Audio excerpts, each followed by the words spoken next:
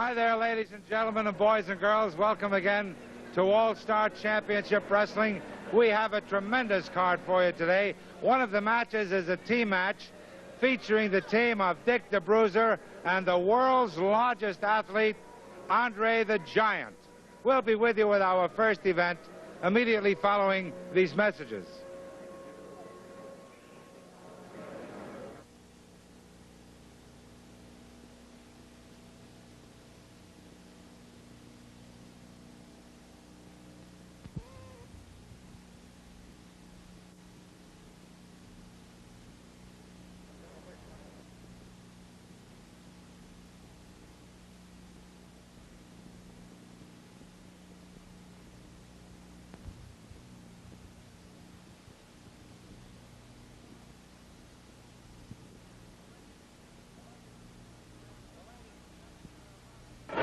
Ladies and gentlemen, we're about to get underway with the first event. It'll be a real hot tag team match. Here to introduce the contestants, our good friend, the mellifluous voiced ring announcer, Bob Beach. These matches are sanctioned by the State Athletic Commission. The official timekeeper, Harry Black. The referee assigned for this match, the Dean of the Referees, Connie Marker. This match, one fall, 30-minute time limit. Introducing from Nashville, Tennessee, with a combined weight of 520 pounds, the Bounty Hunters. And their manager, Cashbox Kent. Their opponents from Evergreen Park, Illinois, weighing 232 pounds, the Golden Boy, Paul Christy. And his partner from Roma, Italy, weighing 260 pounds, Dominic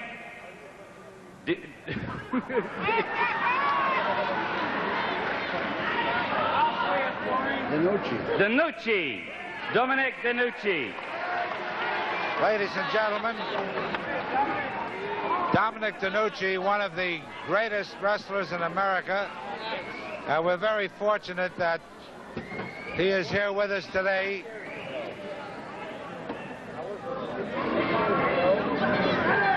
Referee Connie Marker checking the wrestlers. It's really amazing that Bill Beach stumbled over that name, because Bill Beach, Bob Beach, is a student of foreign languages, speaks 7 languages fluently, and unfortunately he does not speak Italian, so he had trouble with that name. But anyway, we're ready to go with this match. The referee, Connie Marker, explaining to Cashbox Kent that he must stay on the outside of the ring. I personally am very glad to see Dominic Denucci. I know you fans will be glad when you see him in action. He was with me when I was in Australia. He was over there for 6 years wrestling, and was one of the finest wrestlers in the South Pacific, also in Europe. Tremendous athlete, terrific physique. And Bounty Hunter 1. The Bounty Hunters are known by Bounty Hunter 1 and Bounty Hunter 2. 1 is in the ring. Now he tags Bounty Hunter 2, who enters the ring. They do a lot of quick tagging, fans. They're very rough, but they do keep a fresh man in there all the time. Hey, Denucci is caught in a side headlock, but he's quickly out of it. He brings Bounty Hunter 2 to the ring, makes a quick tag. In comes Paul Christy, takes over.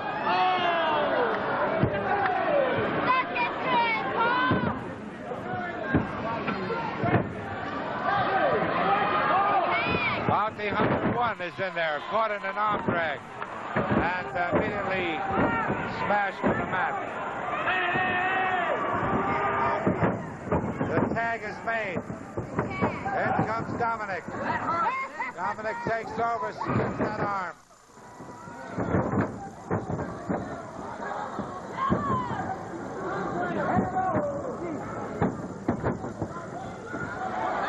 Denucci onto that arm, and Bounty Hunter 1 went for the rope.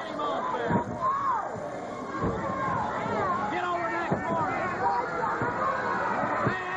Dominic hanging onto that arm, and as Bounty Hunter 2 entered the ring, Dominic grabbed him, makes a tag, in comes Paul Christy. Boy, that Denucci really looks good. Get off that rope. An armbar hold by Paul Christy. Harry Black, our ring timekeeper, just said to me that he thought Denucci reminded him of Jumping Joe Savoldi. You got a good memory, Harry. Savoldi was one of the all-time greats, and I'm sure that Denucci will prove to be the same. Dominic Denucci twisting that arm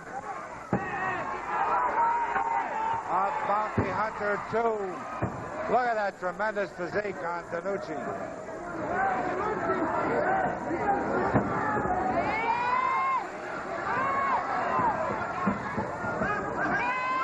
Bounty Hunter 2 reaching for the hair of Dominic. Into the ropes, a tackle by Denucci. Whoa, the Bounty Hunter caught him and slammed him. He's kicked off. Dominic is up in a hurry, and the Bounty Hunter backing away. Boy, this Dominic Denucci really looking good in there. Here comes Bounty Hunter 1.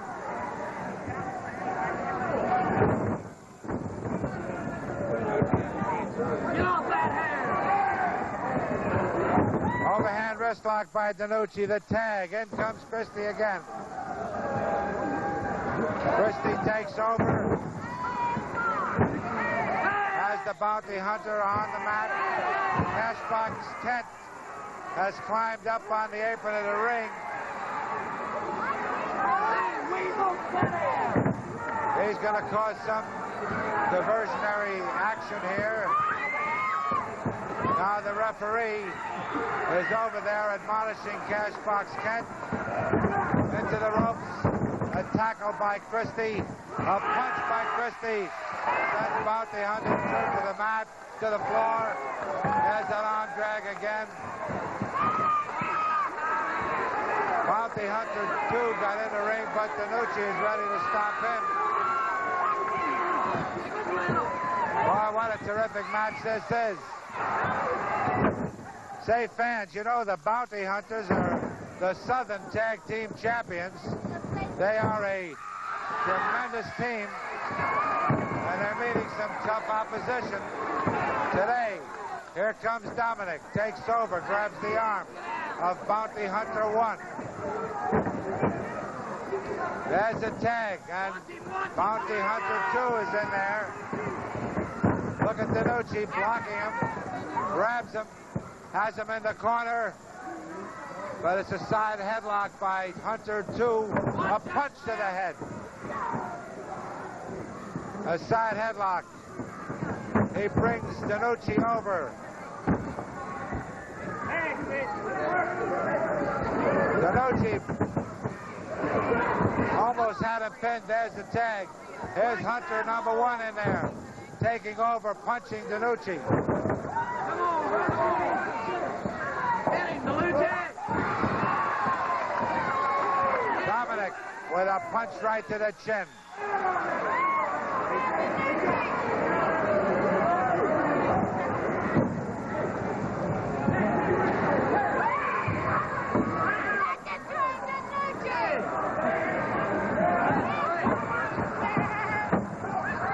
Oh, boy.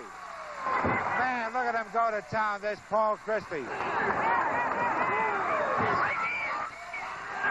A punch in the midsection. He floors both Bounty Hunters. There comes Cashbox Kent.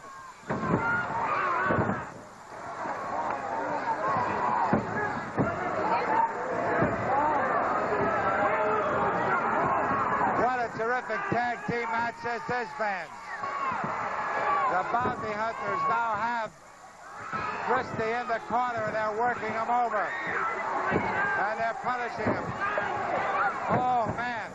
Christy is doing so well there.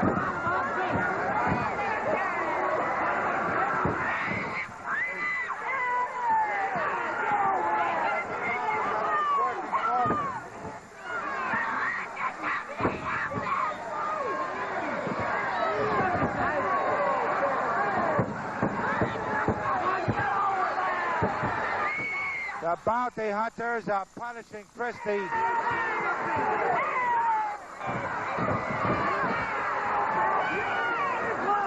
Cashbox Kent is working on Christy on the outside. Cashbox Kent is choking Christy, who's on the outside.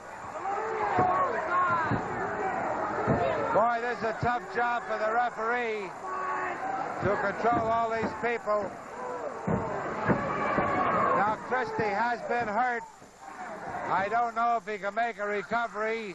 The Hunters have Christy in their corner. I know he wants to get over there to tag Denucci. Whether he can do it or not, I don't know. They send Christy into the ropes. He does make a tag on Denucci. Denucci throwing those punches. Boy, look at this Dominic going to town.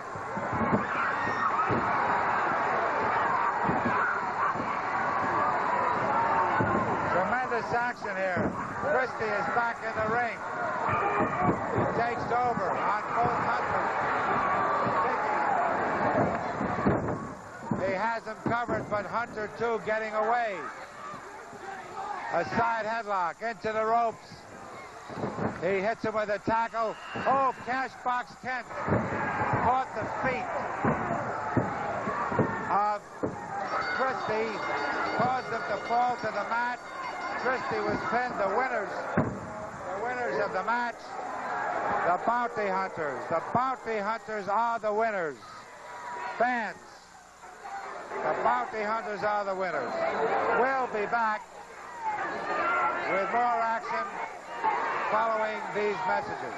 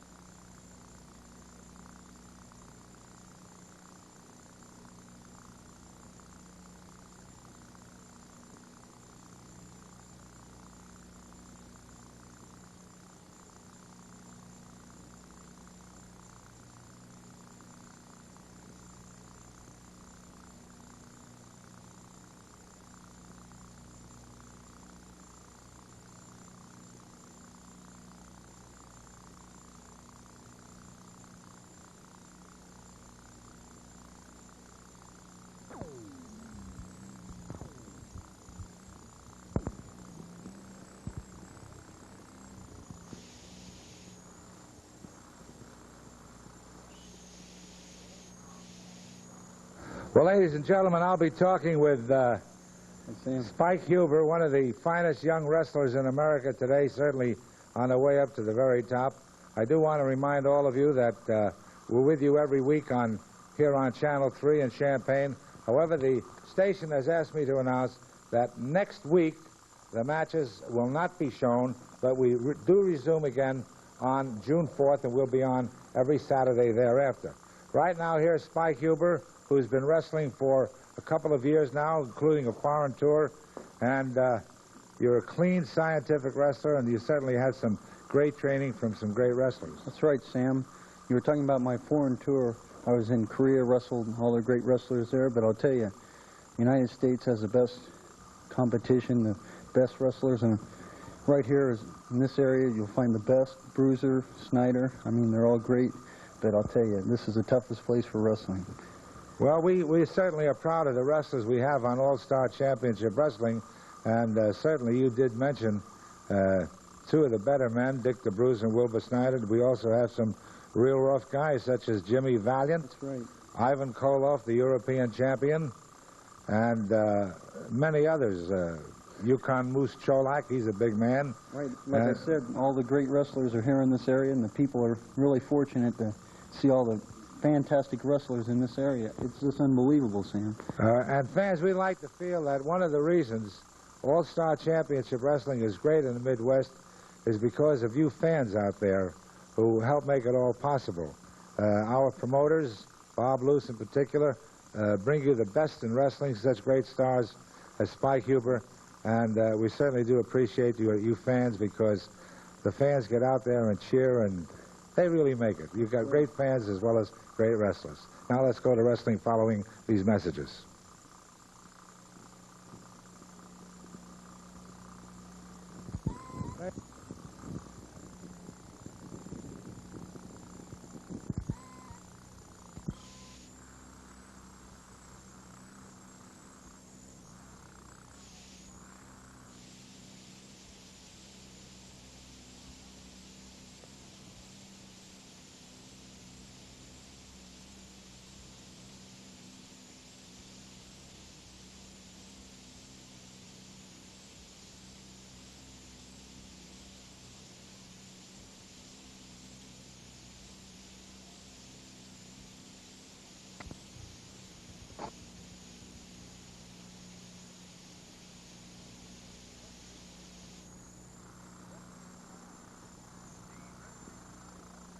The referee assigned for this match, Johnny Shorn.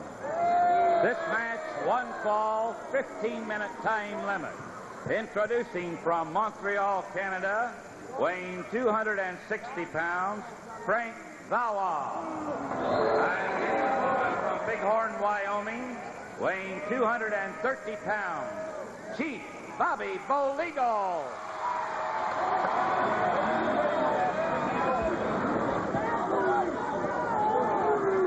Bobby Bold Eagle removing his beautiful and colorful Indian paraphernalia.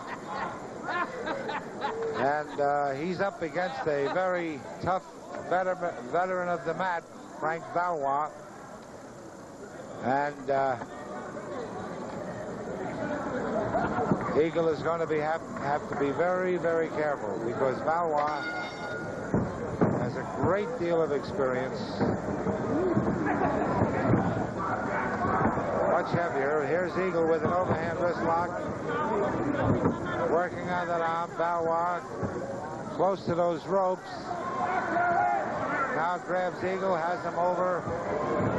Works on his eyes.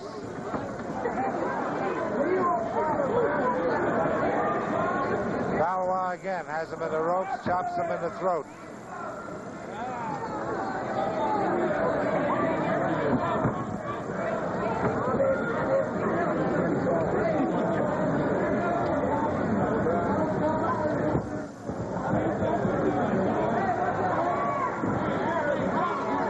Headlock by Frank Valois. He pulled the hair on that.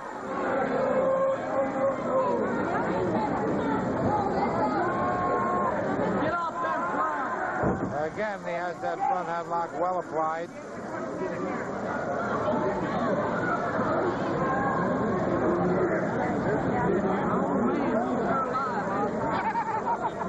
He is twisting the head. Here is Eagle trying to come out of it. He has the arm. Again, the hair pull. The hair pull by Valois, who is trying to assure the referee that he doesn't do those things. Valois continuing with this front headlock, and it appears that it could be a chokehold. There's a punch to the side of Eagle's face. Valois moves in, grabs him again by that front headlock. Bobby Bold Eagle about to twist out of it. Again, the hair pull. And a punch to the mouth by Frank Valois. There's a kick to the head. Oh, this Valois is very rough. A chop to the throat. Eagle is getting up. He's ready to do some damage. Valois is telling him, close it. Hey, watch those fists.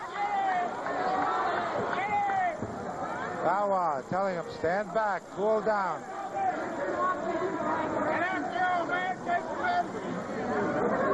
Uh-oh, there's an arm lock by Bobby Bold Eagle. A double wrist lock. Very well applied. Valois in difficulty.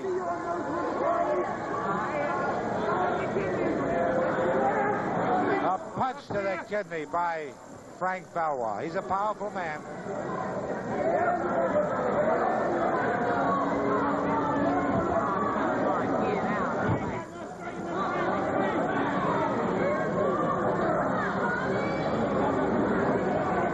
Valois digging in now with a double carotid clutch. Drops Eagle to his knees. He keeps grinding away at the side, either side of the head of Eagle. Now he's, oh boy, I don't know how Eagle can get up. This is a painful, painful hold working on the nerves and muscles. Eagle with a punch. Valois again with the double carotid clutch, digging in.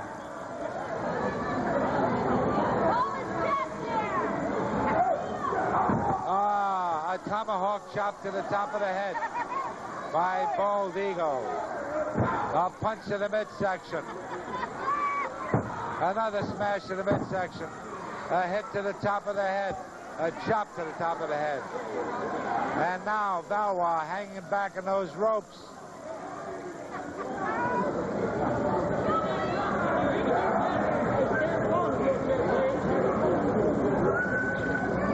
Valois twisting away at the fingers and hands, but Eagle with a knee gets away. Now with an arm twister on Valois. Again twisting that arm. Boy, this is painful. Oh!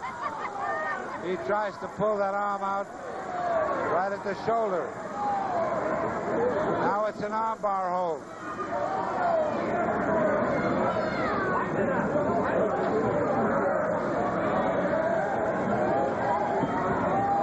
He's working on that arm very effectively. Has him back in the corner. Oh, Valois pulled the hair of Eagle. Brought him back. He brought him back. Eagle now with a punch in the midsection. He keeps chopping away at Valois. He keeps working on Valois. Valois down in the corner. Eagle chops. Oh, a knee. Another knee. He is shaking up Valois badly now with these knee lifts and the chops. Valois with a punch comes back.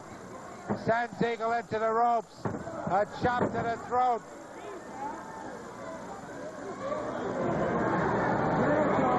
Valois hits him again with a punch in the throat. A punch to the side of the head. Eagle into those ropes. Oh, a double chop to the throat. And the winner of the match, Bobby Bold Eagle. Bold Eagle is the winner. Fans, we'll be back with some messages, some interviews, and then another match on All-Star Championship Wrestling.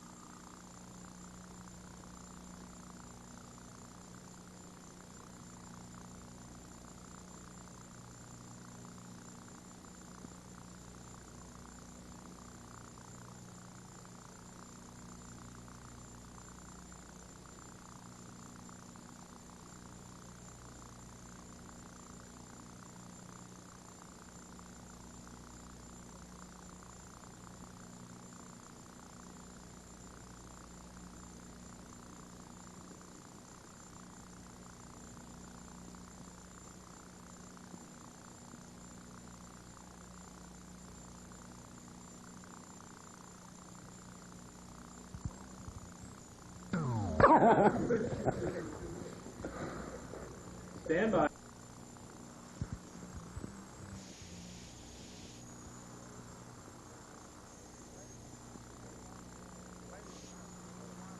Well, ladies and gentlemen, a little while ago when we spoke with Spike Huber about all the great wrestlers in this area, he paid tribute to one in particular, the great Wilbur Snyder, who is known as the world's most scientific wrestler. And you certainly are, Wilbur. Well, thank you very much, Sam. And there's a lot of nice things said. I appreciate it.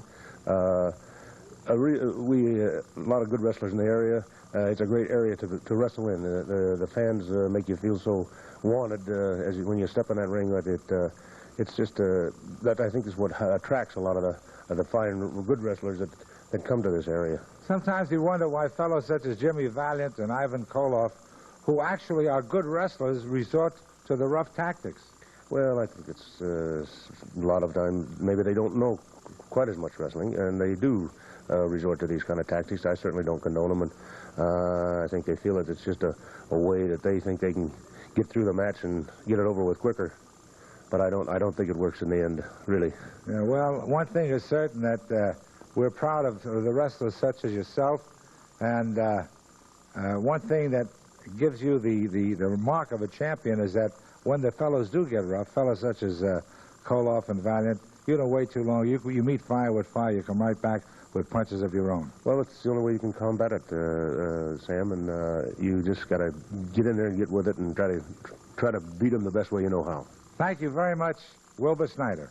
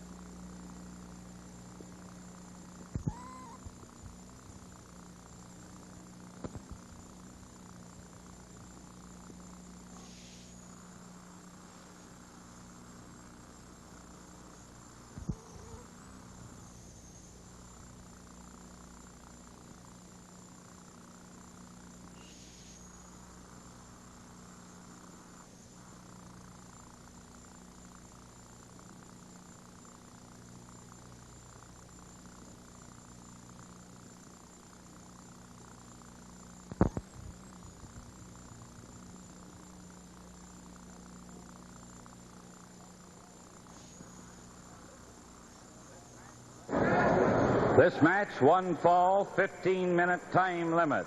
From Mexico City, Mexico, weighing 244 pounds, Jose Pantera.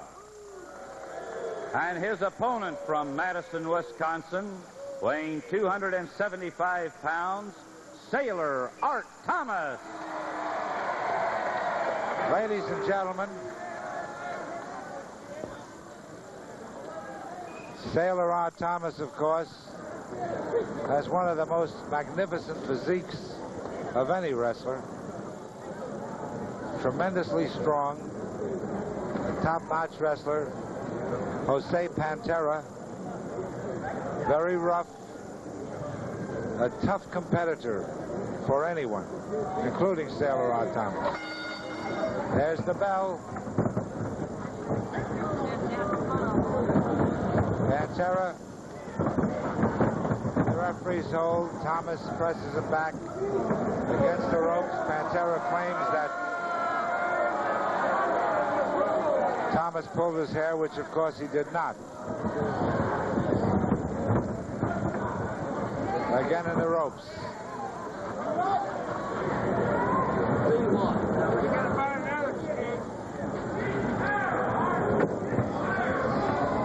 Look at that Sailor Art as he puts this hammerlock on Pantera. Boy, what a physique this Sailor Art Thomas has got. Result of a lot of training. He trains all the time.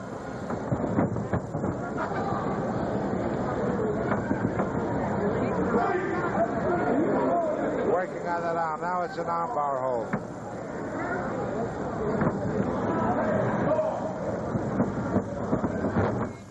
Pantera is on the mat. Sailor Rod stays with that armbar hold.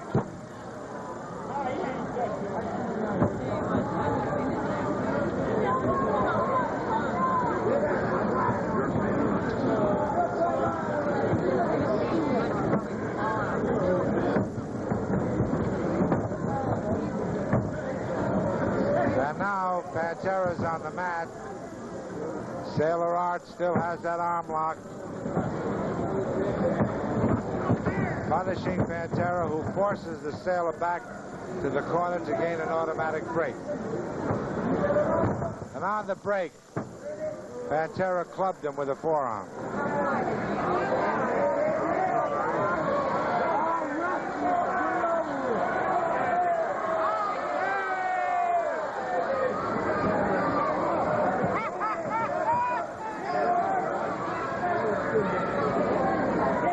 Pantera backing away. Sailor Rod now has the fingers and hands of Jose. Pressing back on the hands now, has him on the mat. Standing on the hands. And a little bit of a stomp there. Hoping to damage the metacarpal bones of Pantera's hands. Oh, a kick to the midsection. Another one. Kick to the thigh. Again. Sailor Rod brings... Oh, wait a minute now. Pantera brought Sailor Art. Sailor Art's hands down to the mat. Tried to jump on him, but the Sailor got away. Here's another test of strength. Twisting of the fingers and wrists. Hey, our next match following this one. Fans, what a match it's going to be. A tremendous tag team match when the fabulous Ox Baker and Baron von Krump will be in the ring against Dick the Bruiser and Andre the Giant. A big tag team match. It's our feature match of the day. Right now, Pantera trying to get away from Sailor Art.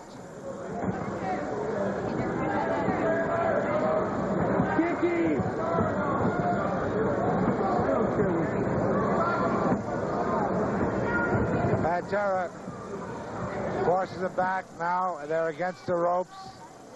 Art bends him back over the ropes. Flips him to the mat. Easily.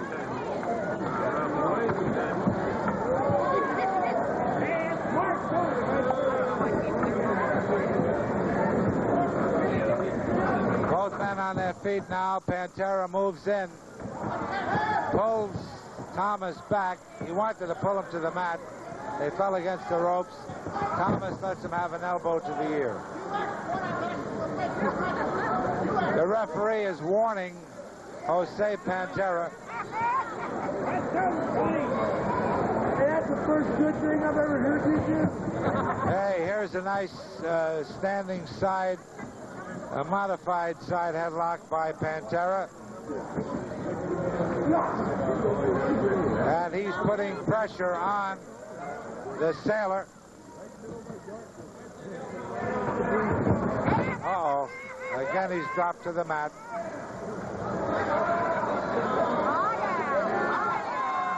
Pantera keeps looking at the referee. I'm sure he's worried about his opponent. Now he takes an armbar hold. He can't hold it. There's a hip lock by the Sailor.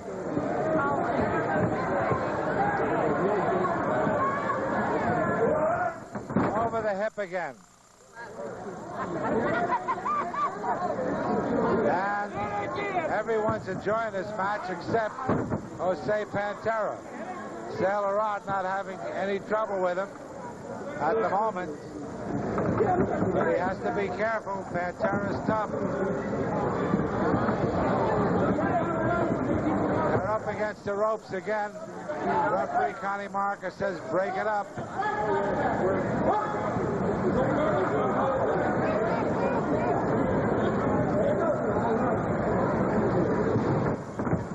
There's an attempted leg dive by Jose Pantera.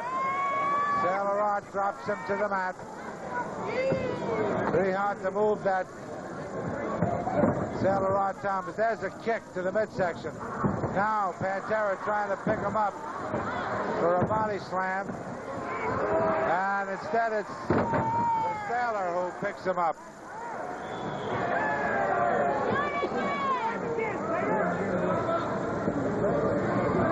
There's a kick.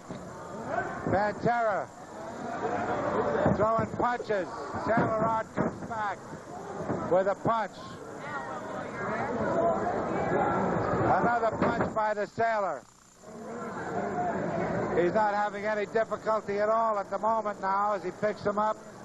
Oh, there's that headbutt. Boy, he can really use this headbutt. Another headbutt. Shakes up Pantera. He keeps him from falling back. Another headbutt. Drops him to the mat. There it is. 1, 2, a 3 count. It's all over. The winner of the match is Sailor Rod Thomas. Fans, we have some messages, some interviews, and then we'll be back with our feature match of the day. So stay with us on All-Star Championship Wrestling.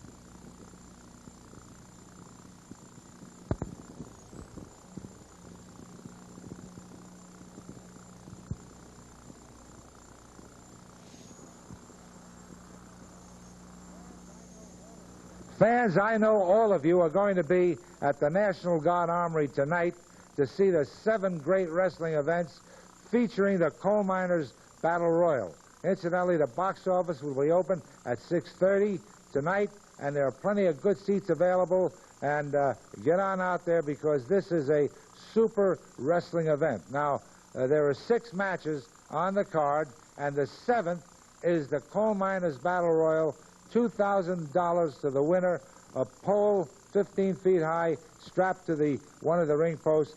Here's one of the contestants in that Coal Miners Battle Royal, none other than Spike Huber. That's right, Sam. That pole is really up there, I'll tell you, with the money and the glove. And you've got all these big, tough men trying to pull at your feet and throw you out on the floor and hurt you. And I'll tell you, you've got to watch it in this kind of match. Yeah, now, in other words, if a man is thrown over the top rope to the floor, he's eliminated. That's correct. And that's quite a drop, too. And I remember the last time I saw a Coal Miners Battle Royal, you were there, 3 of the 4 of the guys were carried out all together. That's right. I've seen broken legs, ankles, anything can happen. You get big knots on your head, and you've got to watch it, I'll tell you. Well, we certainly... Thank you. Ladies and gentlemen, that's tonight. I'm laughing because I realize that a lot of fellows will be in there trying to win that money, but actually it's a very serious and dangerous event. Now, that's tonight at the National Guard Armory. Plenty of seats available. Get on out there and get your tickets early. Now, fans, that's tonight. And then, of course, we have wrestling in Vincennes. Vincennes on Thursday, April 21st, when Valiant and Igor Volkoff will be in there against Bruiser and Christy. Koloff will be wrestling the Moose, Wilbur against Regal, George against Eagle. Now, here we have none other than Igor Volkoff. You are entered in that Coal Miners Battle Royal. Prior to that, you'll be wrestling Moose Cholak tonight at the Terre Haute National Guard Armory. And then, of course, you're in Vincennes on Thursday when you and Valiant team up against Bruiser and Christy. Yes. For Terre Haute first. Big Moose, I'm on your way. And it's bad news for you. And after that, it's gonna be the big match for the $2,000. Well, I don't want to excite you, but when I talked to Moose Cholak, he told me he's going to hurt you so bad in your single match with him that you won't be able to be in the Coal Miners Battle Royal. The big Moose cannot hurt nobody. Even worse, I cannot hurt Igor Koloff, because Igor Koloff is too tough, too rough, cannot be hurt by nobody. And you, Moose, you're the same way. You won't hurt me, but I'm gonna hurt you real bad. The way I want, the match gonna be the way, my way. And my way is tough, too tough. You won't be able to take it. You never be back in Terre Haute, Big Moose, because you won't be able to walk in the ring, to drive your car. You're gonna stay home watching TV and remember the time, the years before when you used to wrestle. But you're never gonna forget Igor Koloff, because he's gonna be the one who's gonna put you out. Well, it'll be interesting to watch that. Now, fans, remember, another reminder, the Coal Miners Battle Royal will be at the Terre Haute National Guard Armory tonight, starting at 8:30 p.m., and we'll see you all in Vincennes at Adams Coliseum on Thursday, April 21st. Be there.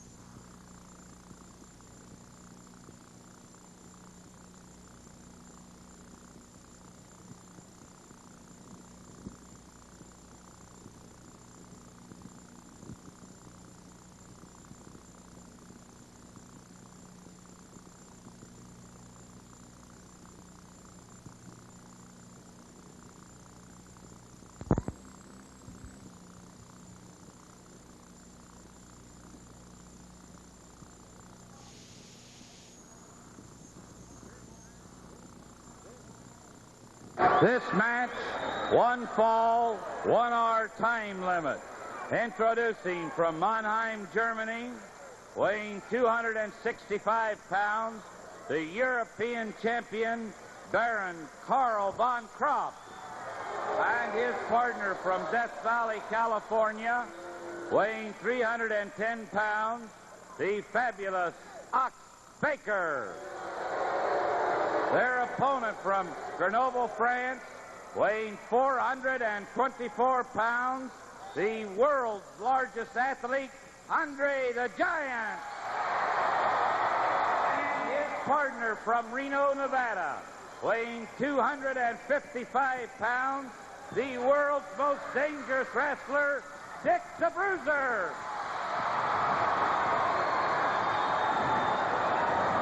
Ladies and gentlemen, this is Sam Menaker at ringside. And before the referee was even able to give the instructions, you saw Baron von Krump make an attack on Andre the Giant. Boy, what a man this Andre the Giant is. 424 pounds. He's squeezing the hand of the Ox. What strength.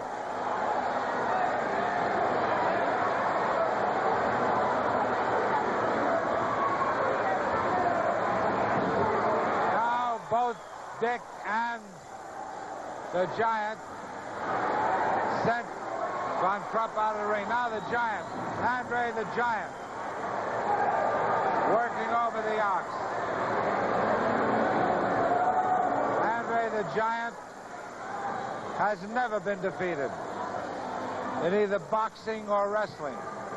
He's very agile. He's played soccer. He's played rugby. He's a tremendous wrestler.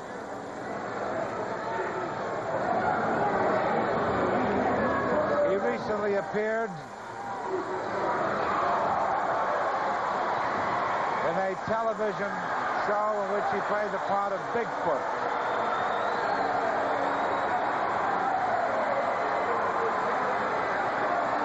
And right now, the Ox is wondering what to do against Andre the Giant. Andre spins him around, locks both arms. Boy, what a big man this Andre is. Oh, boy, a headbutt right to the back.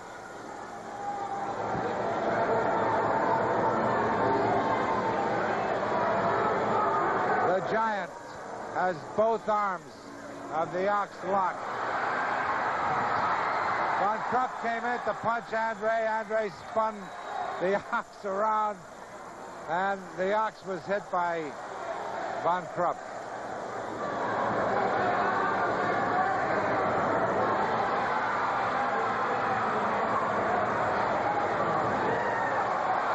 The Giant has both the Ox and Von Krump. He hit their heads together. Look at Dick. Oh, Dick punched the Ox.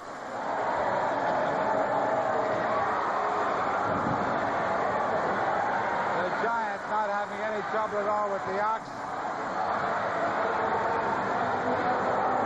Andre crashed Von Krump into the corner. Oh, some great teamwork there. Now the Ox and Von Krump are in the corner, and Andre working them over.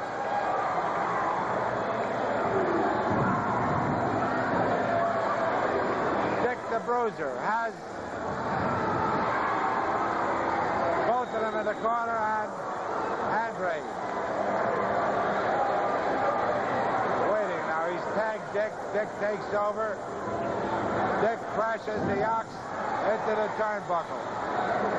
A punch right to the face. Dick the Bruiser with a big flying mare.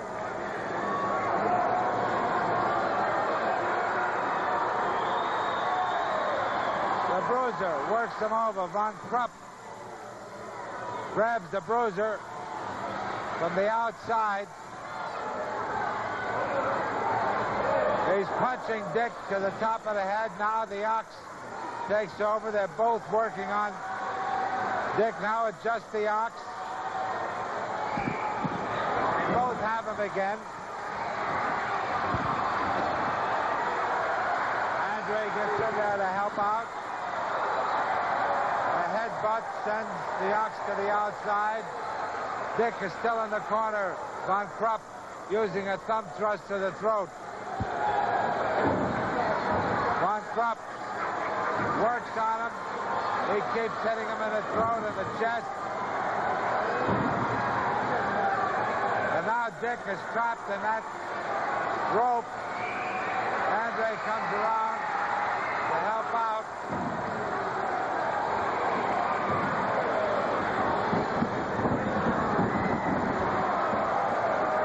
Dick the Bruiser takes over. He crashes Von Krump into the mat, hits the Ox. Great Dick the Bruiser. No wonder they call him the world's most dangerous wrestler. He's almost impervious to pain. He steps aside. And Von Krump hit that turnbuckle. Now the Andre the Giant hit Von Krump. There's Dick with a claw hold. But the Ox broke that up. Oh, he didn't. He clubbed him. Dick still has the claw hold as Andre chases the Ox around.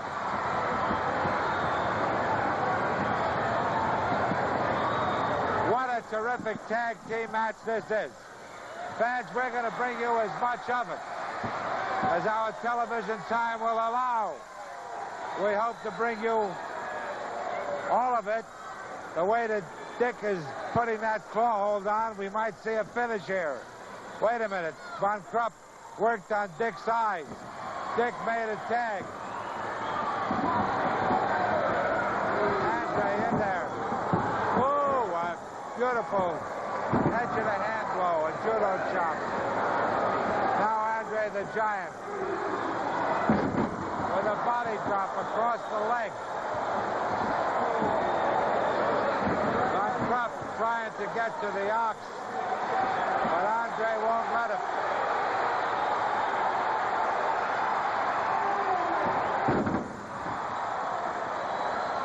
Boy, what a shellacking this Von Krump is getting. Wait a minute, the ox grabs Andre by the hair, clubs him to the throat with that elbow bandage.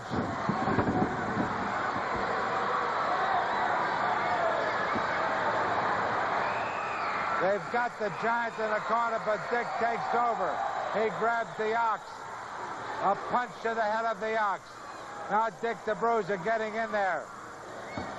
Going for Von Krump, but Dick did not make a tag, and the referee sends him out, which leaves Andre still in the corner, being choked by the ox. But Andre gets away, and the ox climbs that rope. Oh, boy. He's caught in a bear hug. Dick takes over on Von Krump. Has a punch to the face of Andre the Giant by the ox. Dick has to get back to that corner. What a tag team match this is. Dick the Bruiser and Andre the Giant. Here comes Von Krump on the tag.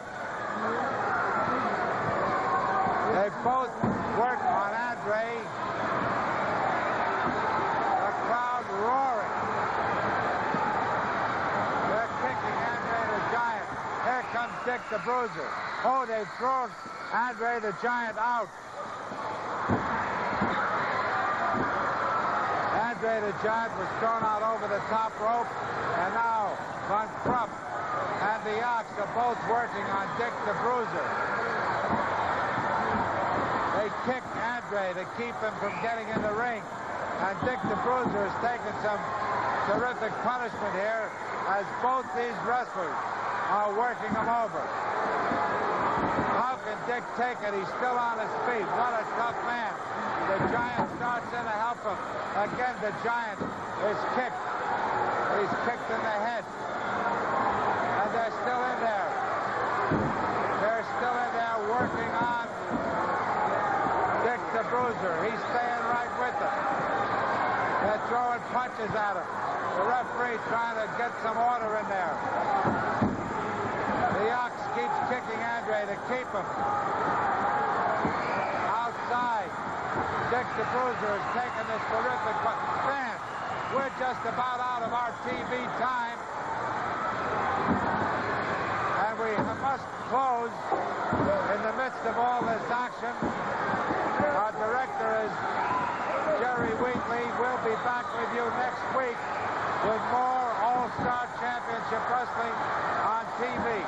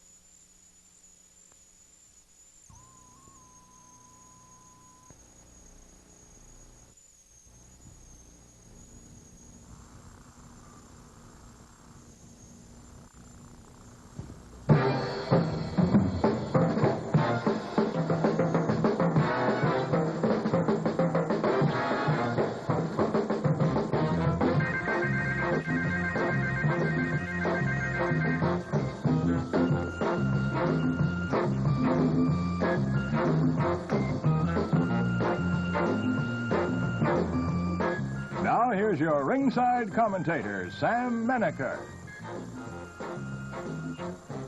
Well, ladies and gentlemen, welcome again to All-Star Championship Wrestling. We have a great card. You'll be seeing Billy Red Cloud, the Crusher, Blackjack, Lanza. We have a great tag team match. We get underway with the first event immediately following these messages.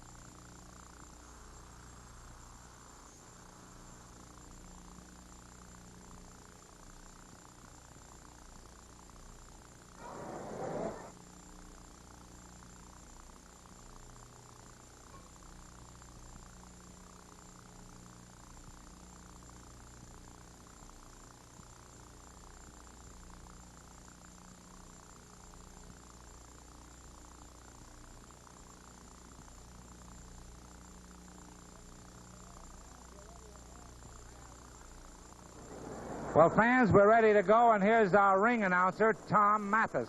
Our matches are sanctioned by the State Athletic Commission, which has appointed as your referee the Dean of Wrestling Referees, Connie Marker.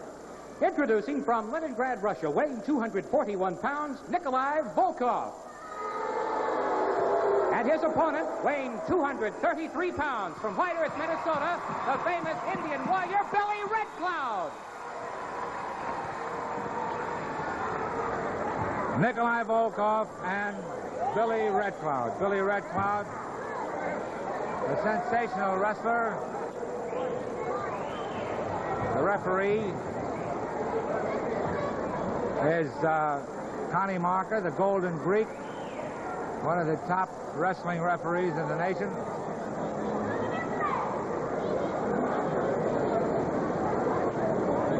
Volkoff's a very rough man. He's arguing about something, looking over Red Cloud. And we're ready to go. There's the bell. They're in the referee's hold. Volkoff forces them back. They're up against the ropes. And shoulder butt on the break.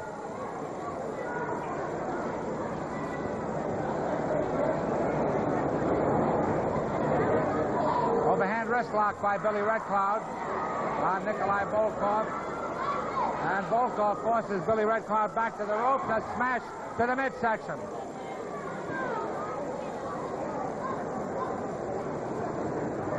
Fans, you're watching All-Star Championship Wrestling featuring the world's greatest wrestlers.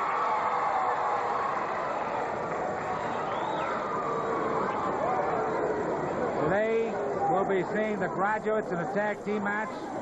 Barron von Raschke.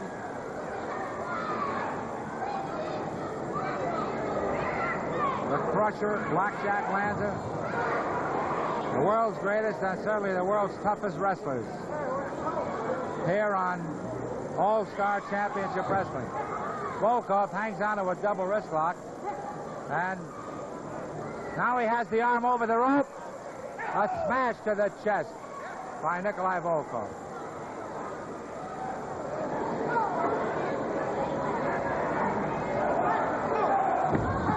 Again, the arm over the rope. He does it again. He wraps that arm around the rope. A hard punch to the heart. Volkoff, very rough. He's from Russia, incidentally. There it is again. A punch to the heart of Billy Red Cloud. Now he's punishing the arm of Red Cloud. There's a knee to the arm. He has Red Cloud on the mat. Standing on the wrist and stomps the upper arm. And Red Cloud in trouble, I believe. But he's fighting his way up to his feet, or hoping to get there. There's an elbow to the shoulder. Another elbow. Boy, look at this Nikolai Volkoff. He's up against one of the greatest.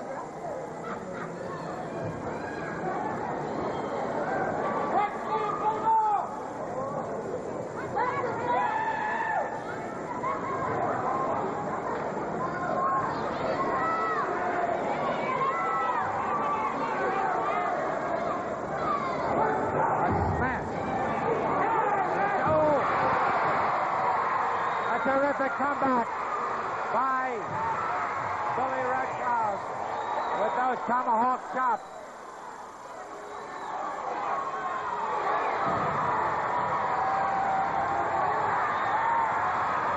There he goes with that victory dance. A chop to the head. And Volkoff goes for the rope.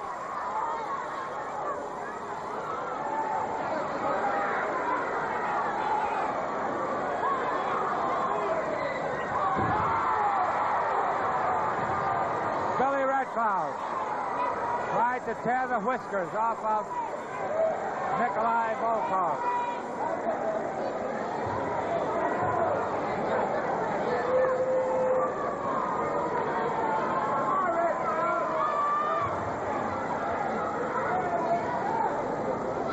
Both wrestlers. Wait a minute. Volkoff with a smash to the midsection out front headlock. He's working on the eyes of Billy Red Cloud. There he raked his chin whiskers across the eyes of Red Cloud.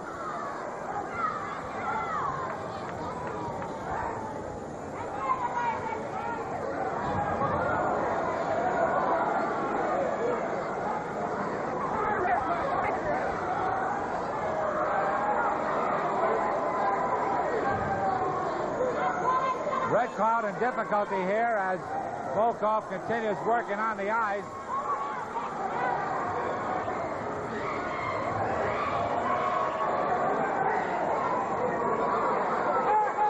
Referee Connie Marker is warning Volkoff.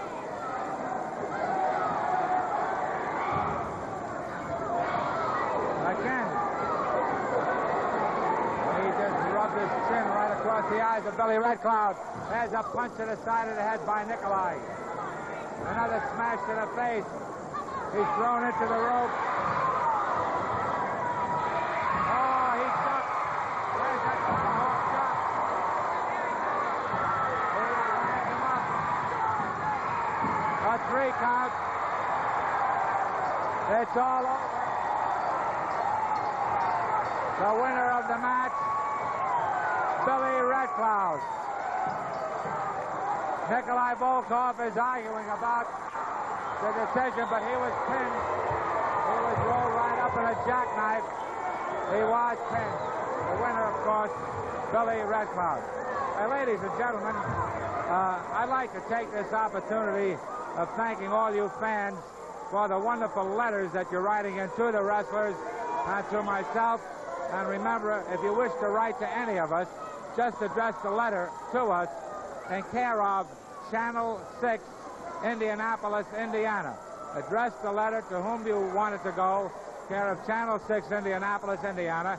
We've received a number of letters from various civic organizations, and we've promoted wrestling for them, and they've made money for their causes, and we're very happy about that. Just write to us at Channel 6, Indianapolis, Indiana. Ladies and gentlemen, we have another feature match coming up, and we'll bring it to you following these important messages.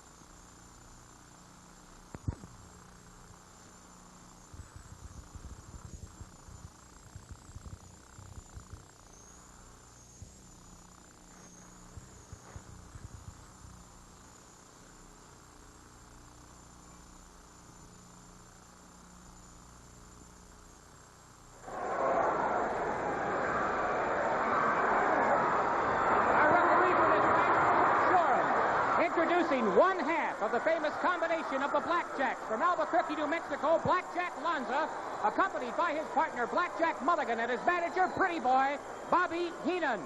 And the opponent for this match, from Milwaukee, Wisconsin, the man who made Milwaukee famous at 255 pounds, the Crusher. And in his corner, Dick the Bruiser. Well, ladies and gentlemen, the match is Jack Lanza in there against the Crusher. Lanza has with him Pretty Boy Bobby Heenan and Mulligan. And, of course, you see Dick the Bruiser with the Crusher.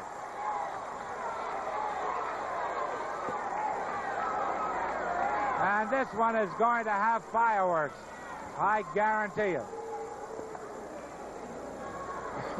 The referee is John Shorn. And he's trying to establish some order.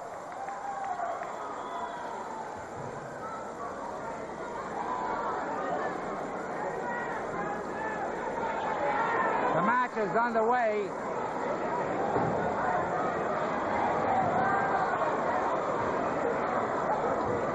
The Crusher, who is Dick the Bruiser's cousin, is a rough man.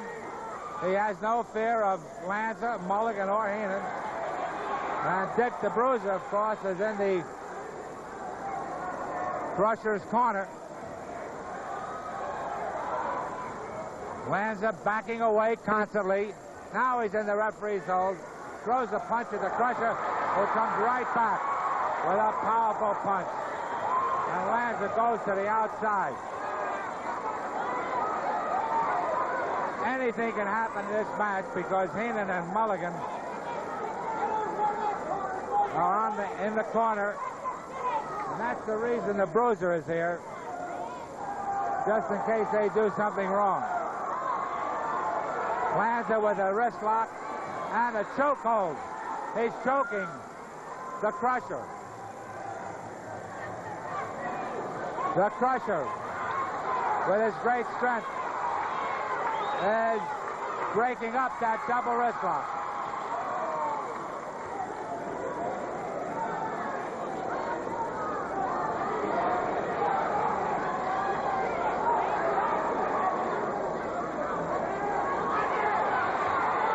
Blackjack Lanza reaching for some object in his trunks. Side headlock by the Crusher.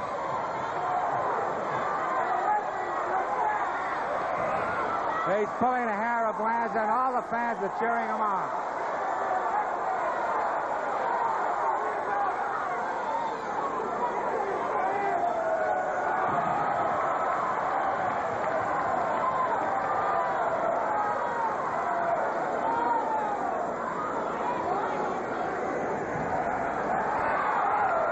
He's still got that side headlock. He's inviting Heenan to come into the ring. Now, Crusher's in the corner, a punch to the midsection. They're punching. Oh, he jumped. He smashes Lanza into the corner.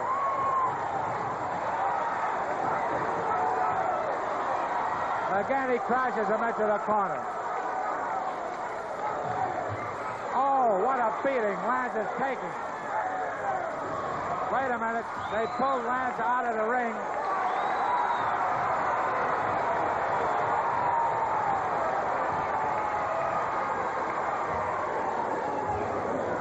And Mulligan and Heenan gave some advice to Blackjack Lanza.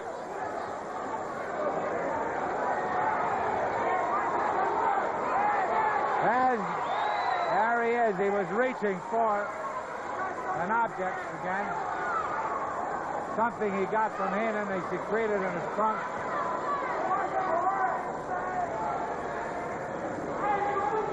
And now, here is Blackjack Lanza, attempting to bend back the fingers, the hands of the Crusher. Lanza's plenty powerful.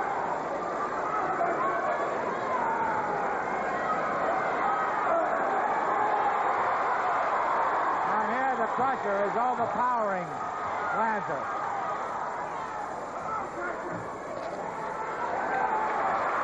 Now it's the Crusher with the upper hand. And Lanza in a great deal of difficulty. Oh, boy. The Crusher stopped the fingers of Blackjack Lanza. Into the corner. A big flying mare by the Crusher. A kick to the heart.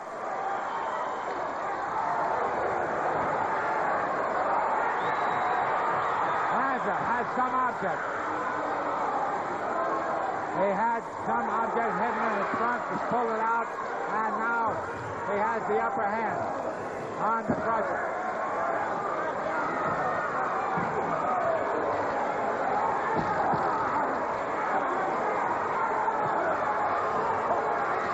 Now the Crusher is in trouble as Blackjack Lanza choking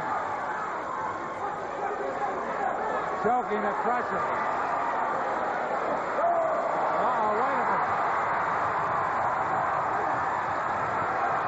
The Crusher is out of it. Listen to the fans. They're going wild.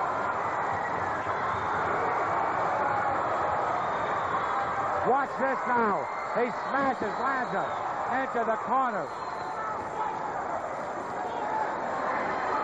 The Crusher takes over. There's a big flying mare. A kick to the chest. Another kick to the chest. Dick the Bruiser on the outside. Is shouting encouragement to the Crusher.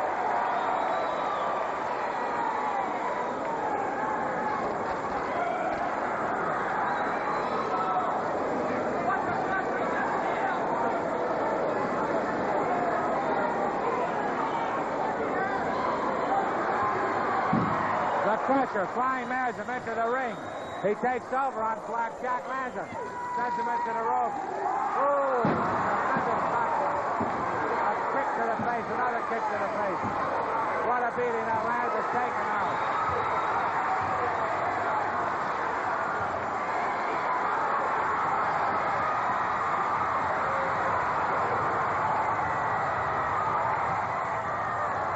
And now there's two matches going on. The Crusher and Lanza and Mulligan and Heenan are tying the Bruiser up.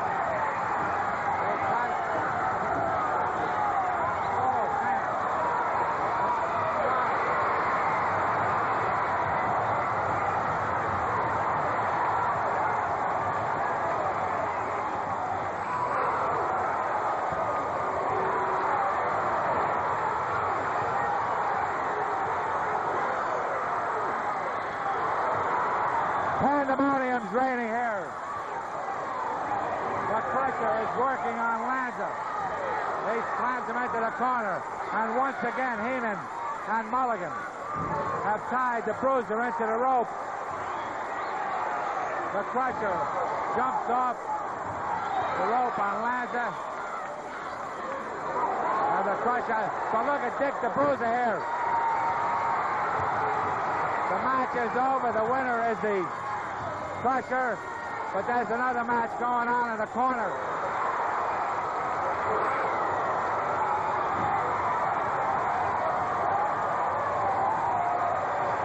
The Bruiser has Mulligan, and the Crusher has Lanza. They crash their heads together. Boy, what a collision.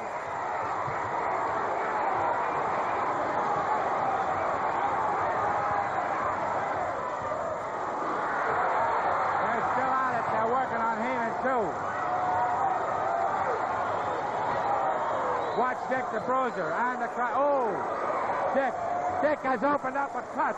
He's opened up a cut on the head of Blackjack Mulligan. Mulligan pleading for him the head. Dick hits him again. And Lanza's pleading. They smash them together.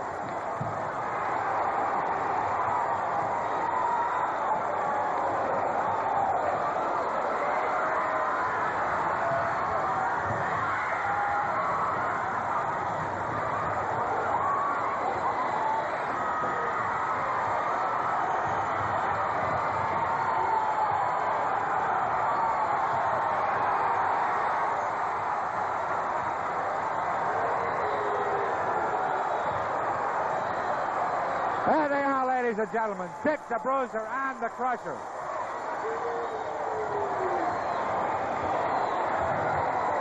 the mat, Heenan and the Blackjack, both Blackjacks leading. The Crusher and Dick the Bruiser. Fans, we'll be back in a... Wait a minute. Here they are. They're training, throwing punches at one another. Boy, what powerful men. Look at this.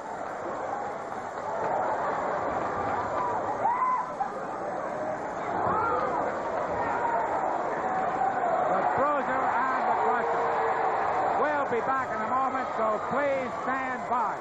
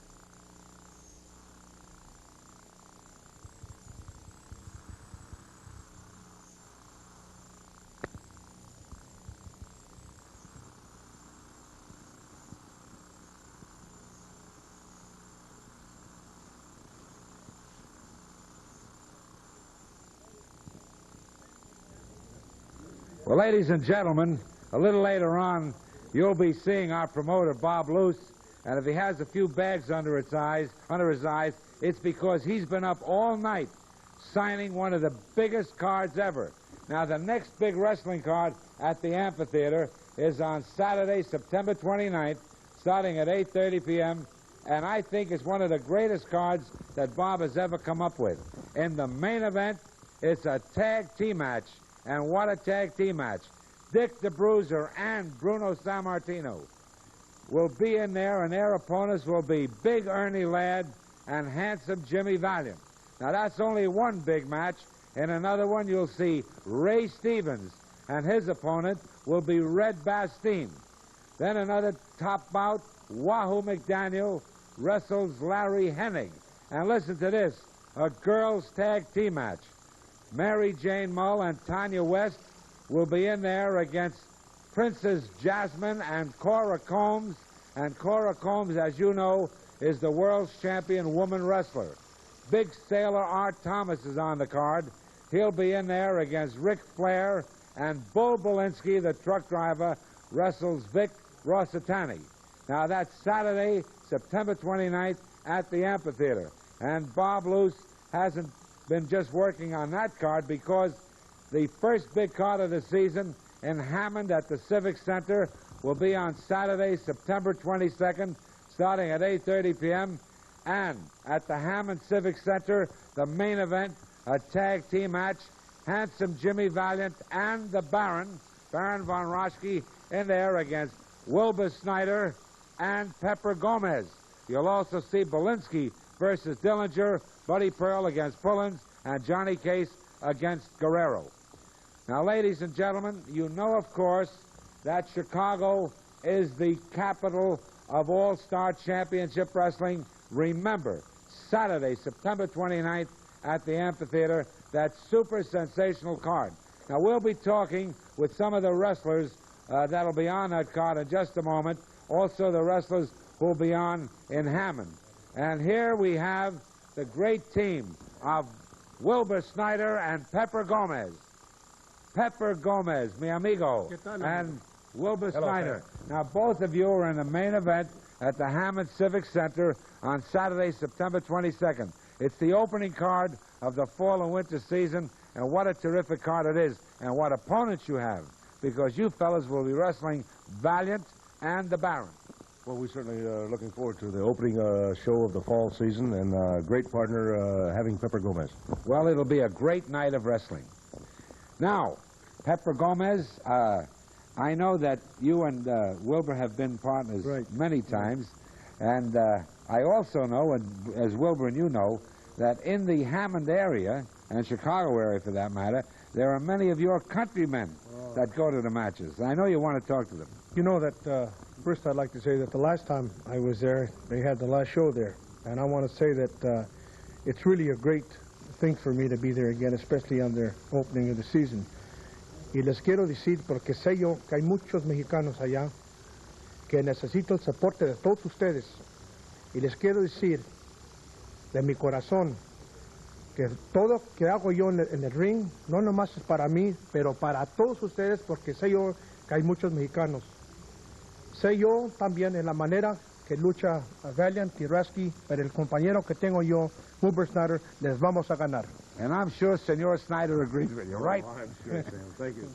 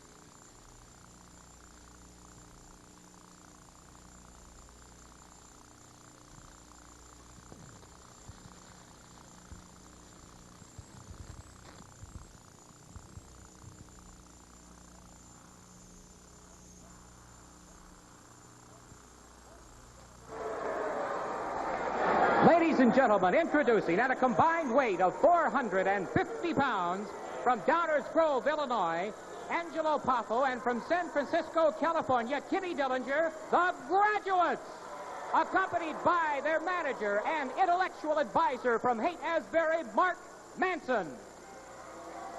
Their opponents for this tag team match from Boston, Massachusetts, at 238 pounds, Ricky Daniels. And his opponent, his partner rather, from Cincinnati, Ohio, weighing 245 pounds, the great football player from the Denver Broncos, Clem Turner. Well, fans, here we go with a big tag team match. You heard our ring announcer, Tom Mathis, introduce Clem Turner as a Denver Bronco football star. He's fullback for their team. He's also a top-notch wrestler.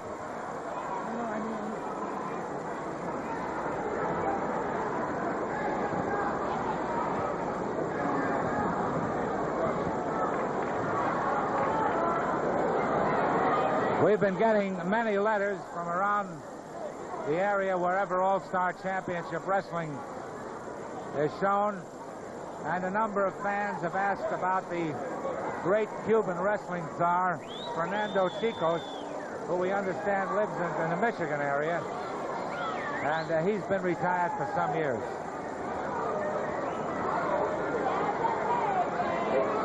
But if he ever shows up, we'd be glad to talk with him. Now we're ready to get underway with the match. The referee, Connie Marker, checking the wrestlers.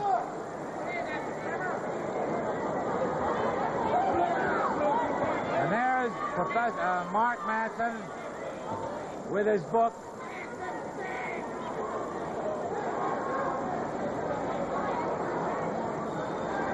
Okay, we're ready to go. There's the bell.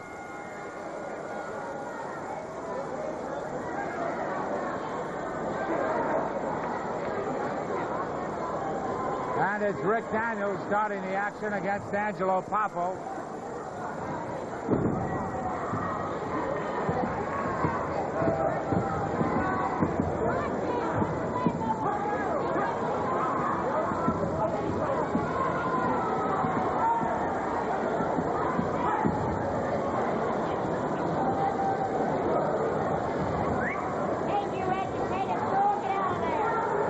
He's choking him on the rope.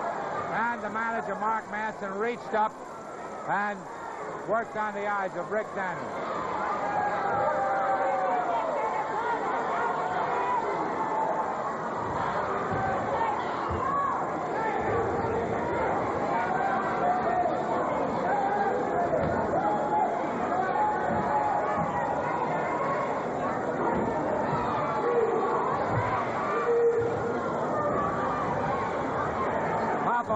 clubbed Daniels. That was Dillinger who clubbed him. In comes Poffo on the tag. Oh, man. Clem Turner wants to get in there, but of course he must be tagged. There's Mark Manson. Did you see that? That's the most outrageous thing I've ever seen. The man didn't even tag, and he was coming in the ring trying to help his partner. What was that? You just heard from Mark Manson, who's finding fault with the officiating.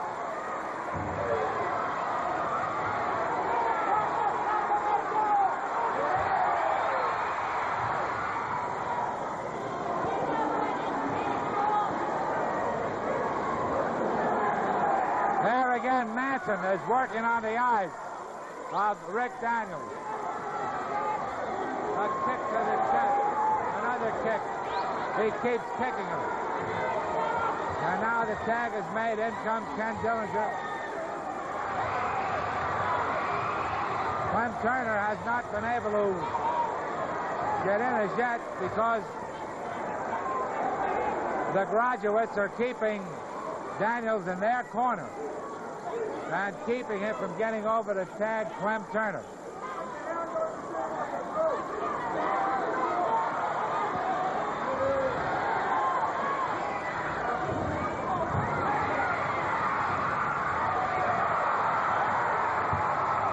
Here's Clem Turner. Oh, boy. Big flying field after that punch. The tag is made. Angelo Poffo getting in there. Turner takes him in a side headlock.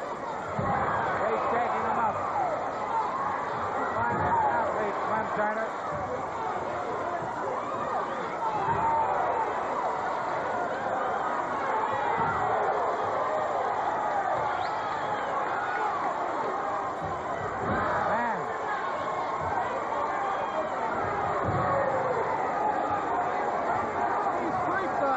Start giving us some respect. We're going to walk right out of this arena and never return again. You just heard Mark Manson say he wants respect from the fans. Turner takes over with a side headlock again on Angelo Poffo.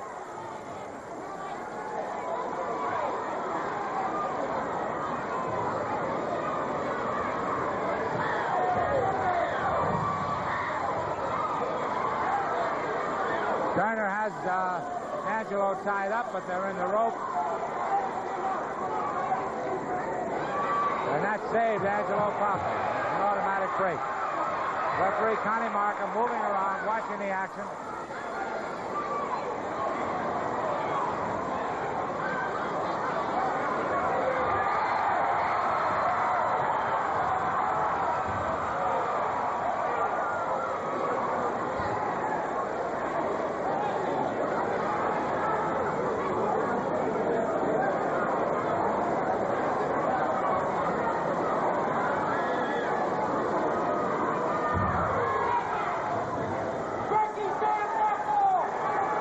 Turner very effective with the side headlock. To the rope, over him. Again.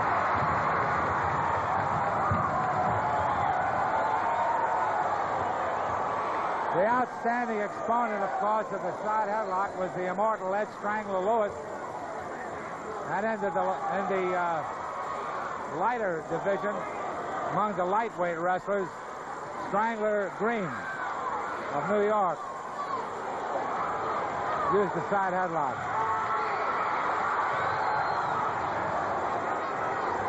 There's Poffo, but Poffo's caught in a wrist lock by Clem Turner.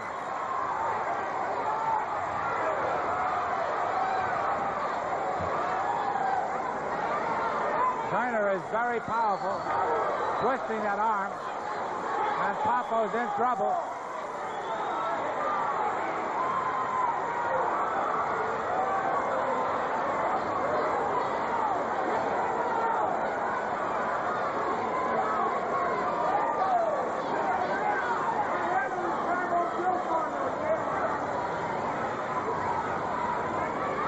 Now both Dillinger and Poffo are working on Turner.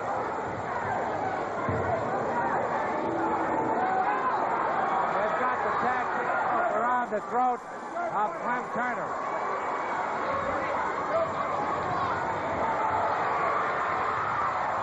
Daniels is in, but he must go back. He was not tagged. Meanwhile, Turner is taking a great deal of punishment. Now Dillinger rips away at the mouth of Clem Turner. And the referee's warning him.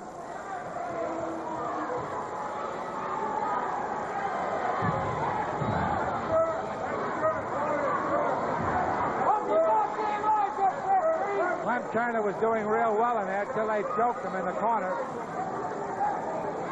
The tag is made. Angelo Poffo gets in. Now both graduates, both clubs. Turner does a kick to the back by Poffo. A front headlock.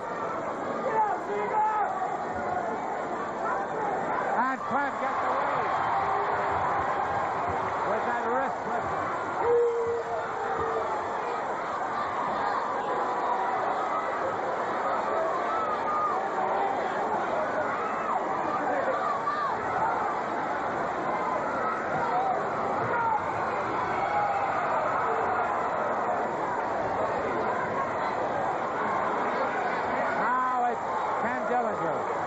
Caught in the corner of Turner and Daniels.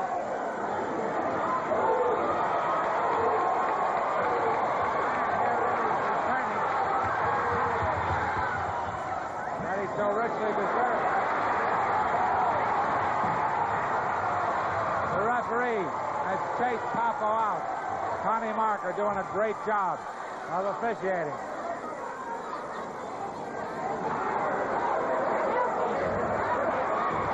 Dillinger's on the mat, and he's taking a beat. An outrage. That's Martinez who's finding fault.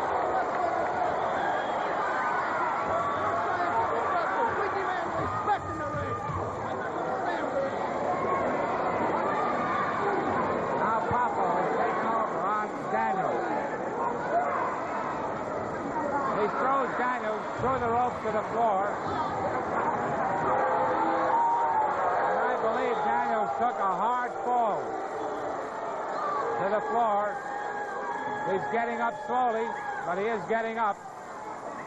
Poffo drove Daniels' face into the apron. A kick by Dillinger to the head. Another kick by Dillinger.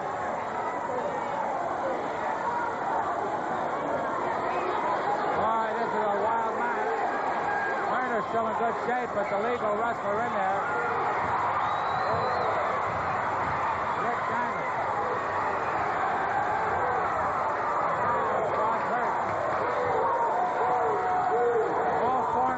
It up now. Big flying field.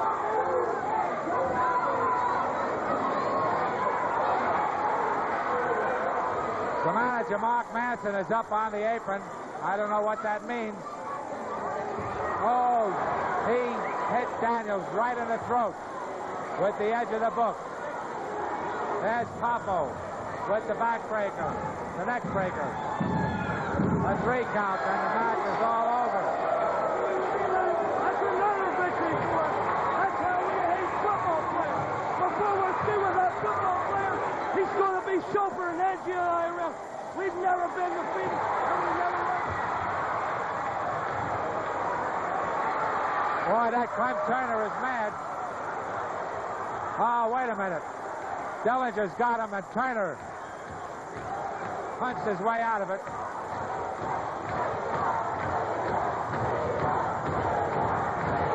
Listen to the fans yelling for Dick the Bruiser.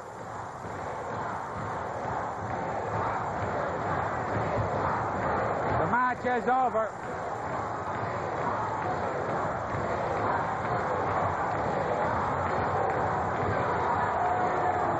The match is over.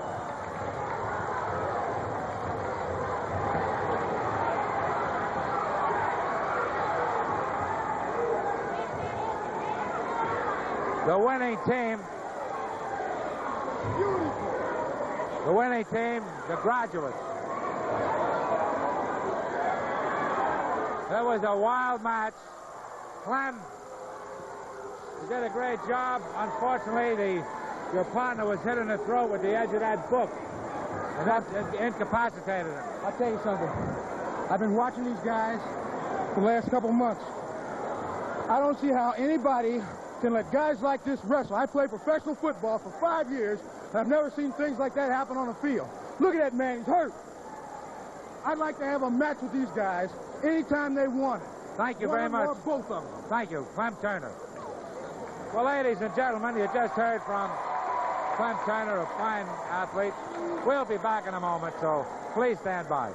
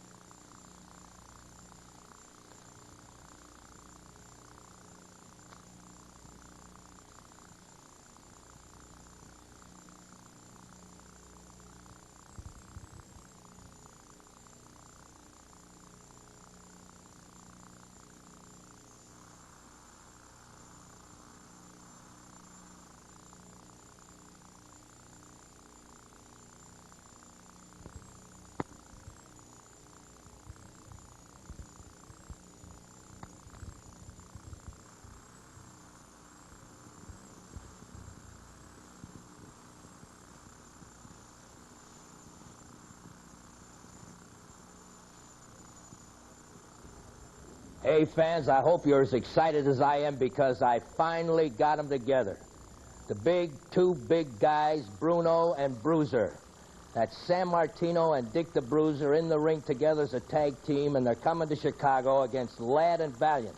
Now, run out and get those tickets, fans, because I know that you're going to be sorry if you don't go out and get them right now. Just as soon as you see this spot announcement on TV, I want you to run to the phone, dial tickets, and tell them to reserve your seats because, baby, there's going to be a lot of action. That's September 29th, 8:30 start at the amphitheater. Also, Ray Thunder Stevens is going to be in against Bastine, Wahoo against Hennig. We got a girls' tag match, Mary Jane Mull and Tanya West against Jasmine and Cora Combs. Seaman R. Thomas against Ric Flair, Belinsky against Rossitani. And don't forget, fans, don't forget our debut show at the Hammond Civic Center. We're coming back for another big season, and we've got Valiant against Barron. Valiant and Barron, the tag team. Wow, hey, that's a tough one. That's a tough one. Valiant and Barron, fans, against Snyder and Gomez. Wilbur Snyder and Pepper Gomez. What a team. They'll be in there against Valiant and Barron. Also, Belinsky against Dillinger. Buddy Pearl, you saw him right here in this TV show jumping on Pepper's stomach on that great show we did here on SNS.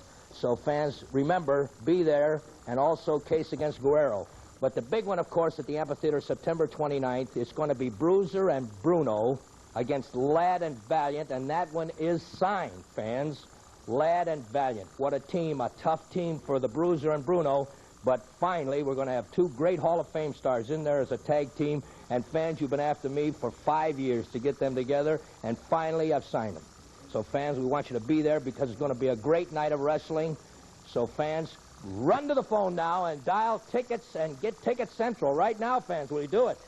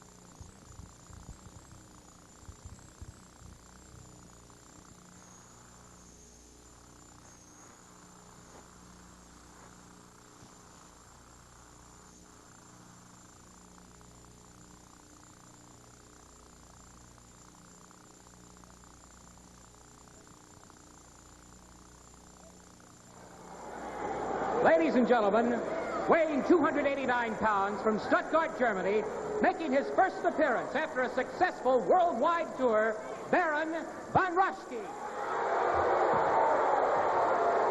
And his opponent for this match, weighing 248 pounds from Atlanta, Georgia, Frankie Adonis.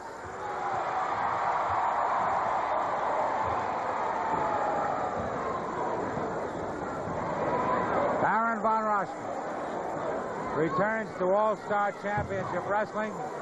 He's been on a successful European tour.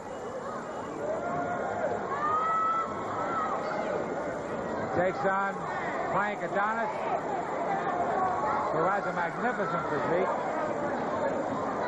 Very fine wrestler.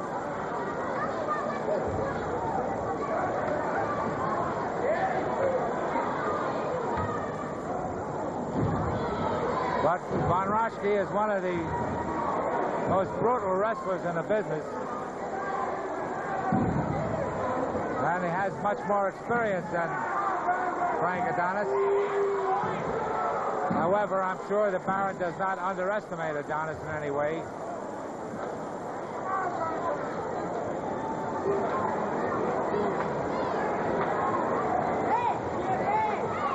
Another quick reminder, if you're going to write to anyone on All-Star Championship Wrestling, just address the person whom you wish to write to and address it care of Channel 6, Indianapolis, Indiana. And if you want to reply, please put your return address on your envelope or letter.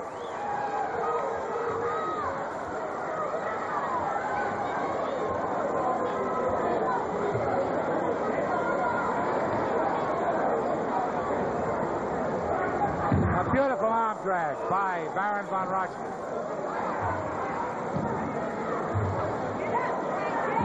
He rips away at the arm of Frank Adonis.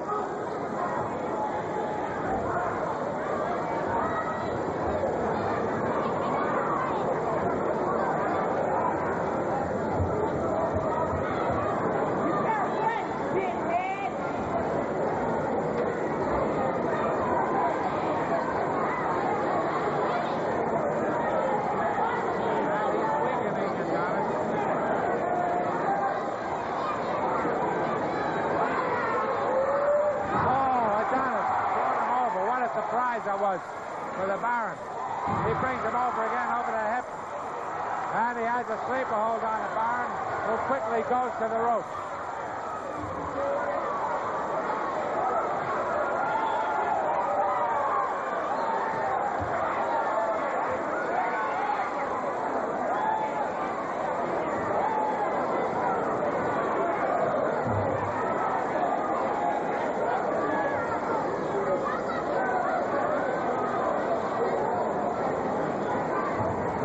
John Shorn.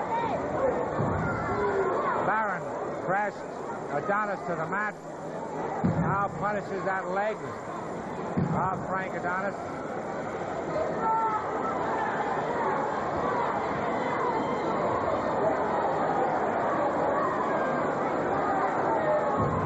A kick to the thigh.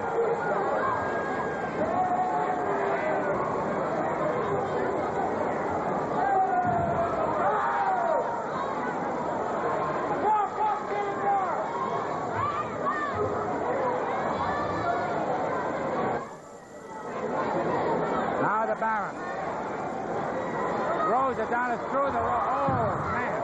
He took a hard fall to the floor. And he staggered. The Baron is out on the outside after him, and he drives. He drove Adonis' head into the ring post.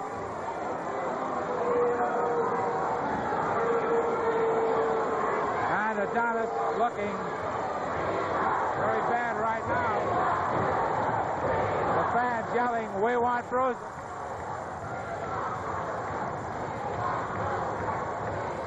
A knee lift to the midsection. A kick to the heart by the Baron. Boy, what a beating that Adonis is taking right now. The Baron sends him across the ring with a flying Bill. He picks him up now. Oh, a slam right across the thigh. That's called a backbreaker, and it's a rough one. Adonis was doing real well till he was thrown out. There's an elbow smash right to the throat. And the Baron picks him up again. He kicks him to the head. There's that claw hold, a devastating claw hold. No one has ever broken that claw hold.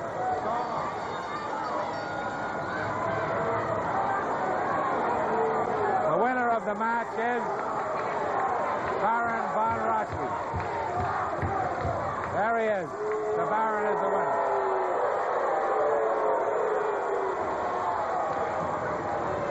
He continues that claw hold, but the match is over. Fans, we'll be back in a moment, so please stand by.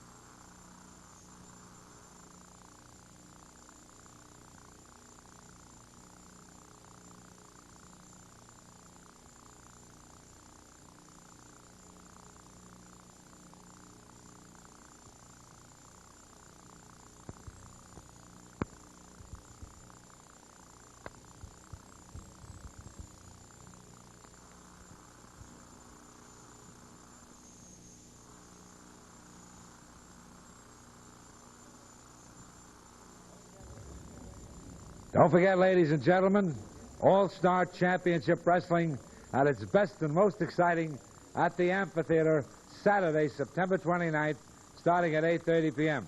And I think Bob Luce has come up with absolutely the greatest card ever because he has signed Dick the Bruiser, the world's most dangerous wrestler, and the great international champion, Bruno Sammartino, together as a team against Big Ernie Ladd and Handsome Jimmy Valiant.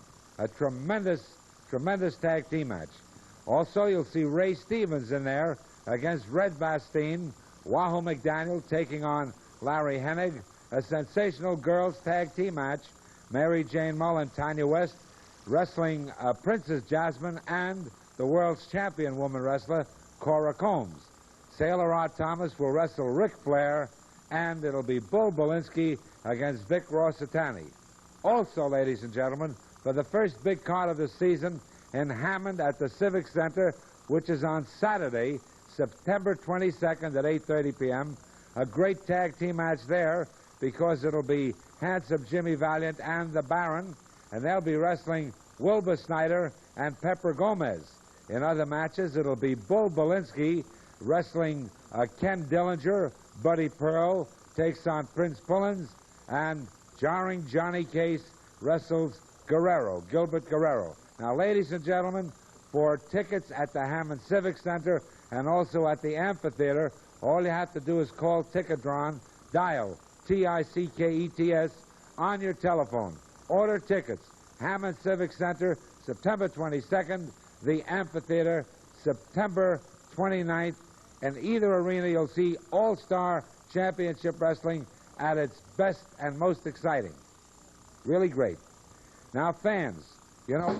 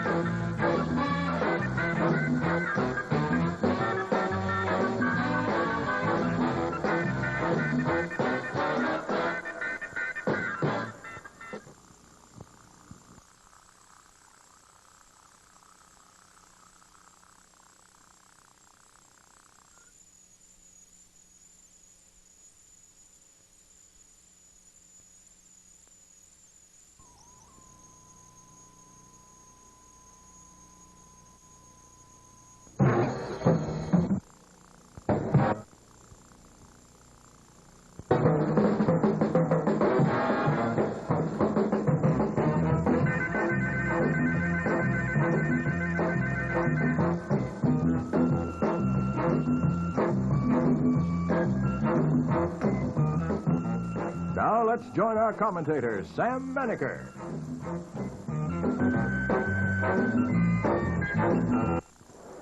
Hi there, wrestling fans. Welcome again to All-Star Championship Wrestling, featuring the world's greatest wrestlers. We have a tremendous card for you. We get underway with our first event immediately following these messages.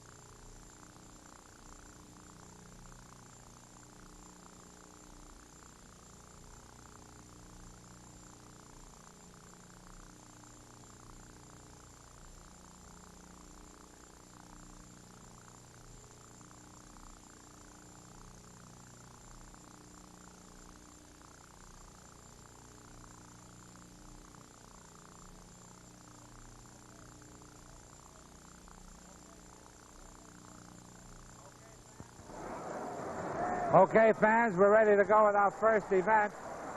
Already in the ring is the very popular Cowboy Bob Ellis, one of America's greatest wrestlers. We're waiting for his opponent. And from the booth, wait a minute, here he comes, Pretty Boy Bobby Heenan.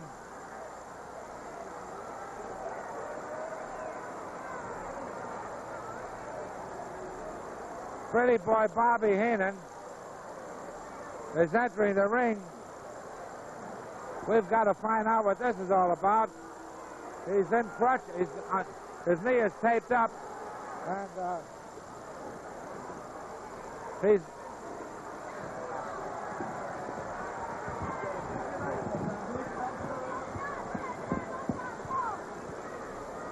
fans. Here's Pretty Boy Bobby Heenan. Now, just a moment. Now, you've signed to wrestle Cowboy Bob Ellis, and I saw you recently, and you were perfectly all right. No, let me explain what happened. Came down to watch the matches. Now, as I did that, I fell and hit my knee on the steps. I've had it checked, and I just can't wrestle tonight. Now, I came out here for one purpose. That's to show the people and everybody that I have good intentions. That I wanted to beat this farmer, this hayseed hillbilly.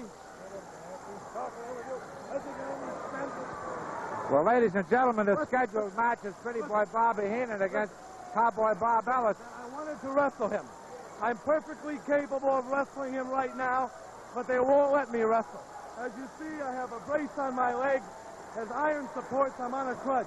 I don't know how long I'll be on the crutch, but I would like right now to have a postponement. Maybe in the next couple months, maybe 5 or 6 months, then my knee will be ready, just like Lanza will hurt. I'll be able to wrestle. He's mad enough to come up here and act like a gentleman that he is. Yes, that's more than a lot of people have shown. I just ask a little consideration is all. Bob, I think he's trying to edge his way out of the match. I don't know, but that stud was all right just not too long ago. Yes, you're right there. No, like I said, I fell on the steps. I hurt my leg. Would you check and see if it would be okay if they could postpone this for a couple months, maybe 5 or 6 months? If you sign for this match, then you got to go through it. No, wait. Gentlemen, about this, he's got a hurt knee. I realize I signed for this. Fans, I don't know what to say. Referee, the leg is hurt. You can't send me in with a bad leg like that. You can't send me with Well, ladies and gentlemen, I don't know what the outcome of this will be. Bobby Heenan has entered the ring with a crutch, claims that he cannot wrestle. Bob Ellis is ready. With Heenan are Lanza and Mulligan. And there's a big argument going on in the ring. We saw Heenan not too long ago, and he was all right, but you heard his explanation.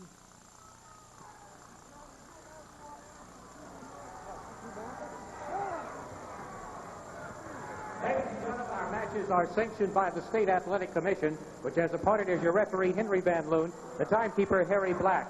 This match has a 15-minute time limit, one fall to a finish. Introducing at a weight of 252 pounds from San Angelo, Texas, the great Cowboy Bob Ellis.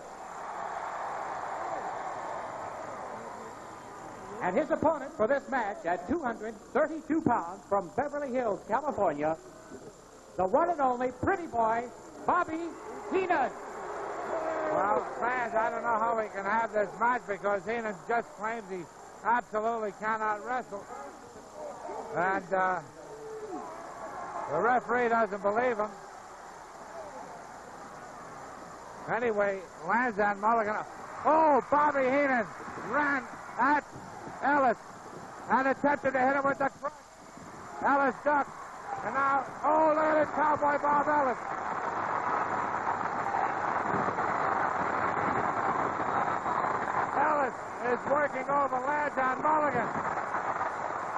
And Heenan is, oh, there it goes. The Bulldog headlock. He has laid out Lanza. Now he's working on Mulligan. Heenan is making himself scarce. He drops Mulligan. Hey, now he's chasing him. Now he's chasing Heenan. Lanza and Mulligan are out cold as a result of the Bulldog headlock. And Heenan is taking off. The man's crazy! The man is crazy! The man's insane! You think I'm getting in with him? The man's insane! The referee is counting Heenan. The man's a lunatic! Heenan is on the outside. You kill me! Ladies and gentlemen, There's a lunatic! the match is over. You've been counted out. Count it And out! the winner is Bob Ellis. Count it out! Fans, here he is, Cowboy Bob Ellis. Well, Bob, he tried to hit you with that crutch. Sure did, And boy, you really moved fast and got away. And fans, here, laying on the mat, they're on the mat right now. Lanza and Mulligan are still just about out as a result. I don't know what them studs got in for me. I didn't come up here to fight nobody like that, but they want to fight, I'll show enough to oblige them. Well, you did a beautiful job. Lanza and Mulligan are still on the mat. And Heenan, who of course didn't have anything wrong with his leg, is helping them out. I'd like you to notice how he's getting around on that leg now. Nothing wrong with him now. Well, Bob, you know, you are considered to be one of America's greatest, and you certainly proved it today, the way you laid these fellows out. Well, I'll tell you, Mr. Manager, I just like to fight good, clean wrestlers, and that's what I want, but if these studs want to play something rough, I'll sure enough go with them. Well, they've got the rough men around here, and, man, the way, fans, I just can't get over the way Cowboy Bob Ellis went to work on Lanza and Mulligan, and Heenan made himself scarce, and as you pointed out, he moved, well, Bob... He's getting around pretty good on that leg. I think I ought to go get him right now before he gets out of that Bob, thing. you don't have to do it. You've proved your point. Ladies and gentlemen, this is the great Cowboy Bob Ellis, and I know there's a lot of rough guys around here that you can take care of. Well, I sure would like to try, Mr. Manager, and it's always nice talking to you. Thank you very much. Fans, Cowboy Bob Ellis, what a great man. And there is... Well, What's he counting me out for? I've got a bad leg. You moved pretty Let me fast tell you getting something. away. Let me tell you something. When a crazy man is chasing you, you can develop powers you wouldn't normally have. The leg is sore. He tried to take advantage of me. The ref took advantage of me. Ladies and gentlemen, He we'll... made a mistake of touching those two. The match...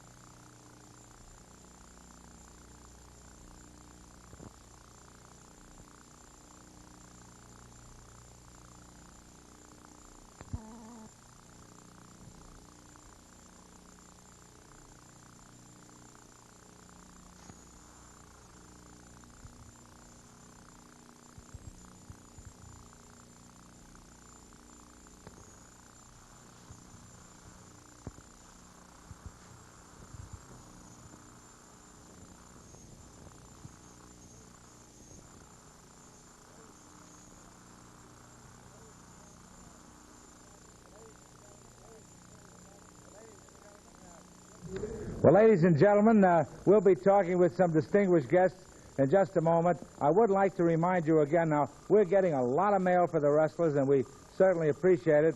But for the mail to reach the wrestlers more quickly, don't send them to the station. Send them to Post Office Box 22342, Indianapolis, Indiana, 46222. That's the number up there on your screen. This way, the wrestlers get the letters much quicker, and those that require answer will be answered.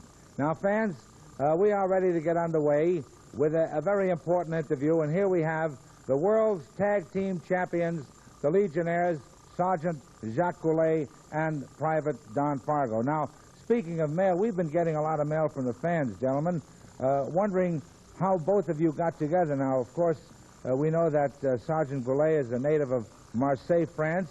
You are an American. I know that the Foreign Legion, called the Legion of Strangers, have many people from all parts of the world. Would you explain how you met? Well, first of all, I'm going to tell you, because I'm the sergeant.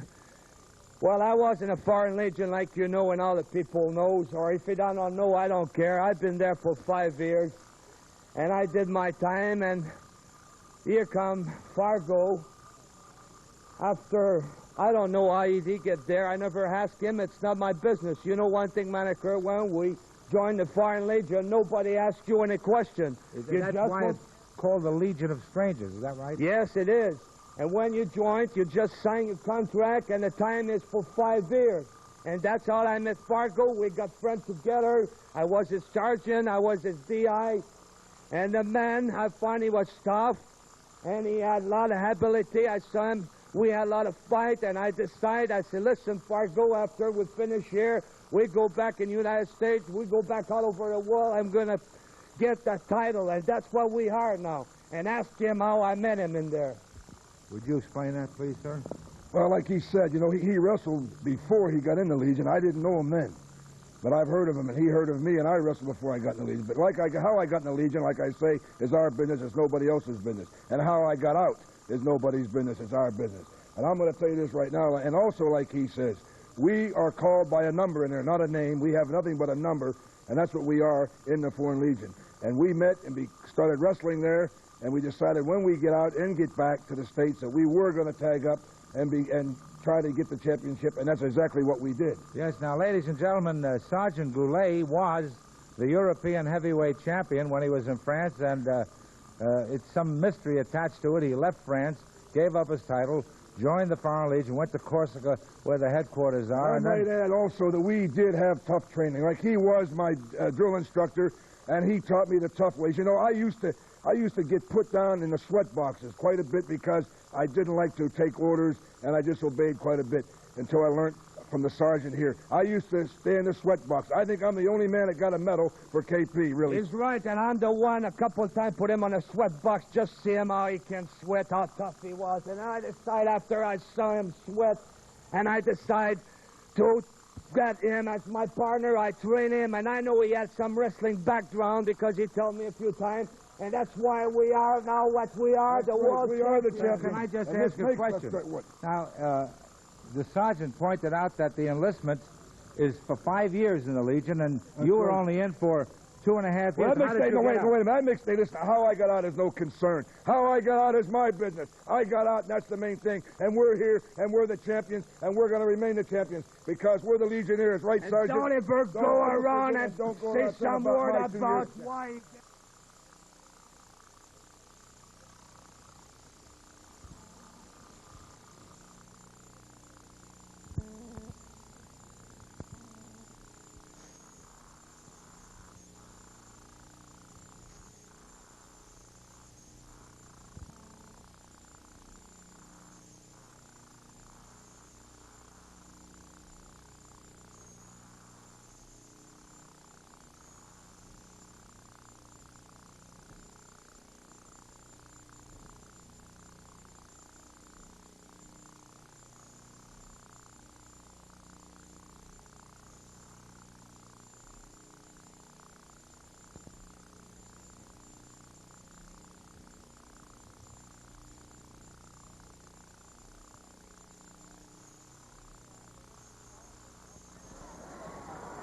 Well, fans, we're ready to go.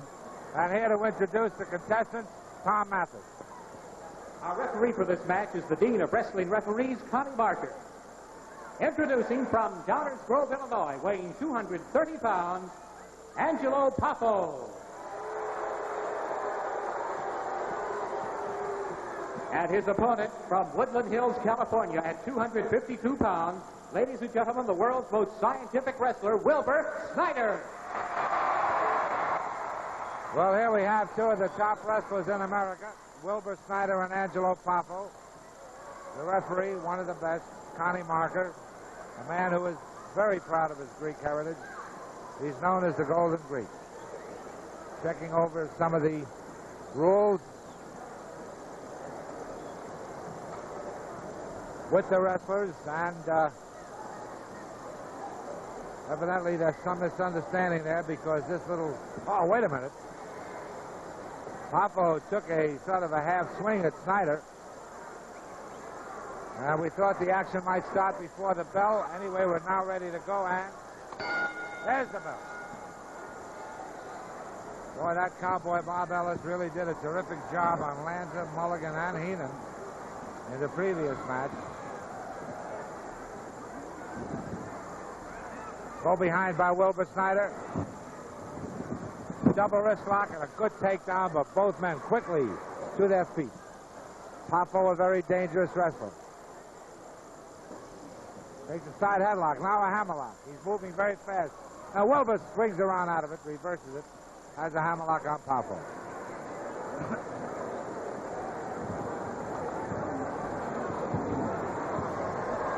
And now again Wilbur with the hammerlock.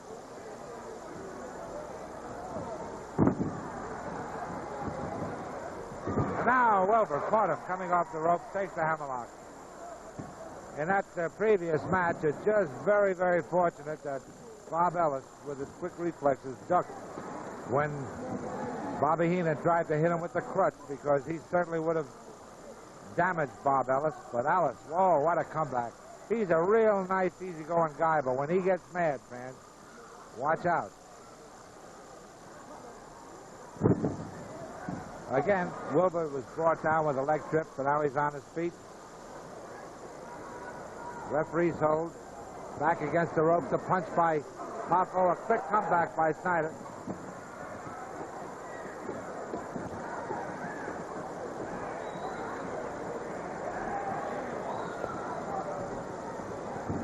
Again against the ropes. Watch this, a slap. Uh-oh. Boy, that really made Wilbur angry.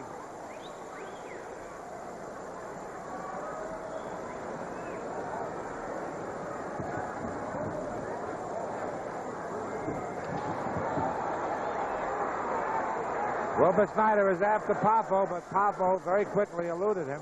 Stepped back. Against the ropes now.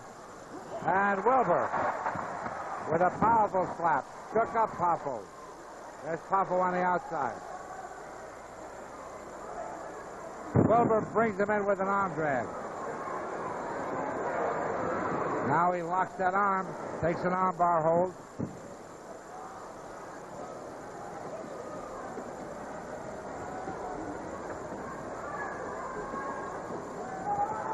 Angelo Poffo is in trouble now as Wilbur works on that wrist and arm. A punch to the... Hey, Poffo picks him up, a big body slam. He covers Wilbur. A 2 count. Wilbur gets away. What a slam. Boy, that Wilbur picked him up and threw him about halfway across the ring. Poffo back against the rope. Getting up. Holding his back.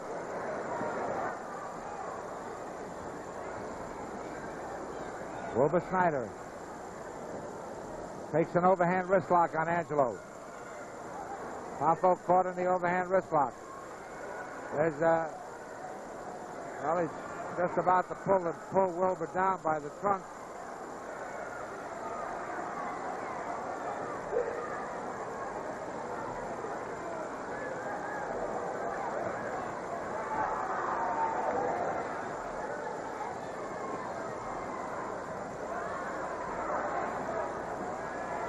Wilbur continuing the pressure. Now it trips him and he brings him to the mat.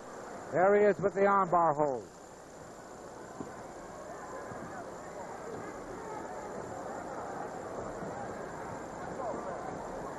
A smash to the midsection, breaks the hold up. And now Poffo punches Wilbur continuously. Staggers him against the rope, throws him into the rope.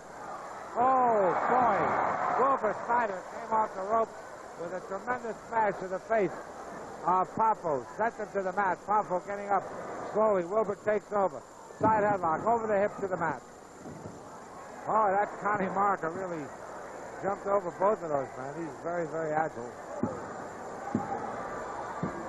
Now there's Poffo caught in this headlock, but he brought Wilbur over, attempted to pin him. He's a tough competitor. He does it again. But he pulls the trunks in doing so. He pulled the trunks of Snyder.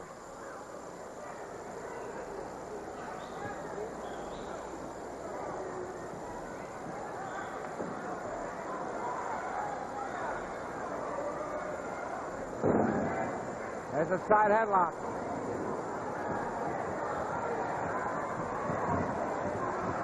And he crashes into the mat. Beautiful hammerlock.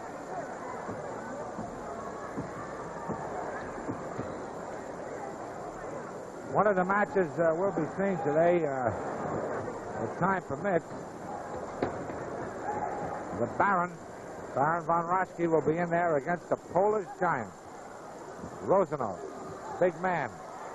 Over 7 feet tall, over 420 pounds in weight. We're really looking forward to that match. Snyder on the mat, but his leg out over the rope, and it's a break. But on the break, Poffo keeps punishing Snyder with kicks. Now he's got him by the arm. And he sends him flying into the turnbuckle. He sends him across to the other turnbuckle. Keeps smashing away. And Angelo Poffo now with a big flying mare. Now a reverse chinlock on Wilbur Snyder. Very tough Wilbur Snyder caught in his hold. Poffo punishes him. This is a very powerfully applied hold, this reverse chinlock.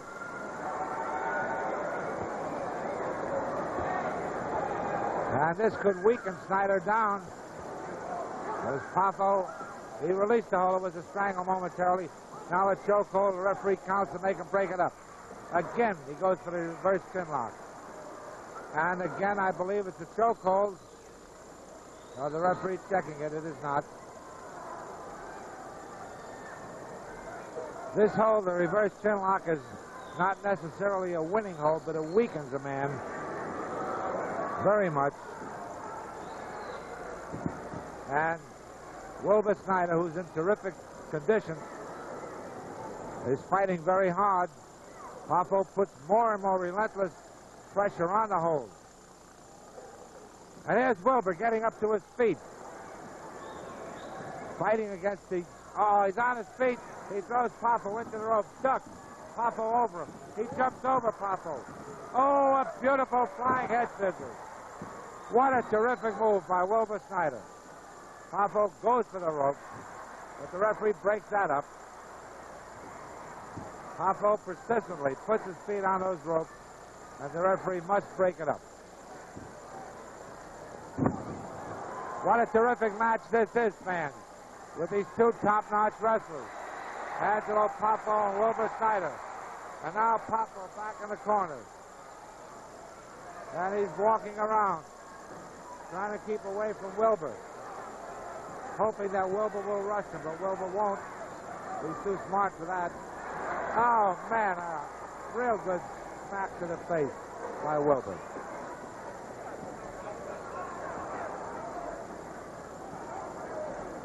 He slams Wilbur into the turnbuckle and does so again. Now he's punishing Snyder. A kick right to the face. That staggers Wilbur Snyder. There's a flying field. Wow, what a drop kick right to the face.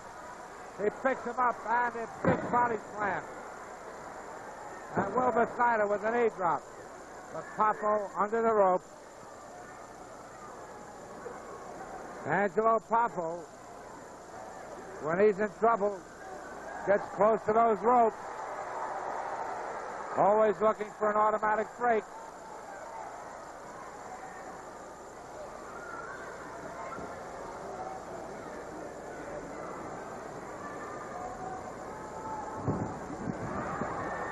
Poffo tried a leg dive, but Wilbur too fast for him. Now Wilbur with a half Nelson. Nope, now he brings him over the other way, trying to press his shoulders to the mat. Poffo fighting against this. Wilbur has both arms tied. Oh, no, Poffo's got one arm away. And he tried a front headlock, but Wilbur spins him around and takes a hammerlock.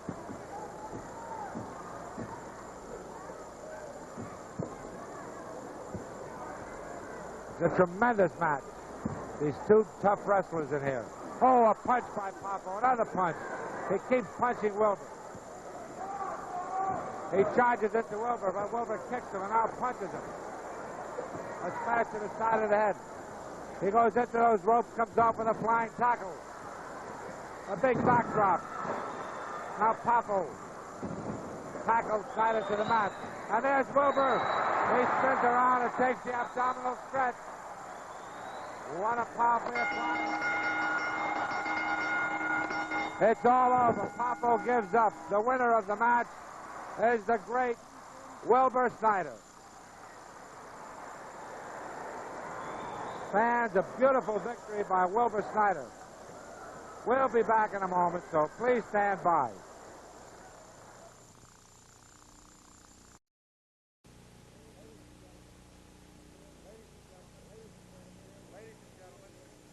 Well, ladies and gentlemen, I'm here with handsome Johnny Starr, the man who accompanies Ox Baker, the champion, all over, takes care of his business. And, of course, handsome Johnny Starr wanted to be here today because of what occurred last week at the wrestling matches when Ox Baker was wrestling Cowboy Bob Ellis, and Bold Eagle got in there. He threw a big tin wastebasket in there, attacked the Ox. And, you know, after all, you shouldn't object to that because it was a Texas death match. Anything goes. Just a second. Not anything goes, Sam. I was there as Ox's second. Now, Ox can't be here today. He's in California, so I came to speak for him. I was there as the Ox's second. Bold Eagle was there to interfere in the match and nothing else. I don't know what he was doing there. He's a wild Indian. He's a maniac. Just a moment. You were there seconding the Ox, right? I was. And Ellis wanted Eagle to second him, which I think was all right. That's not the way it happened, Sam. Bold Eagle knew he and Ellis had decided before this match ever started that they were going to have a little conspiracy out there to injure the Ox. Well, nobody can injure the Ox. Ox is the meanest, most sadistic man in the world. He can hurt anybody. Bold Eagle is a fool for even trying anything like this. But the point is, he jumped into the ring. He interfered with the match. He tried to injure me. I was an innocent bystander just watching the match. That's all I ever do. Because of this, you've issued a challenge. This is exactly right. The Ox sent me here to issue a challenge to this lunatic, Bold Eagle, and also to Cowboy Bob Ellis or anybody that Bold Eagle wants to get. We don't care. The Ox and you, as a team, will take on Bold Eagle and any partner he gets. That's right, because I want to tell you something, Sam. The Ox is in the process of making me the meanest wrestler in the world, up on the same level with him, the most sadistic. And I'm not far from there right now. Thank you. We'll hear more about that challenge a little later. And now let's get back to wrestling following these messages.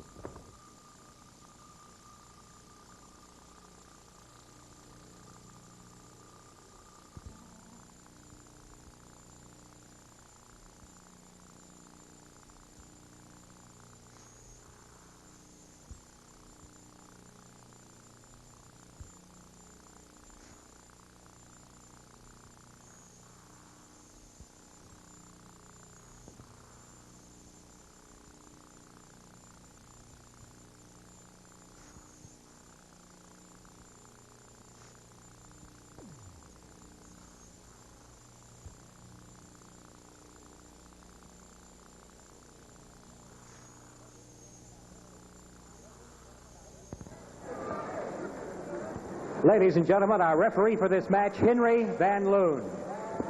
A one-fall event with a 15-minute time limit, introducing from San Francisco, California, at 238 pounds, Kenny Dillinger. And he is accompanied by his manager and intellectual advisor, Mark Manson. Dillinger's opponent for this match from South Bend, Indiana, at 229 pounds, the former Mr. Indiana, Tom Lynch.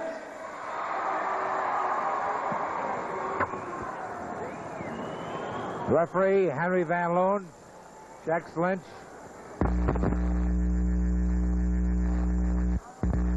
Mark Manson says that he'll check Dillinger. And the referee, of course, must check him.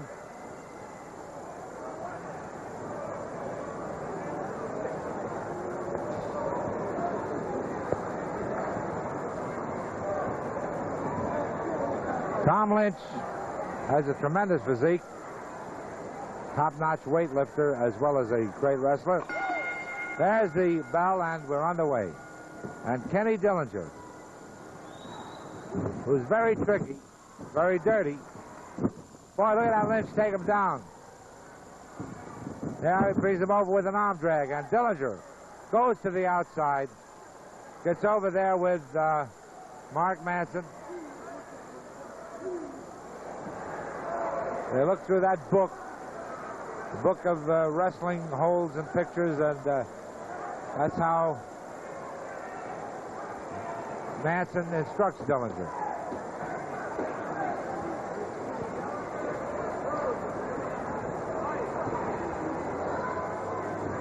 They're in the referee's hold, back against the ropes. Referee says break it up.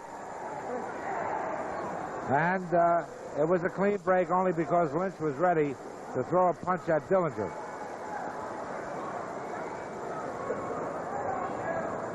Side headlock by Tom Lynch.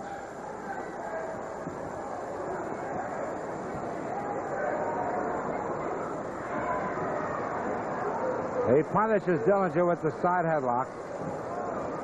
Brings him over to the mat. Hangs on to that side headlock. Don't forget, ladies and gentlemen, you're watching All-Star Championship Wrestling, featuring the world's greatest wrestlers. We're with you every week at the same time with the top stars, top wrestling stars in the nation. Manson started in the ring. The referee sending him outside. No reason for Manson to be in there. And meanwhile, as the referee went over to Manson, Dillinger pulled Lynch's hair and brought him to the mat. Here's Dillinger choking Manson. Correction, Dillinger choking Lynch. Lynch is in the corner, and Dillinger has removed some object from his trunks, and it's a chain. He wrapped it around Lynch's throat and choked him with it. Now he conceals it again. Takes over on Lynch.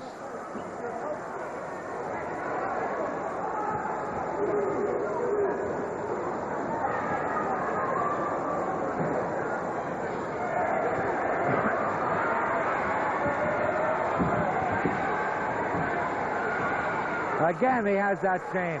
He conceals it from the referee. He's choking Tom Lynch with it. You can see it now in his hand, I believe. He conceals it in his trunks again.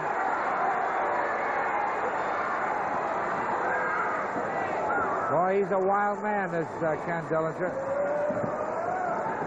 There he's reaching for that chain.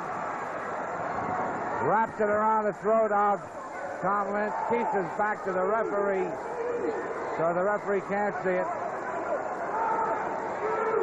Referee makes him break it up.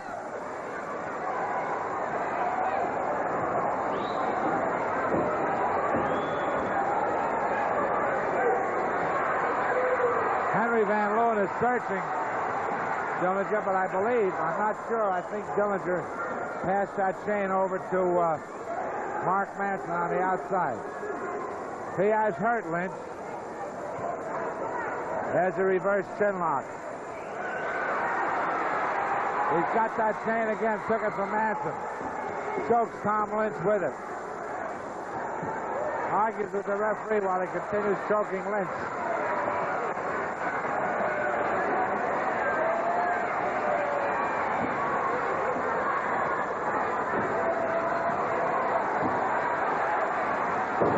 He's got that chain wrapped around his hand.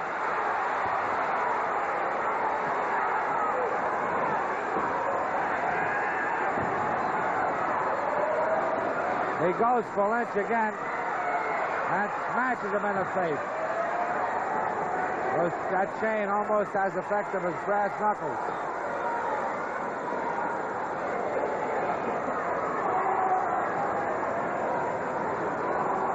He's completely overwhelmed Tom Lynch, who's a fine young wrestler, but Lynch has been unable to get going because of the dirty tactics of Dillinger.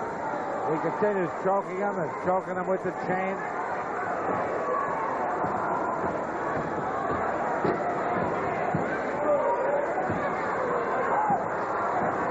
Dillinger smashes Lynch into the turnbuckle. He goes after him with kicks and forearm smashes. Tom Lynch making a comeback.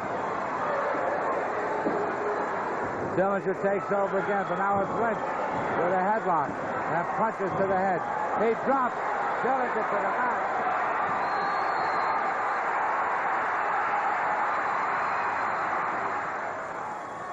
Lynch has Dillinger against the rope, using a chokehold. And who can blame him? Now a flying field across the ring.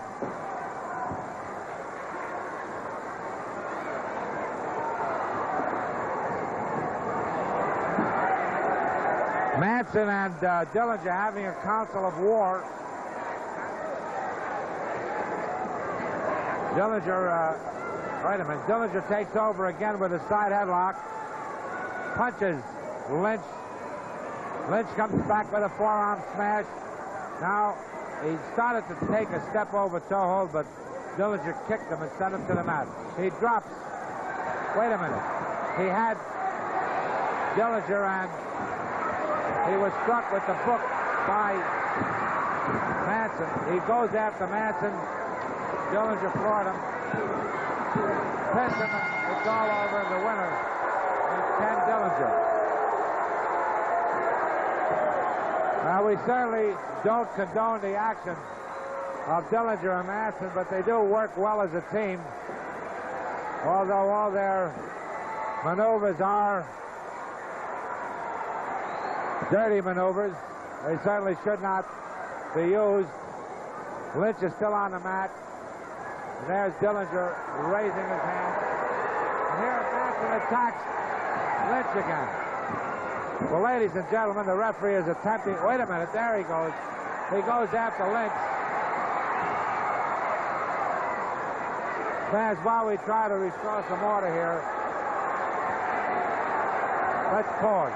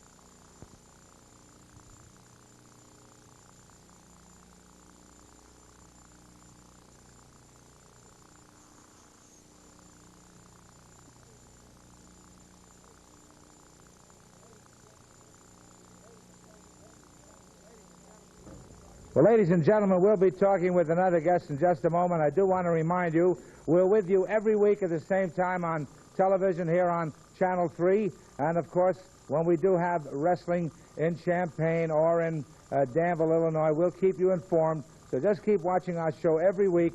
And as the next cards come up, we'll tell you where they are, where to get tickets, and so on. There was a lot of excitement last week when the Ox and Bold Eagle were in that Texas death match. Correction, that was the Ox against Ellis, but Eagle got in there, and I mean it was wild. And a little while ago you heard Handsome Johnny Starr speaking for Ox Baker and himself, and they have issued a challenge to Bold Eagle and any partner he gets. And we're gonna find out from Bold Eagle if he's ready for that, and if he has a partner or if he's thinking of a partner. And here he is, Chief Bold Eagle. Bold Eagle. Sam, it's a pleasure getting here. I don't know, when you were back in the dressing room, did you by any chance listen on the monitor and see what Starr said? He issued a challenge. Right. He and Ox Baker have challenged you and any partner you want. Well, he challenged me. That's all right with me because I have a couple of little partners. I have one in particular in mind, but I'm not going to tell you right now. I just want them to come brag and tell how tough they are, because after they get to the top of the mountain, how tough they are, we're going to break them down, get them all the way down to the bottom, and kick them from post to post. So just beware. It's a warning. I have a partner, and I will accept your challenge. Well, we'll be waiting to hear who your partner is, and we'll be waiting to hear more from the Ox and Handsome Johnny Starr. You know, they issued a challenge, but maybe when it comes down to signing the contract, they may not do so. But anyway, we know that you're anxious to get at them, and I'm sure you'll have a great partner, and thank you very much. Thank you. Okay, fans, back to wrestling following these messages.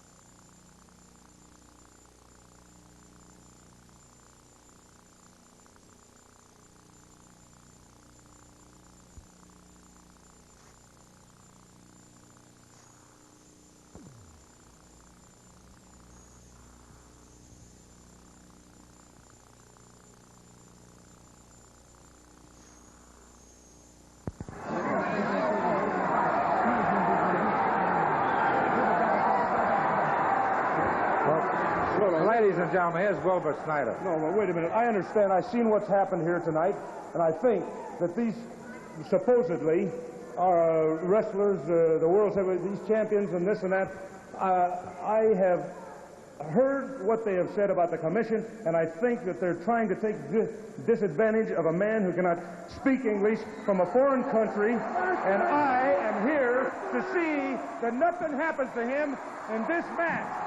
Now, I'm going to be right at this ringside, so I know that it's a one fall, but there's nothing going to happen to this man in this match as long as I'm here at the ringside. He shouldn't be here.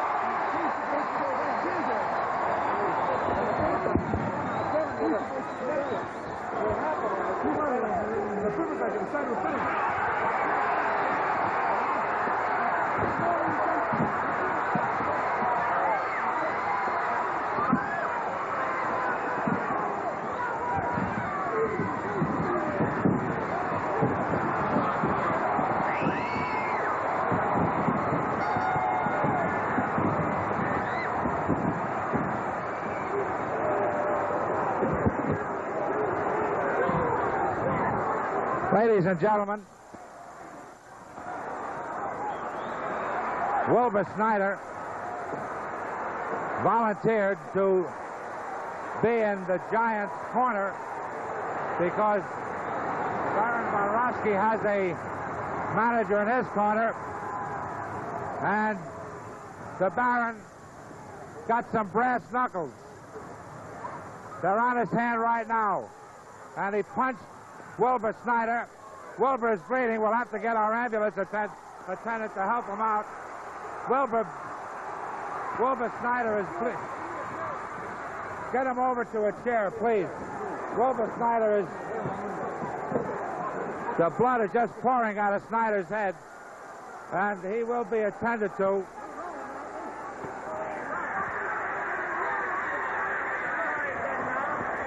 The match has officially started, and the Giant rushes in, and he gives a big flying Beal. And a punch to Baron von Raschke. He picks him up. Whoa, what a big body slam. The fans going wild. I can't, Wilbur is back. The blood is just pouring out of his head. And the ambulance attendant is working on him.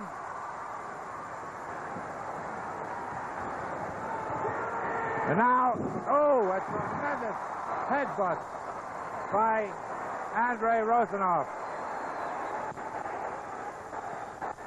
Snyder is on the other side. He's on a chair.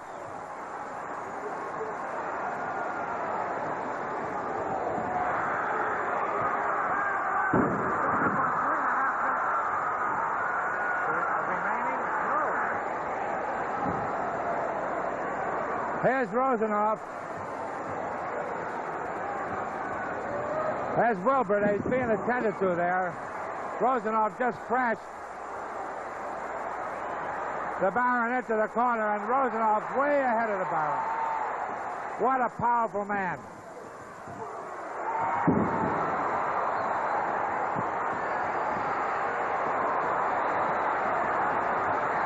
When Wilbur came down to the ring, there was a discussion about this match because it was supposed to be a 2 out of 3 fall match.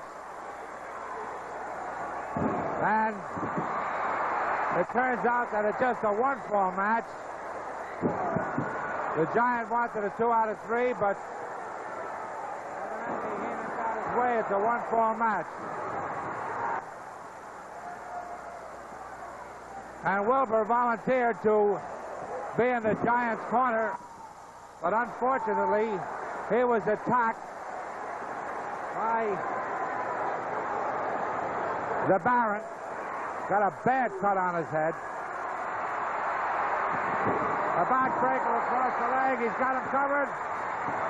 A 2 count, and the Baron gets away.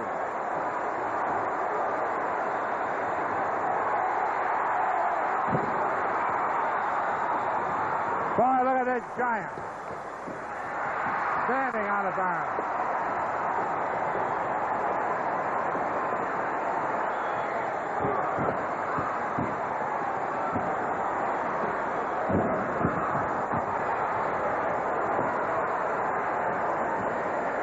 The Giant just about tears the ears off of the Baron with that twisting ankle head scissors he had.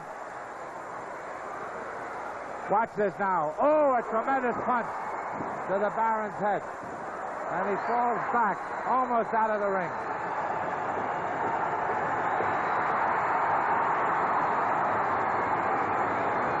The man's out screaming. There's a smash to the head.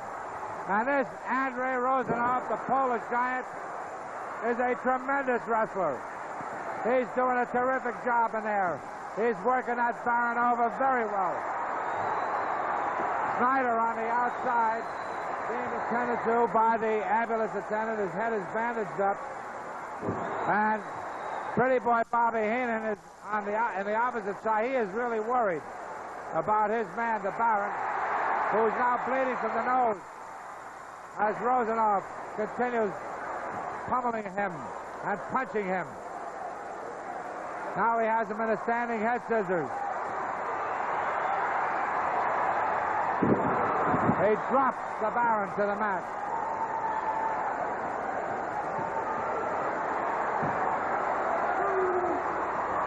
A body drop with all his weight across the thigh of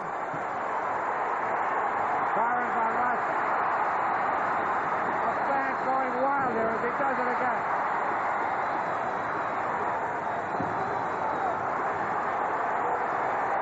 Man, look at him go to town.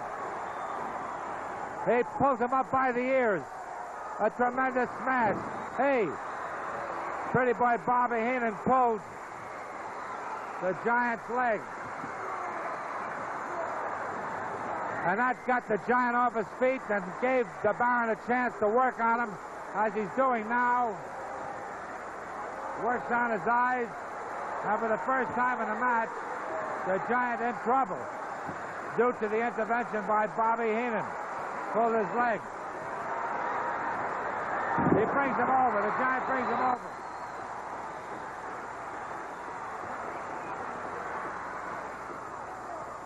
The Barron drops him.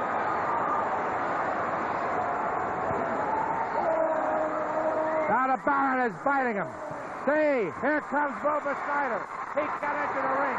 He's all bandaged up, but he got in there.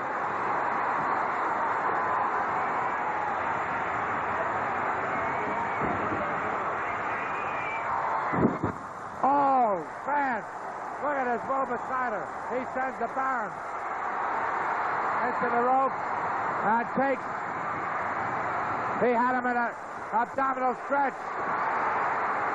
But Heenan got in there. The Giant is in trouble because he was gouged in the eyes, or something was put in his eyes. And here Wilbur Snyder again takes the abdominal stretch. The Giant has been blinded. He can't do much at the moment. Bobby Heenan got in there. This match is just getting out of hand. Wilbur Snyder, the referee can't get him to leave.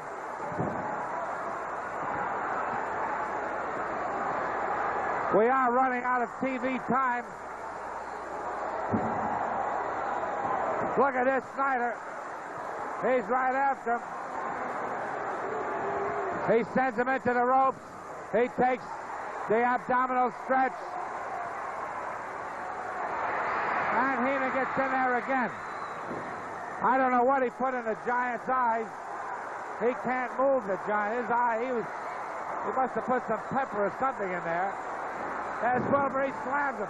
Oh, that Wilbur is really going to town.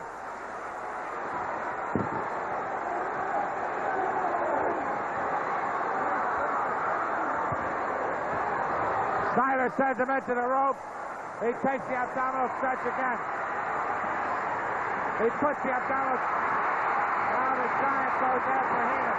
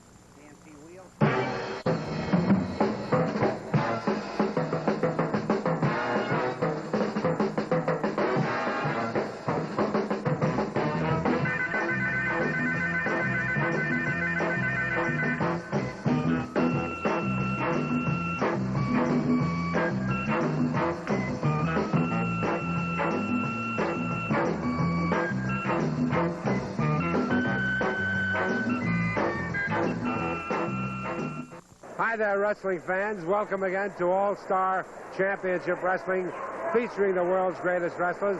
We have a tremendous card for you, and we'll bring you our first event immediately following this important, informative interlude.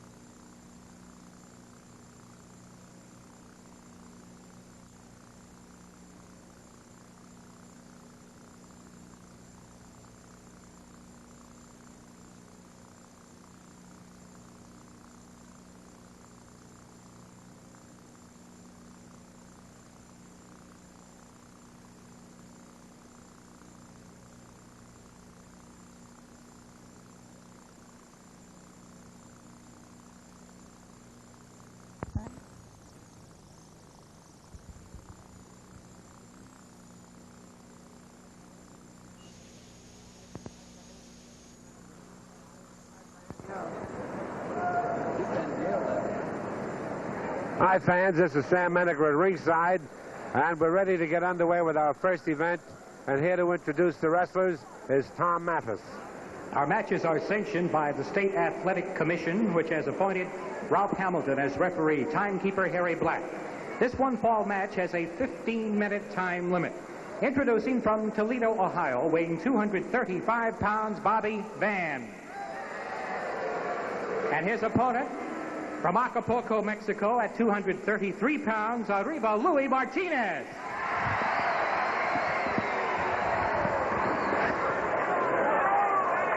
Referee Ralph Hamilton checking the wrestlers. Say, we've got a tremendous card for you today, fans. Our feature match of the day is a tremendous tag team match. The Barron von Raschke, and Ernie Ladd will be wrestling Bruno Sammartino and Dick the Bruiser. I will be the referee. I'm looking forward to it. It's a big match. Right now we're in the first match, and Martinez forces Bobby Van back into the ropes, and there's a nice clean break. A go behind and a body hold by Bobby Van. Martinez takes him over. Louis Martinez, the Ohio State champion. Also a top card, I believe possibly the Michigan State champion. Sensational wrestler, tremendous physique. In there against a very rough Bobby Van. Both men hitting those ropes.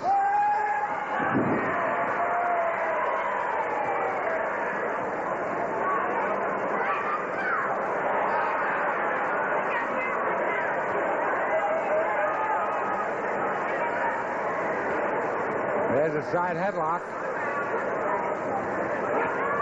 And a chop to the throat by Van. And Martinez is on the apron, goes to the outside, did land on his feet.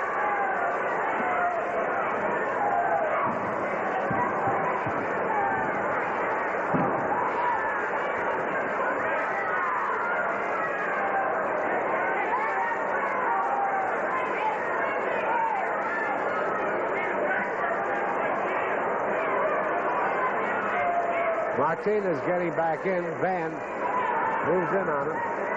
Takes a side headlock. Before he gets in the ring, actually punches him. Kicks him now. Martinez in trouble. He's kicked to the outside.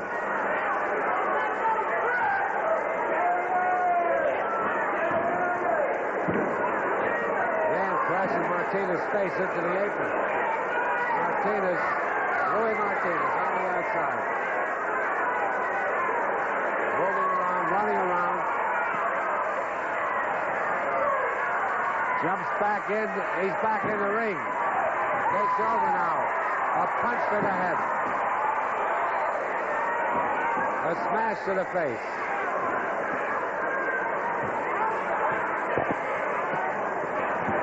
A beautiful drop kick. And Van bounces around on the ropes and winds up now. On the outside, Martinez crashed him into the apron.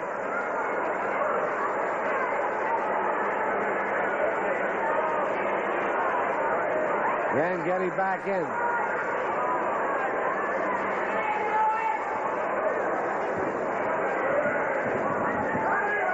Oh, a beautiful elbow right to the throat. And now Louis Martinez takes over. A body drop across the leg. Body drop across the leg. He's got a leg lock on him.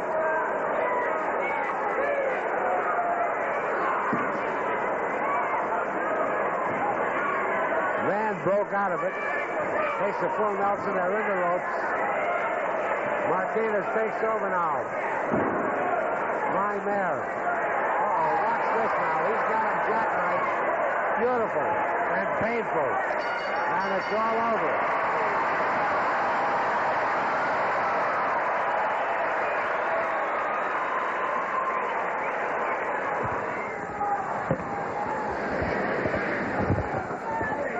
The winner of the match was Luis Martinez.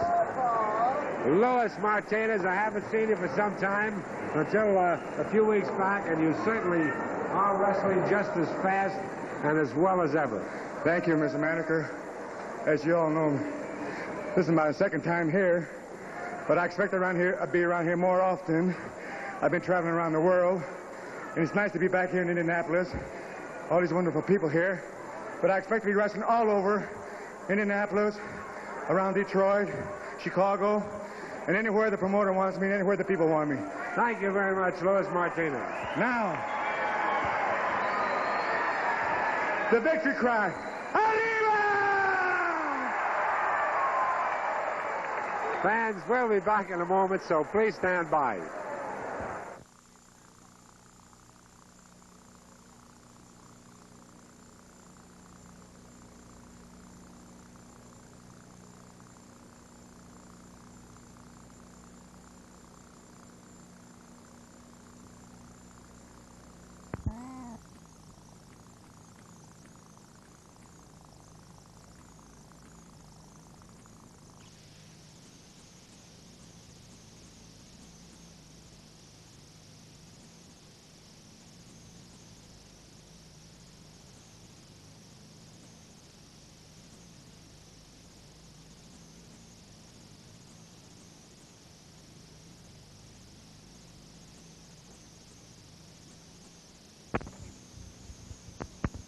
April.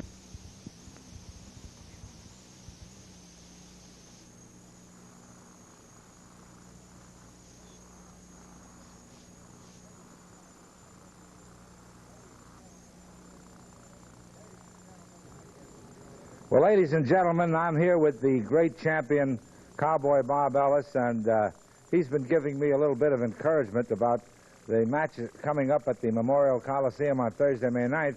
In one of those big main events, the Valiant brothers, with Heenan in their corner, will be wrestling Dick the Bruiser and myself. And you fans will see a little bit later on today one of the reasons that I have a lot of trouble with Pretty Boy Bobby Heenan. I was refereeing a match. Heenan caused me to get hurt very badly. You were there on the card that night. Absolutely, I was there, and I know how bad he hurt your eye. And I know he's going... It's one reason he's in Valiant's corner this time at the Coliseum, purposely to try to hurt your eye again. I know that, Sam. I'd like to tell you, I know you know it also, but you have a partner in there, Bruiser, and I know he's tough as nails, and I know you can be. You haven't wrestled for a while now, I understand, right? That's right. But I know that you're man enough to give him a good right hand or wrestle him. He's got it coming to him, and I know you'll do it, Sam. Well, Bob, one of the Valiants refused to talk to me. They don't want to be interviewed by me, and they tried to make a condition, and Heenan backed them up on it, that I wouldn't use a punch, but I'm going to. However, I don't think I'll be troubled, because with Dick the Bruiser as my partner, how could I miss? Well, that's right. You got the best man in the world for your partner, but Sam, you still got to watch out for that Heenan. Well, he's laying in the weeds.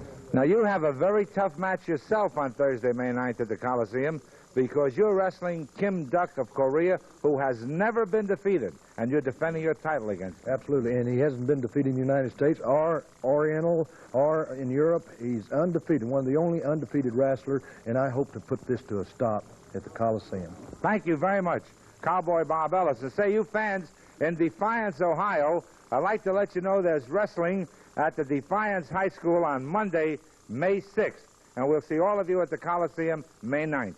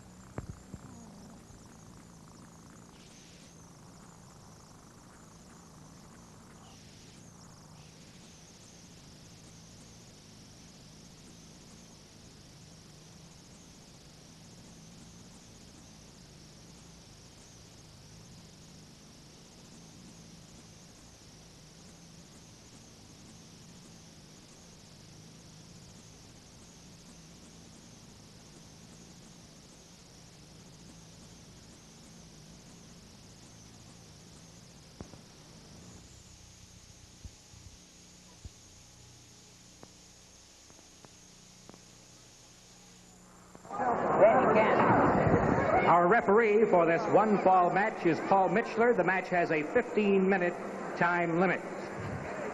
Introducing, climbing through the ropes now from Dallas, Texas, at 258 pounds, Cowboy Parker.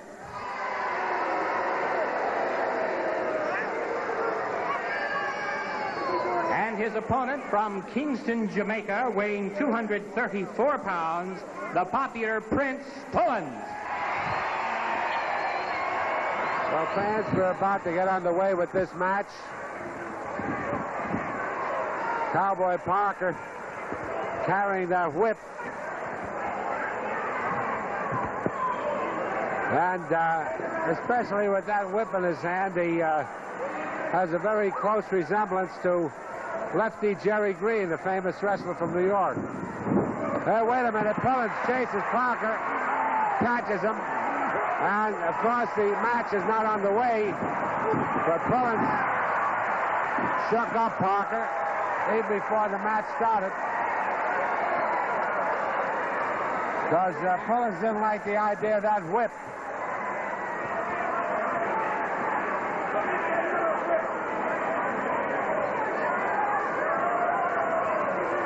Now, the next event, of course, is the main event of the day, the big tag team match, Barron and Ladd against Brunno and Bruiser.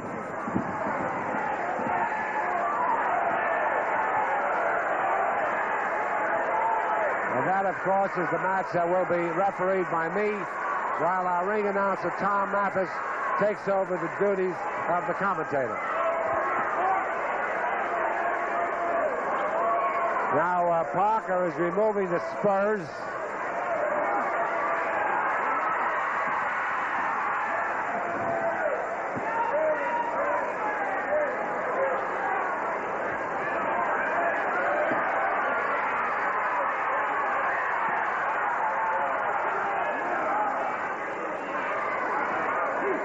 And we're having some difficulty getting this match underway because Parker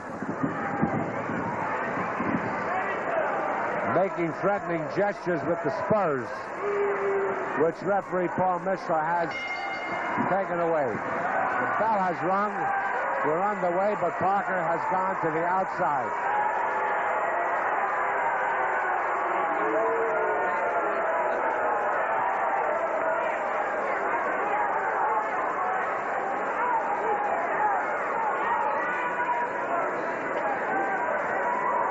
Parker getting in there. Cowboy Parker is actually one of the toughest wrestlers from the West. We checked with the record books of the American Wrestling Alliance, and Cowboy Parker has an enviable record of wins. He's very rough, very unorthodox, but he's a winner. Right now, he's punishing Prince Pullins with vicious kicks to the head.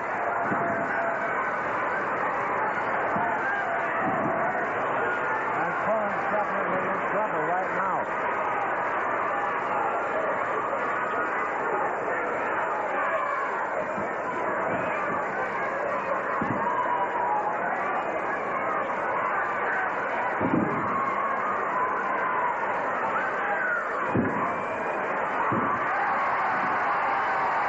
Comes back with headbutts.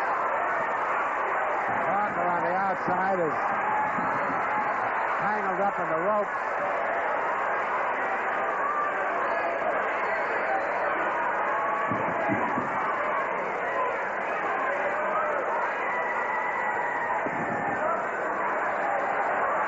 And those ropes are tight.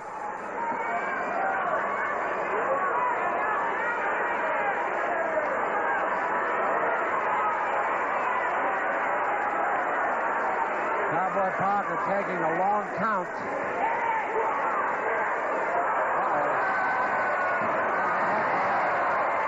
And Cowboy Parker on the apron.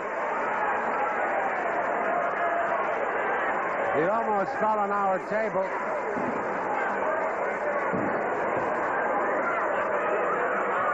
And into the lap of Referee Ralph Hamilton, who sits at ringside.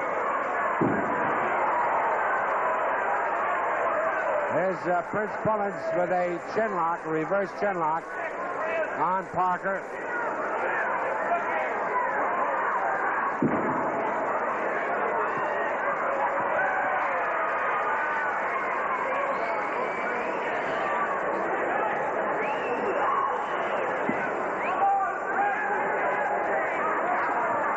There's a chop by Parker. Now he's choking Pullins.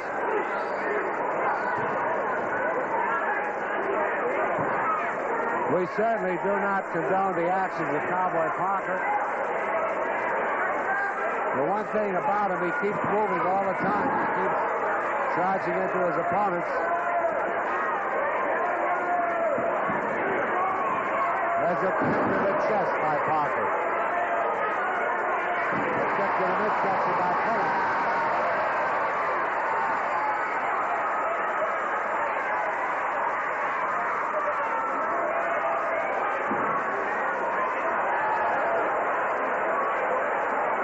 Tearing away at the hair of the chin of Prince Pullins.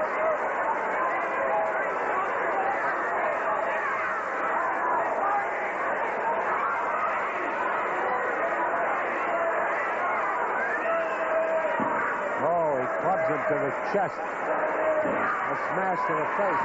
Pullins comes back with power-packed punches. Smashes Parker into the turnbuckle.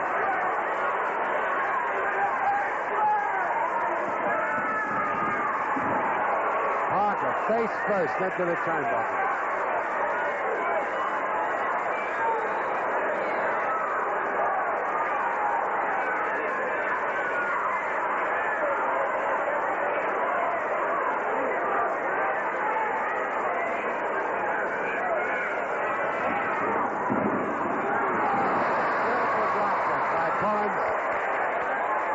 Shook up Parker to the extent that he went outside the ring, and he will stay out there for the full count to try to establish his bearings.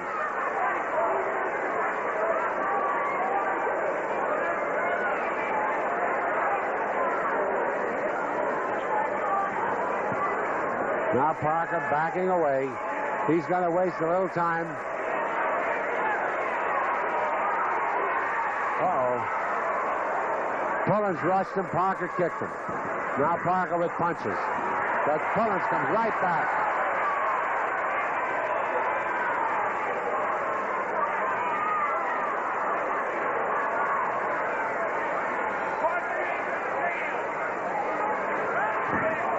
This is a terrific match, fans, because both these wrestlers are top men. Parker, of course, rough. Pullins a very clean wrestler. But they're both tough, and they're staying right with each other. Neither man has had his opponent in a position for a pin. There's a headbutt by Pullins. Boy, he shook up Parker on that one. Parker keeps falling near the ropes.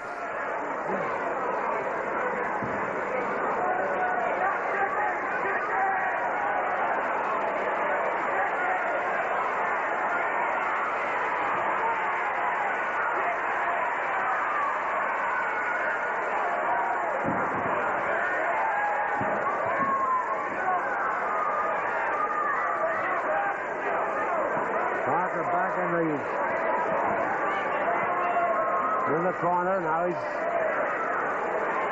backing away, hoping that Pullins will rush him, I think. Don't forget, fans, our next match, that big tag team match that I'm refereeing, that's the match featuring for the world's greatest, Barron, Von Raschke, and Big Ernie Ladd against Dick the Bruiser and the international champion, Bruno Sammartino.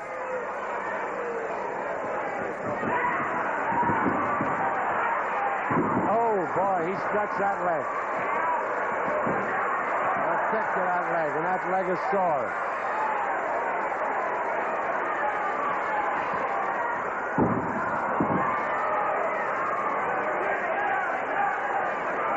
Pullins moving in now. He seems to have the advantage.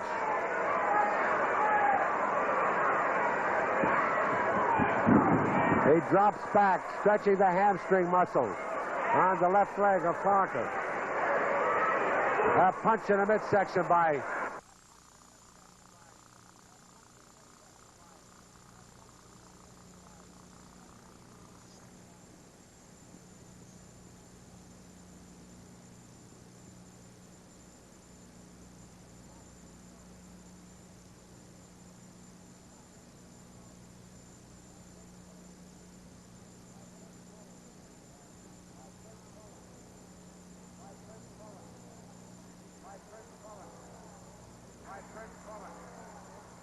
Prince Pullins. He sends him into the corner again. He tried a drop kick. Parker stepped aside. Pullins' feet hit the top rope, and he fell heavily to the back of his head. A very lucky win for Parker. A very, very lucky win for Cowboy Parker. There he is, the winner of the match, Cowboy Parker. Well, ladies and gentlemen, we'll be back with our feature bout following these messages and some wrestling news.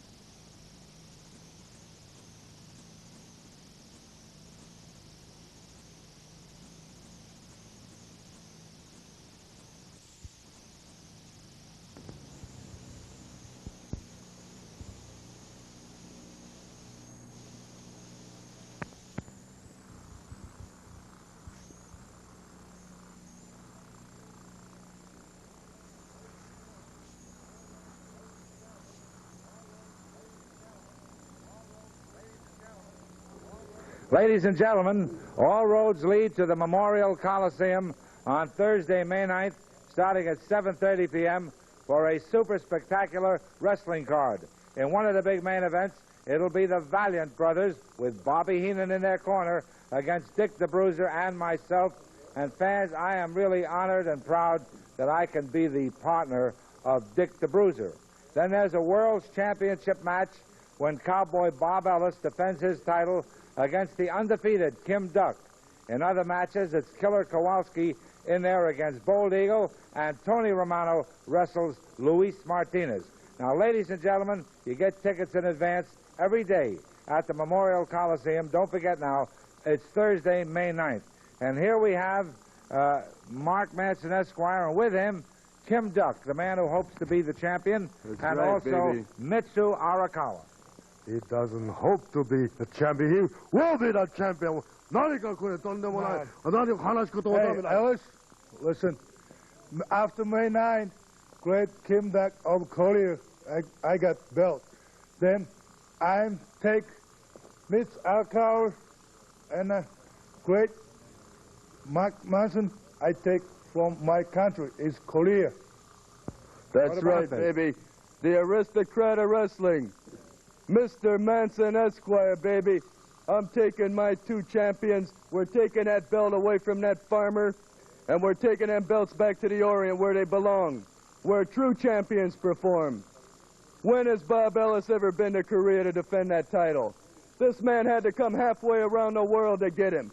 He's got his shot now, and he's getting that title, and the three of us are taking it back to the Orient. We're sick of getting pushed around by promoters. We're sick of chasing wrestlers halfway around the world. We're sick of Cowboy Bob Ellis.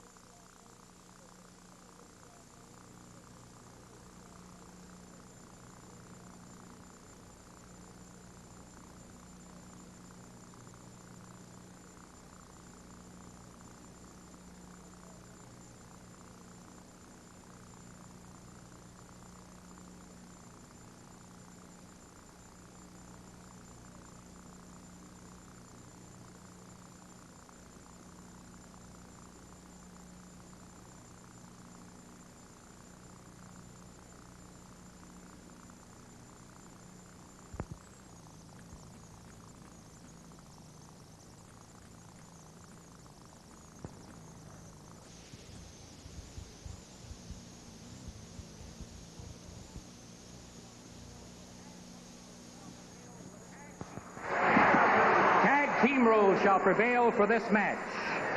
Introducing from Stuttgart, Germany, at a weight of 288.5 pounds, Barron von Raschke.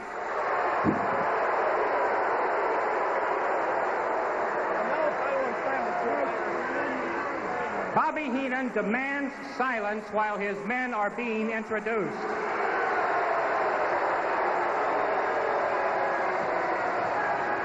The Baron's partner from Houston, Texas, at 315 pounds, the self-proclaimed king of heavyweight wrestlers, Ernie Ladd.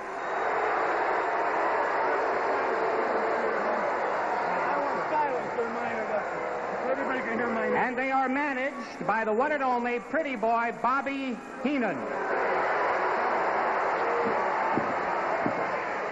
Fans, our special referee for this match, Sam Miniker.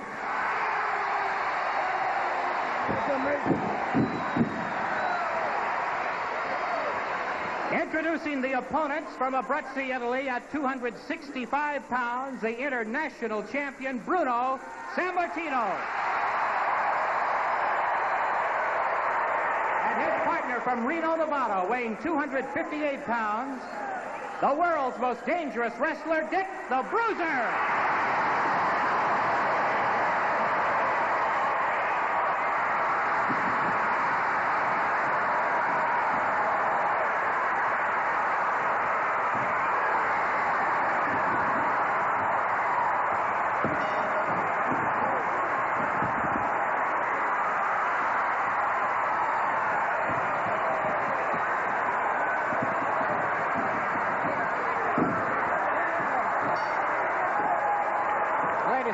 This is Tom Matthews at ringside, while Sam Miniker is refereeing in the ring.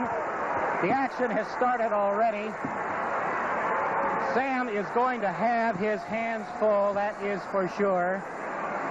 Four of the largest, toughest, roughest, strongest wrestlers in the world are in that ring. Legally only two at a time. The Bruiser and the Baron leading off.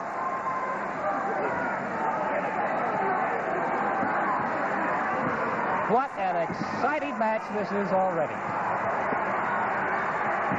Side headlock on the Baron by the Bruiser. Body block.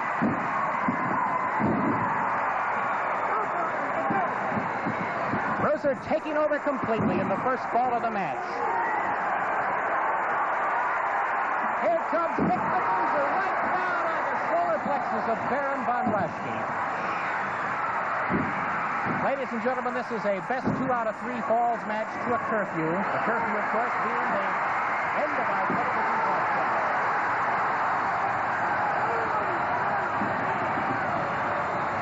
Sam is being pushed around by Ernie Big Cat Ladd right now. That's something he's not going to stand for.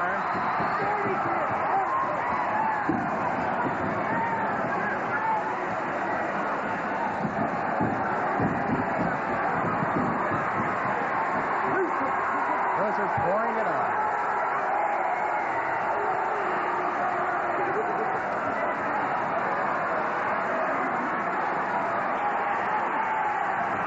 Von Raschke trying to get back to his corner to tag Ladd.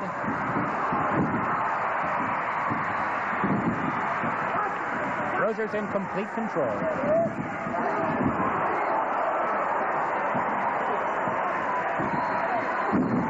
Kick to the stomach by the Bruiser. He's trying for a pin.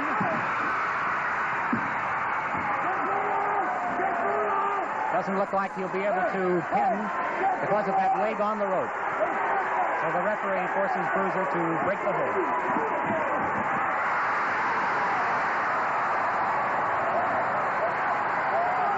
And Sam just dealt with manager Bobby Heenan.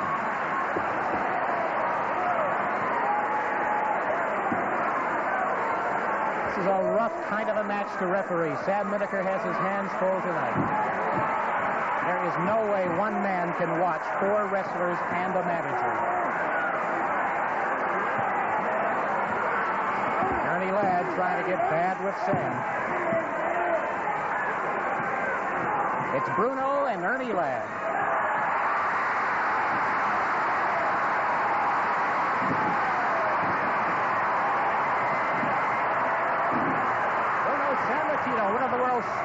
wrestlers pouring it on Big Ernie Ladd.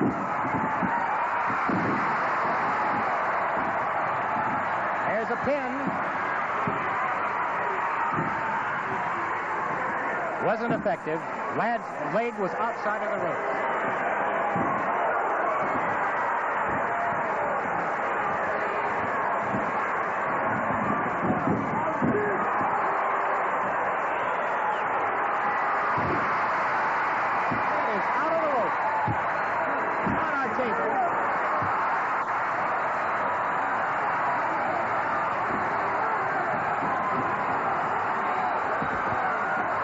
Sammartino and Dick the Bruiser in the ring.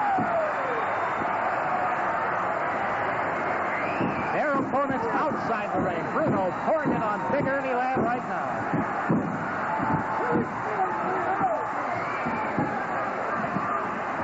Brunno trying for a pin. Ernie Ladd's leg again outside the rope. The pin cannot take place.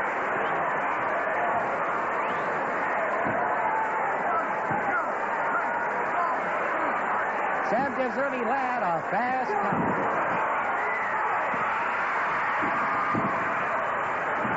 Baron von Raschke's in the ring now, illegally. The referee tries to force him out.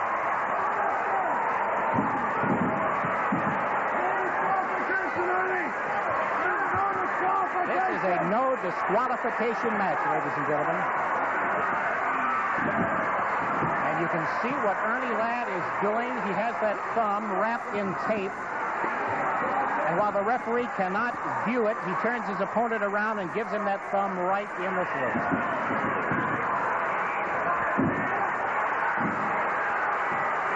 Brunno may be in a little bit of trouble now. Oh, there's a vicious chop by Baron von Raschke. Moves out of the way. That'll teach the Baron. Dick the Bruiser coming back into the ring. The Bruiser is excited. The Bruiser's going wild.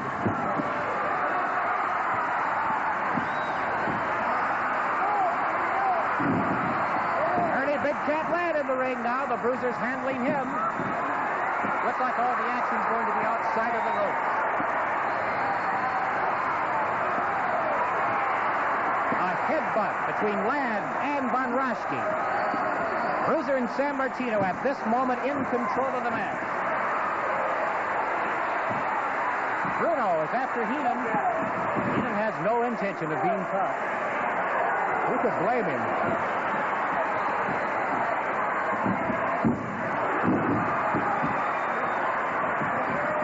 There's a try for a pin by the Bruiser. And Heenan illegally comes into the ring.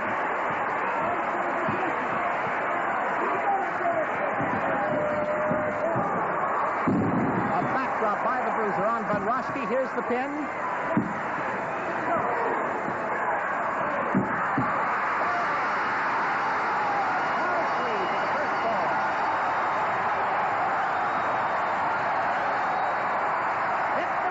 Pin Baron von Raschke in the first fall, everybody.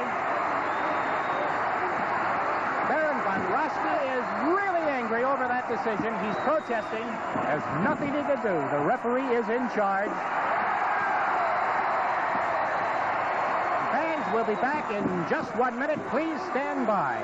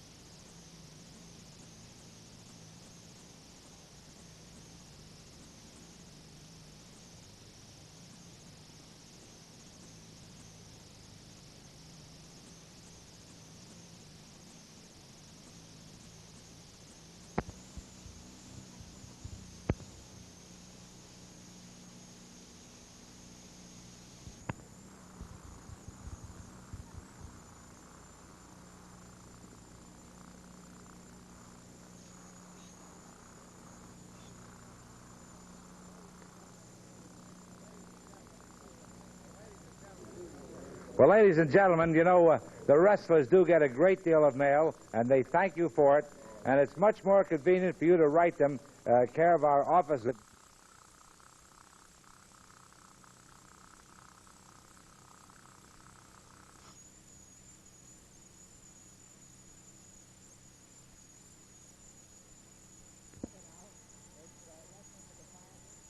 High School, Monday, May 6th, and then on Thursday, May 9th, at the Memorial Coliseum.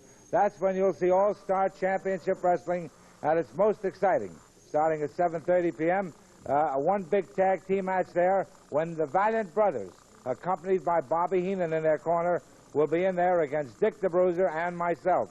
And fans, I was supposed to talk with the Valiant Brothers. They have absolutely refused to be interviewed here. Oh, wait a minute. I'm coming out here, and I don't particularly care to stand next to you, but I don't want Bobby to deck you here in front of all the people and embarrass you. So I'm just going to stand here and let Bobby talk over my shoulder. Go ahead, Bobby. You know, you're supposed to have a big mind in professional wrestling. You're supposed to be the man with the big knockout punch. You break bricks, you break boards, and you used to bust heads. Well, let me tell you something. You and Phil Olafson and the commission tried to sucker me into the match. Now, I thought the match was originally you and Pullins against the Valiants. So you come up with Pullins' brother, Dick the Bruiser. Well, I don't care who you come up with. Now, the Valiants are over in another room. They won't even come out here on TV because they're mad. And should they come out here, you no longer have a set or a desk or any place to do the job. Now, let me explain something to you. Now, before you start screaming, I know that you put a condition in here in this match that I wasn't supposed to punch. But I guarantee you that I will use a punch. But I'm not worried because I've got Dick the Bruiser as my partner. Let me tell you something, Menaker. This is professional wrestling. This isn't boxing. This isn't karate. This isn't judo, a street fight, or anything else, or a back alley brawl. This is professional wrestling, where you use wrestling holds. If you're that stupid and can't get it through your head what a wrestling hold is, maybe I could take a little time out and show you. Now, let's play it cool, Bobby. Let me just tell you this thing, Menaker. You've injected yourself into matches time and time again when you didn't belong there. You've accused Bobby Heenan of doing all kinds of things when you yourself have been guilty of doing them. This time you're not going to be able to hide. You're going to be in tights. And if you think you can hide behind the Bruiser, well, let me tell you something. The Valiants will tear Bruiser apart just to get to you. Bruiser's making a mistake. You are going to suffer and suffer dearly on that night there in Fort Wayne. Let me right, put it Bobby? to you this way.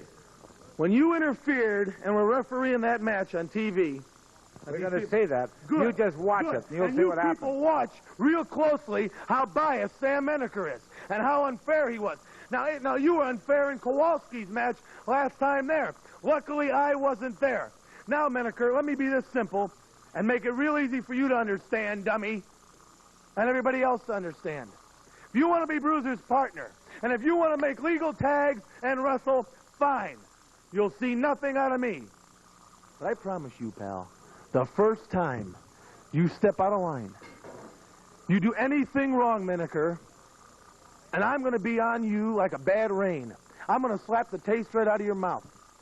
Now, just so happens your eye stumbled into my fist on this tape like they'll see isn't my fault. There's an old saying, misery and Menaker run together. You understand if you get yourself involved in there, the only thing that's going to be left out of you after they slap everything else out of you will be lips and tennis shoes. Now, I haven't been around here for I a couple just months. hope that you venture into the ring. You try to interfere, and I promise...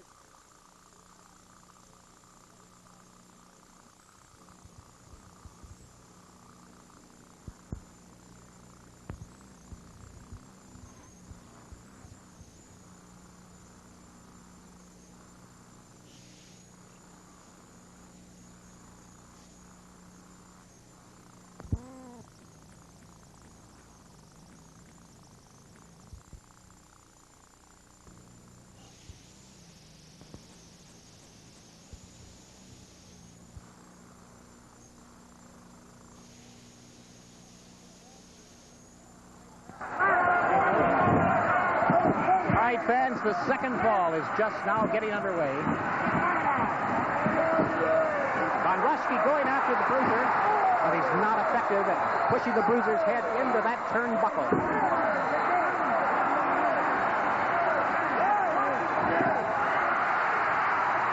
is going after Bruiser from outside the ropes.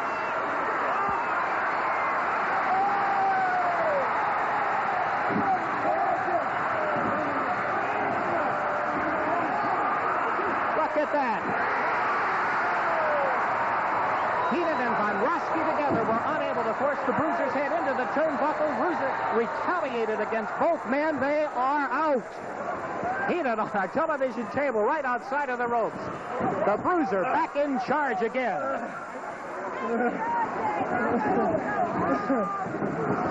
A back drop by the Bruiser. Raschke doesn't want it anymore. Look at him get out of those ropes.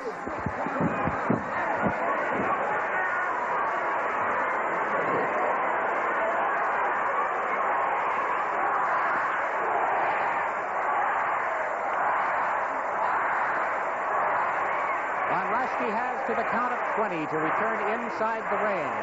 If the count is interrupted by one of the other wrestlers, it must restart. There's a double kick to the solar plexus of Raschke.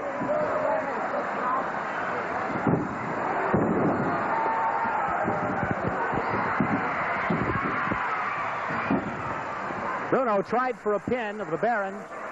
Ernie Ladd brought that to a halt.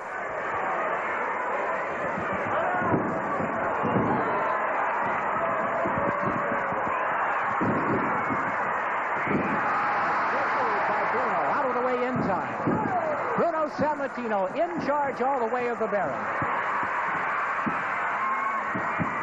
It looks like it's impossible to go for a count. Hard to pin a man when you've got his partner right outside the ring who comes into the ring illegally.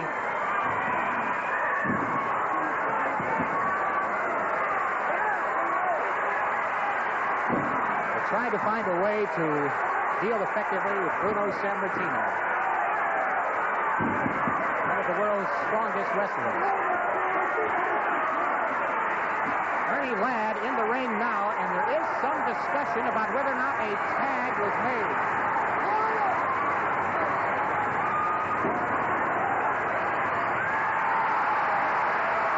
Brunno tagged the Bruiser, so the Bruiser's coming in.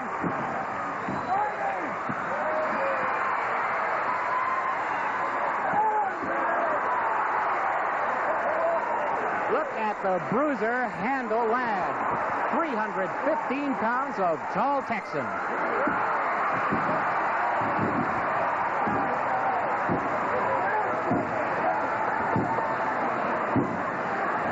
The Bruiser wants a little bit of Heenan and a little bit of Raschke at the same time.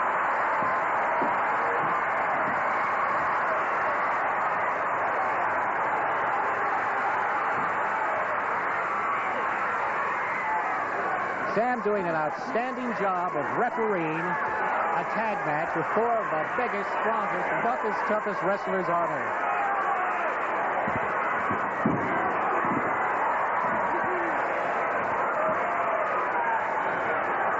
That ought to make Ernie think twice about wanting to go a bit with the Bruiser.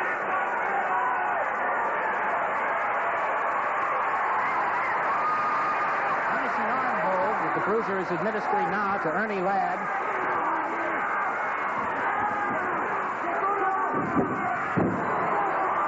Bruno Sammartino adding his comments.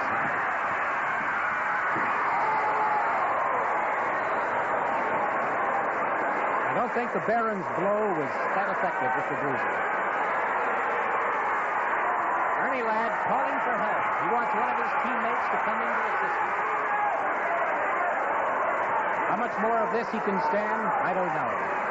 The referee asking Ernie if he wants to give it up.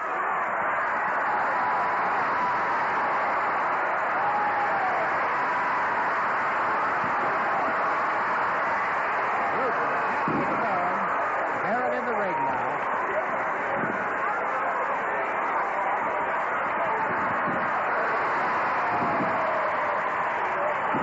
Fine introduction. Ernie Ladd meeting Barron von Raschke, courtesy of the Bruiser and Sammartino.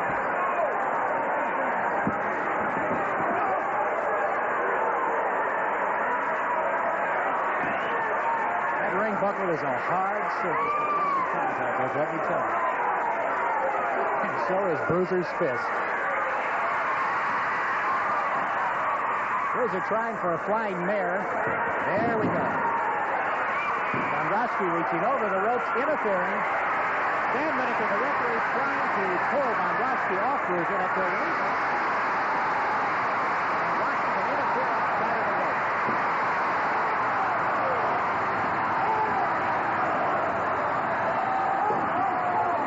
I can guarantee you, referee Sam Miniker is not going to take anything in this match off of manager Bobby Heenan. Heenan is angry. He's tossing chairs around like a small child throwing a temper tantrum. He is mad.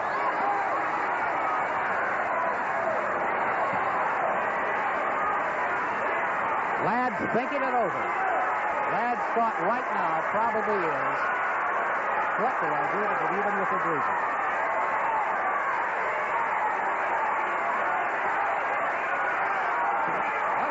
Sure, that terrific punishment has slowed Ernie Ladd down just a bit. The Bruiser coming in to dish out more. The tag team rope has been wrapped around Bruiser's neck. Ladd is using that rope to try to strangle the Bruiser. Brunno's in the ring trying to pull Ladd off. There's mayhem in the ring now, ladies and gentlemen. 4 men in the ring. 1 left.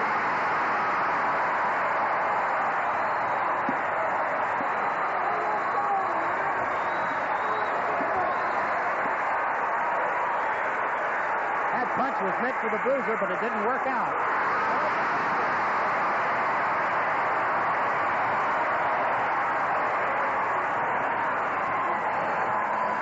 So Heenan will learn not to get too close to the ring anymore. Barron trying to take over. Trying to take charge. The Bruiser won't have it, though.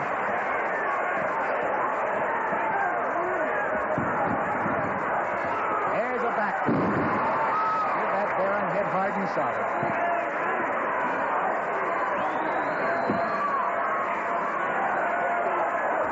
When you get pasted by Dick the Bruiser, you're pasted.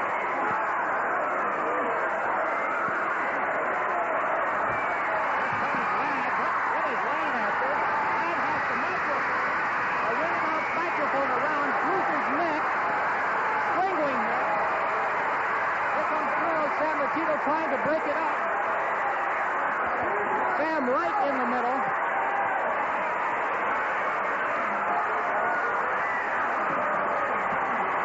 Raschke beating on the Bruiser while he's held in the corner with the microphone cord. And now they're holding Ladd, wrapping the cord about the referee's neck.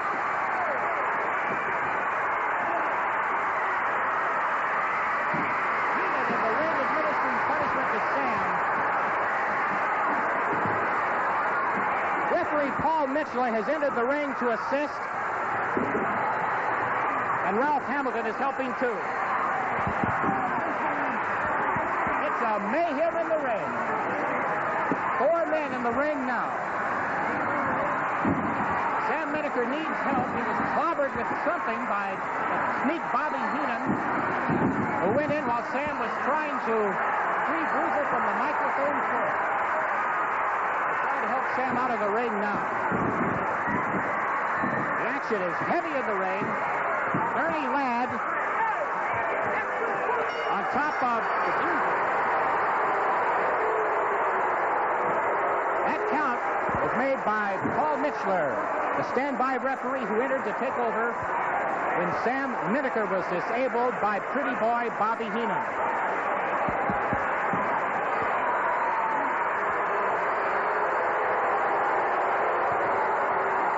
That ball goes to the team of Ernie Ladd and Baron von Raschke.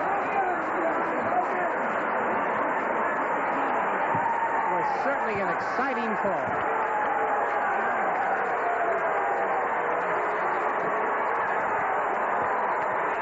Fans, we're rapidly running out of time. This match has a curfew of the end of the television broadcast.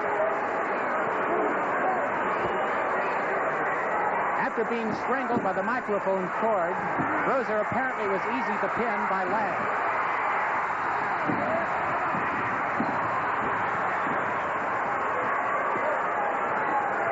Bruiser has tremendous recovery powers there.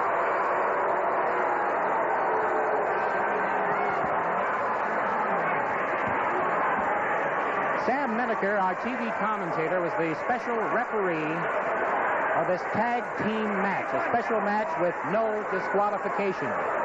Sam was disabled in some manner by Bobby Heenan, who sneaked through the ropes and attacked Sam from the rear while he was trying to free Bruiser, who had the microphone cord tangled about his neck. What Heenan used to hit and disable Sam Menaker with, I don't know, I couldn't see, but it must have been something. Sam is receiving treatment now from our first aid technician. Seems to have a cut cheek or cut eye.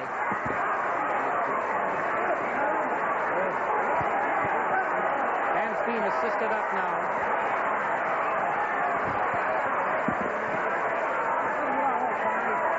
Going to try to help Sam down off the table, ladies and gentlemen. That's just about it for All-Star Championship Wrestling. Tom Mathis filling in for Sam Menaker while he refereed this special match. We'll be with you again next week for All-Star Championship Wrestling.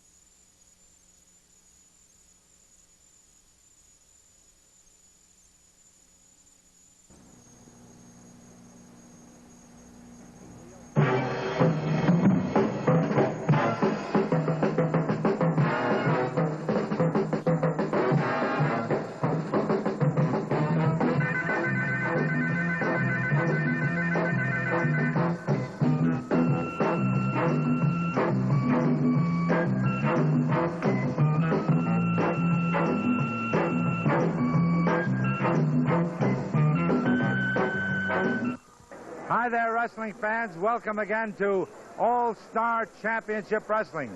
We have a tremendous card today.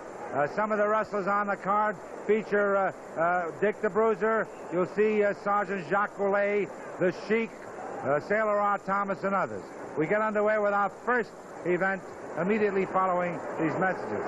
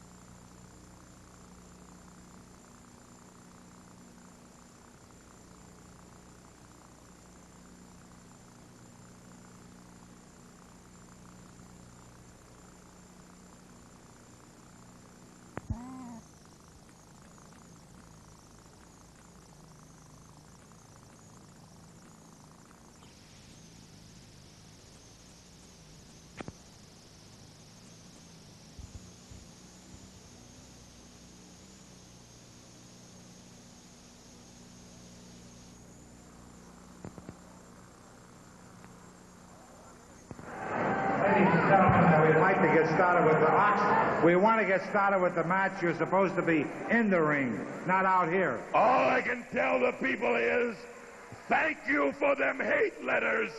I know that I disgust you. I know you don't like Oxbaker.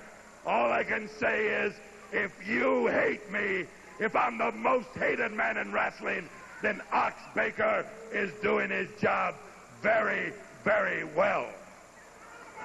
Thank you.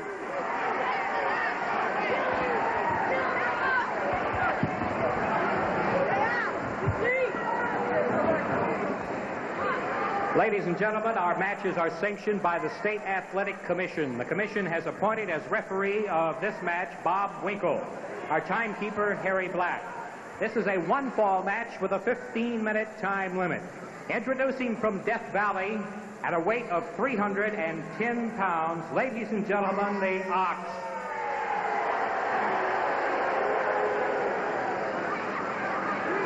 And his opponent from Mexico City, Mexico, weighing 231 pounds, Juan Zapata.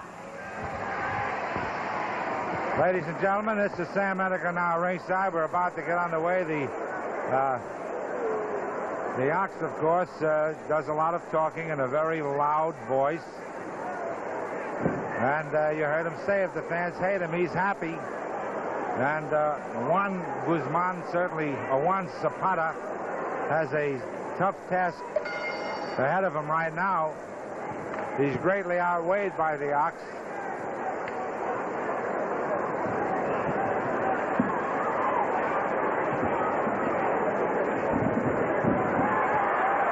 And Zapata moving around, getting away.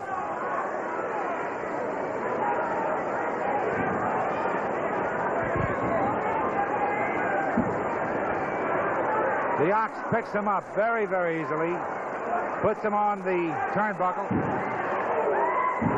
Man, we really have a great card for you today on All-Star Championship Wrestling.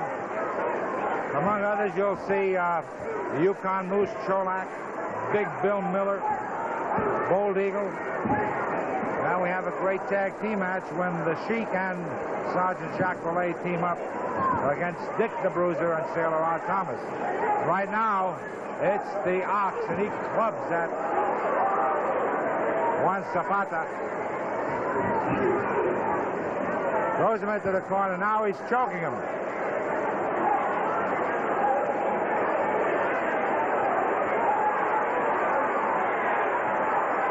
Zapata kept punching, punched his way out of it.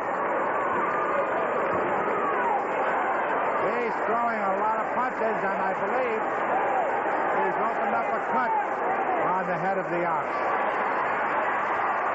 And that only inflames the Ox more. He drops that big, powerful elbow like a sledgehammer right across the throat of Juan Zapata. Hits him right in the throat now with a fist. Rips him up by the arm, kicks him to the midsection. And Zapata has no chance in this match. Greatly outclassed. Greatly outclassed.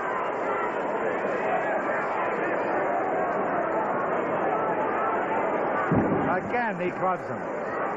And although he has Zapata hurt, he's making no attempt to pin him. Just wants to dish out some more savage punishment. Again, he clubs him to the back of the head. He's got him now in a chokehold over the rope. An elbow right to the chest. Now the Ox has Zapata. Throws him into the rope. A big elbow. A big elbow to the throat. Zapata's hurt. He's hurt bad. He drops across him. Again, two big elbow drops. Now he's got him covered. He refused to make a pin. He pulled him up. He wants to hurt him more. Kick to the chest. He falls across him, has him down. A 3 count. A victory for the Ox. Fans back in a moment, so please stand by.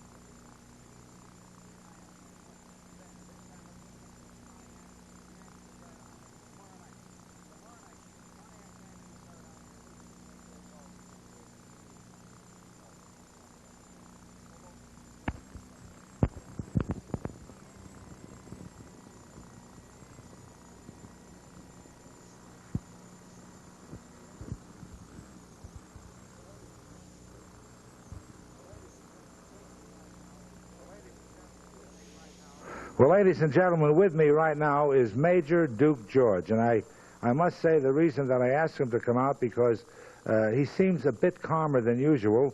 Usually he's, you know, raving and yelling and screaming, but now what I would like to say to you, Major, is that throughout the country you are known as a man of great business acumen. When it comes to making a deal for your wrestlers, you're very tough to deal with. You know law, you know contracts, and so on.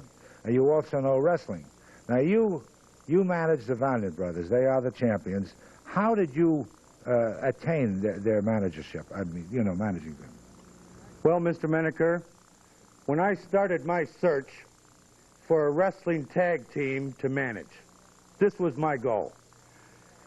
I didn't look just in Des Moines, Iowa, or Milwaukee, Wisconsin, or even just in the United States. I searched the world over. I went to match after match and arena after arena. And many, many times I saw the Valiant brothers, and I decided, and the wrestling world decided along with me, that the Valiant brothers are the absolute best when it comes to tag team wrestling. There is no better. It doesn't get any better than that, Menaker. So me, as a manager, as one of the world's greatest managers, it is only logical that I would want to manage the world's greatest wrestlers, Well, which are... they are very good wrestlers, but let me ask you this. Why do they, if they're as good as you say they are, and I know they have a winning record, why do they resort to the rough tactics? You seem to have an almost hypnotic influence over them. I mean, they do such dirty things. Why? The Valiant brothers win their matches. And I walk down the street, and people say to me, Major George, did the Valiant brothers win? And I said, yes, they did win. And they say, honestly. And I say, who cares? They won. The winning or the losing is the only important thing.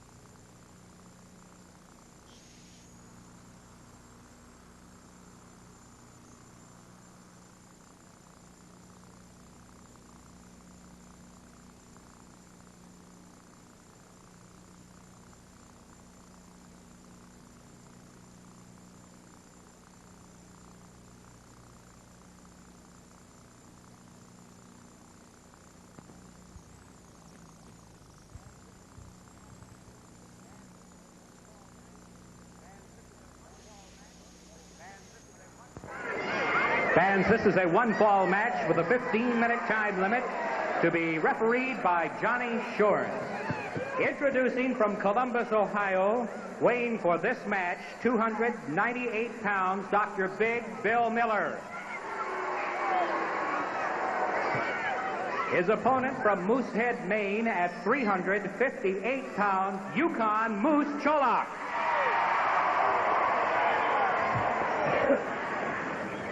Ladies and gentlemen, this is Sam Menaker again at ringside, and fans, right now you're watching two of the biggest men in wrestling. Dr. Big Bill Miller, a great athlete. He was a top football player at Ohio State University, great wrestling star for the Ohio State University when he played football. He was one of the great footballers at the Rose Bowl.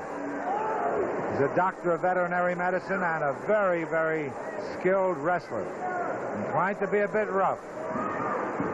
Yukon Moose Cholak, of course, a very tough guy, can throw a powerful punch, knows a lot of wrestling, has exceptional balance. Hard man to get off his feet. Miller tried to tackle and hit a stone wall when he hit Yukon Moose Cholak.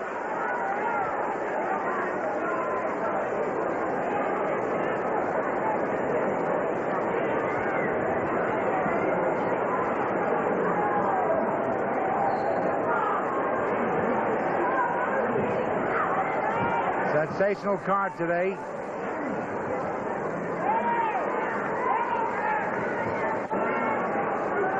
Miller pulls Yukon Moose Cholak back into the ropes and on the break. A smash to the midsection.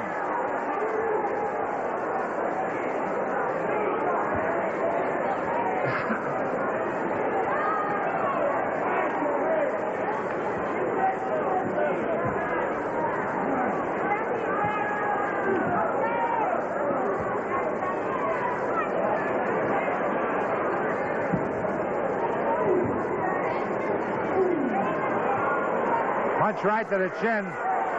Little reaction there by Cholak.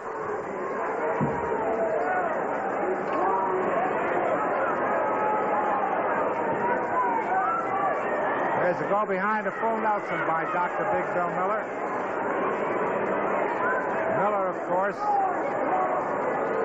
has two wrestling brothers. Danny Miller, his brother, has been seen on All-Star Championship Wrestling. Miller hanging on to this full Nelson.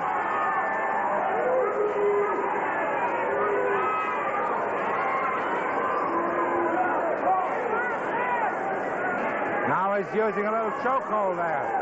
Spinning around, hiding it from the referee. Remember, fans, the referees must see a rule being broken, must see an illegal hold before they can break it.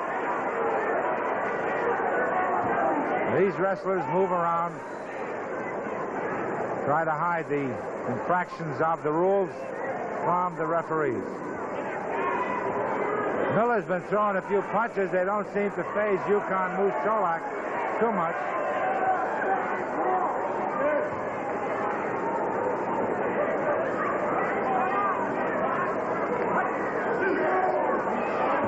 There's a punch by Miller again, and that bothers the eye of Yukon Moose Cholak.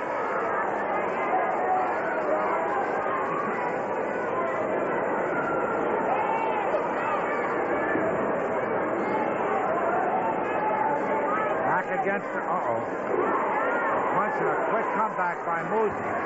And oh, man, what a tremendous flying deal across the ring.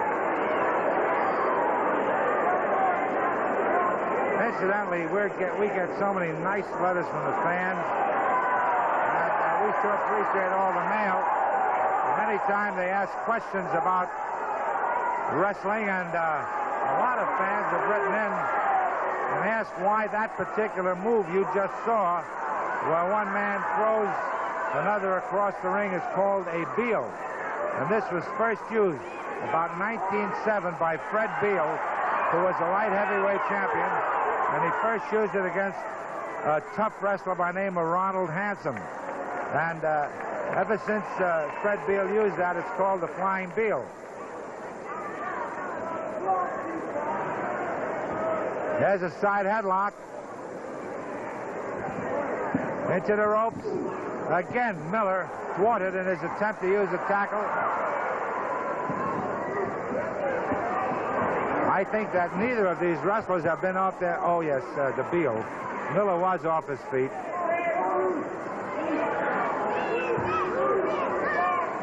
Miller, very dangerous. There he's using a bear hug. This is a hold that Cholak ordinarily uses.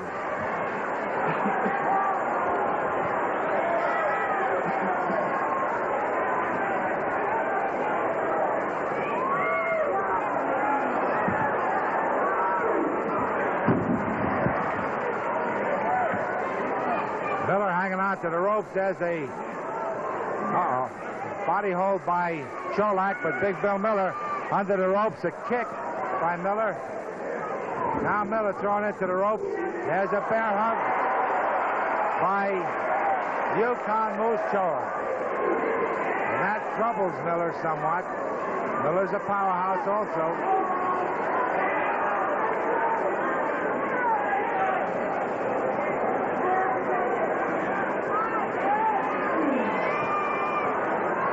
A thumb to the eye broke that hold up. Referee is warning Miller about that. There's a crump to the back of the head. Now he's got him on the rope. Elbow to the face. Big Bill Miller takes over, an uppercut. He throws Cholak into the ropes. Oh, boy, a big backdrop. And Bill Miller is doing that backdrop with that big, heavy man in there. He dropped to the mat. He's hurt his hip. He hurt his B strain, his back. The sacroiliac probably picking that man up.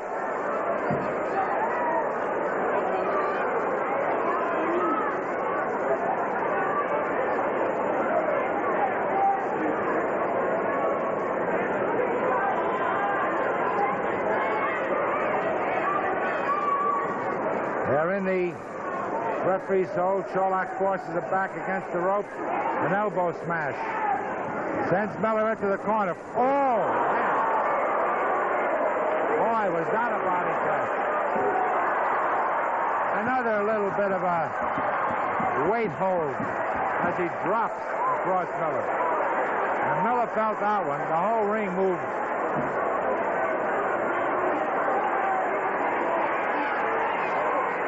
And Miller is seeking refuge on the outside.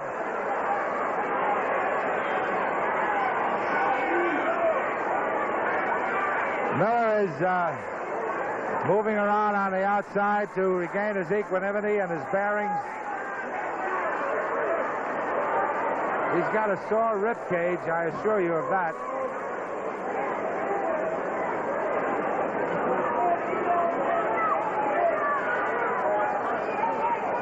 Moose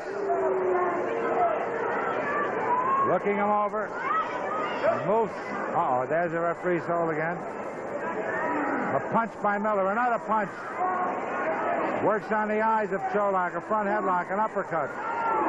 Cholak comes right back. Oh, man. He is punishing Miller now. Against the, This time Miller moved out of the way. And Cholak hit that corner and hit it hard. Miller now with knee drops.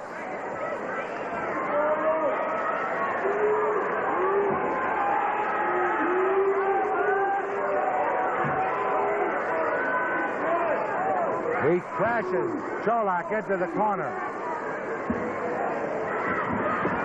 Again has him in the corner. And now Miller moves in. He has both legs of Cholak. Referee, of course, making him take it up. And on the break, Miller takes the choke hold. Little elbow massage to the face. Front headlock. An uppercut. Cholak. There's that loose ball. And that spells trouble. And Big Bill Miller, feeling that discretion is the better part of valor, goes to the outside. And, of course, this is a bit of defensive strategy, no doubt. He's under the ropes. Cholak wastes no time. Moves in. Throws punches. Look at him go to town.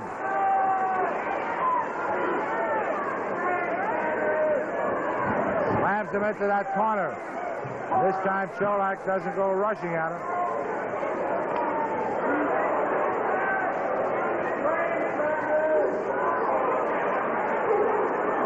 There's about 4 minutes remaining in this bout. And it's been fairly evenly matched so far. Oh, man. There it goes again. Now he's sitting on it again. cheering him on.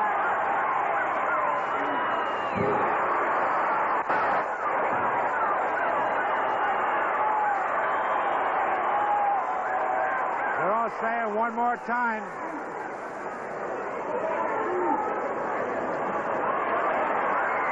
Miller's under the ropes, trying to get out of the ring, and now Cholak has Miller tangled up in the rope, twists him.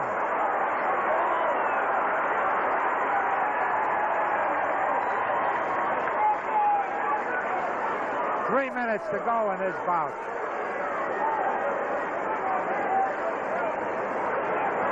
Oh, boy. 345-pound drop across the midsection. He does it again.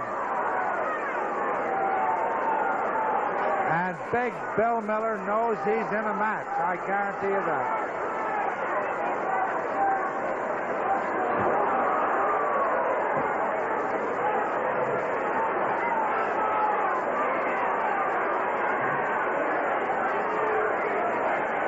The referee is asking Cholak to please,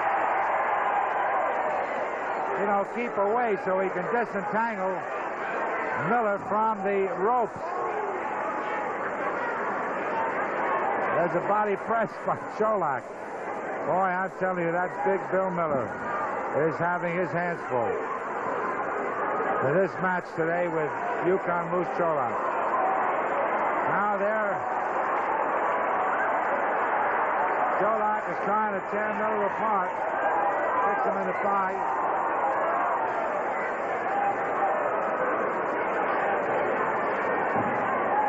And Big Bill Miller is in trouble. He's getting up slowly.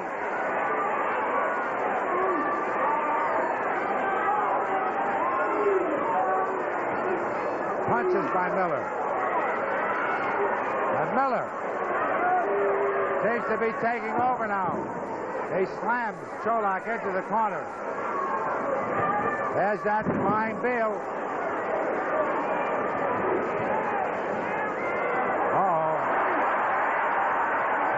Trying to pick Cholak up for a body slam. There's just about 1 minute remaining in this match. Kick by Miller. They're both exchanging punches.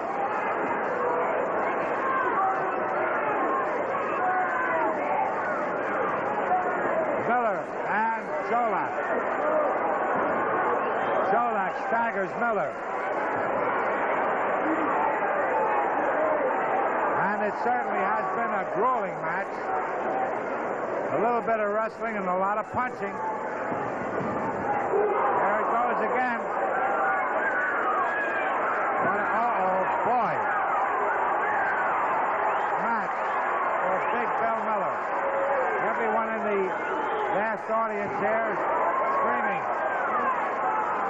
Do it again, do it again. The bell rings.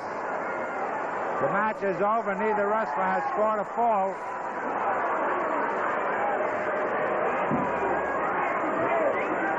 The referee. Let's see what his decision is. The decision is a draw. The match between Yukon Moose Cholak and Big Bill Miller ends in a draw. Fans, we'll be back in a little bit, so please stand by.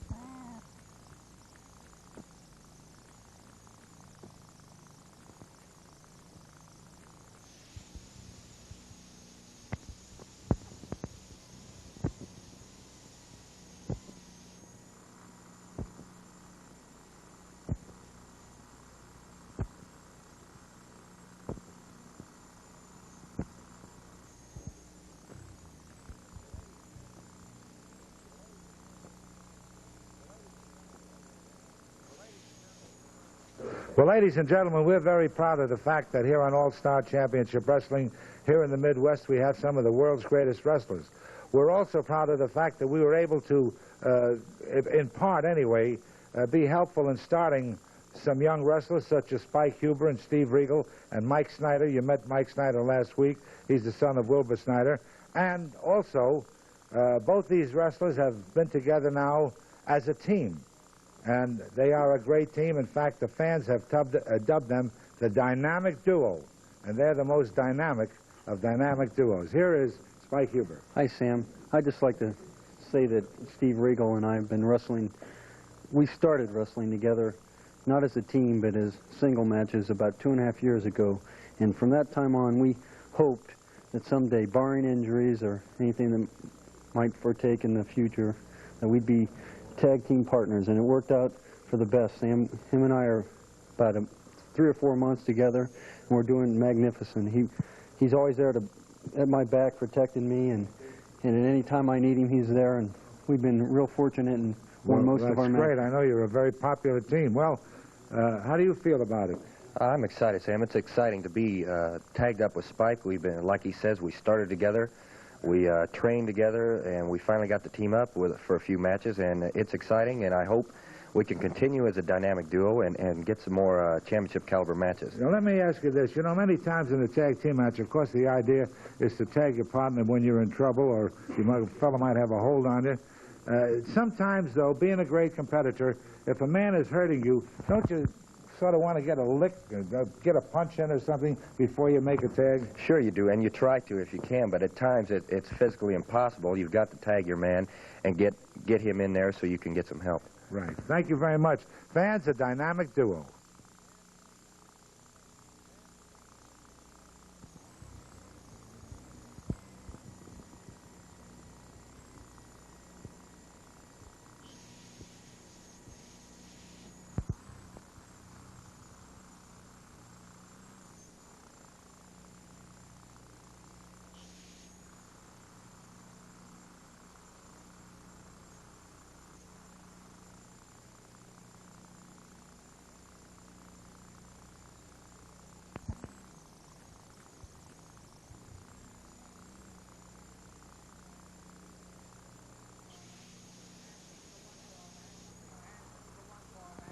Fans, this is a one-fall match with a 15-minute time limit.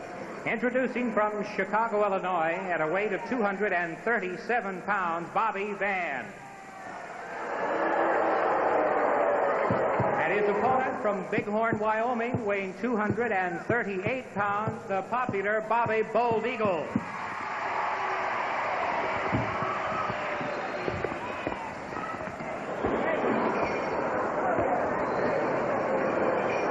Well, ladies and gentlemen, here we go. 1-4 match. Van, very tough. Bold Eagle, also tough, very fast. The bell rings. We're underway. Side headlock over the hip. Eagle has Van on the mat, but you saw Van's foot on the rope, and that broke it up.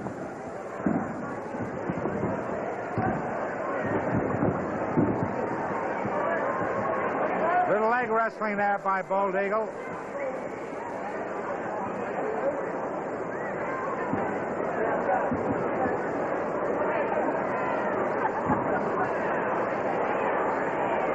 Eagle working on the arm now of Bobby Van.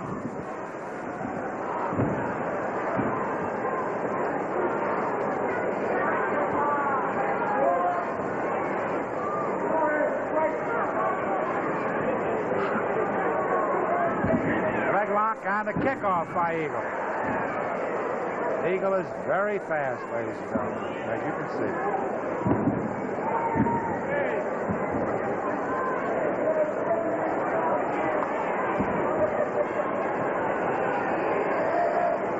Van pulling the hair.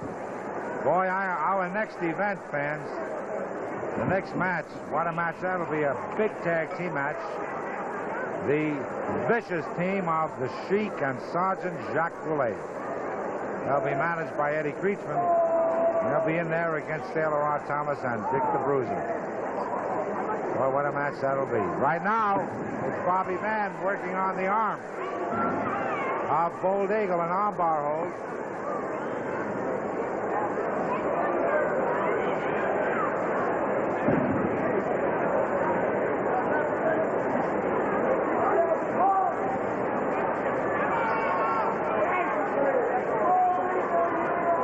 Using the armbar hold, he also has a knee across the head, or did have. Now I believe he has a chokehold. He hides it from the referee. Punch to the midsection. Again, the chokehold. There's another punch.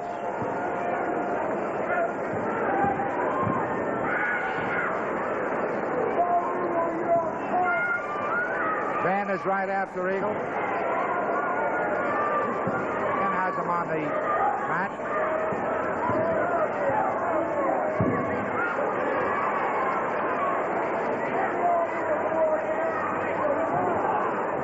The headbutt to the midsection.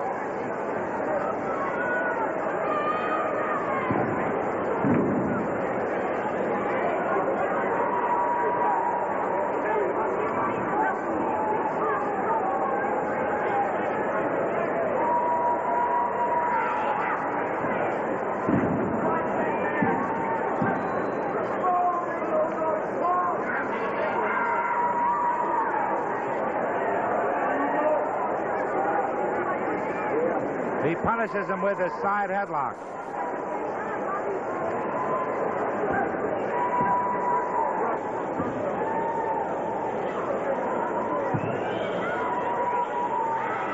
He continues the side headlock.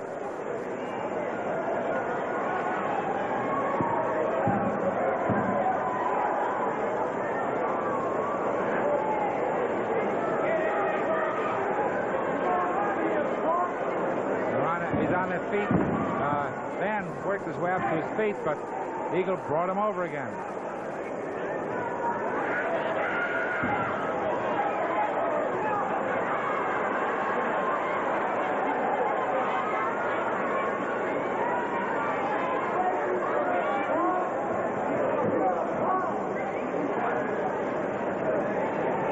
Still hanging on to that side headlock. And Van worked his way over to the ropes, put his foot on that, over the rope, gained an automatic break, put on the break.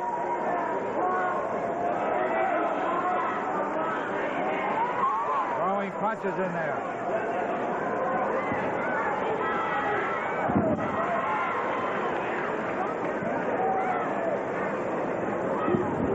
Double knee lift sends Van to the mat.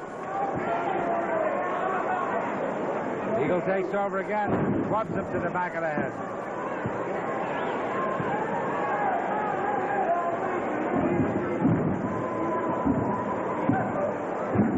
A knee across the chest.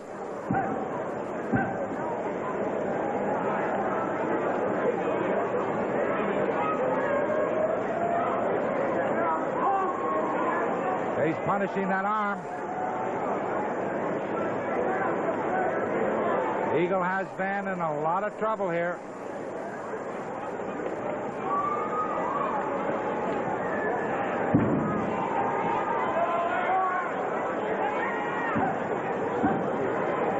Van has Eagle on the mat.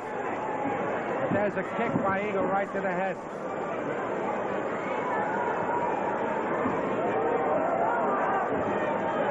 He sends Van into the turnbuckle. Again, Eagle takes over on Van into the rope. A double tomahawk chop. Eagle having no trouble with him now, brings him over the flying mare. A knee to the back. Another one. Boy, he's punishing that back. There he goes. He's got the bow and arrow hold. It's all over.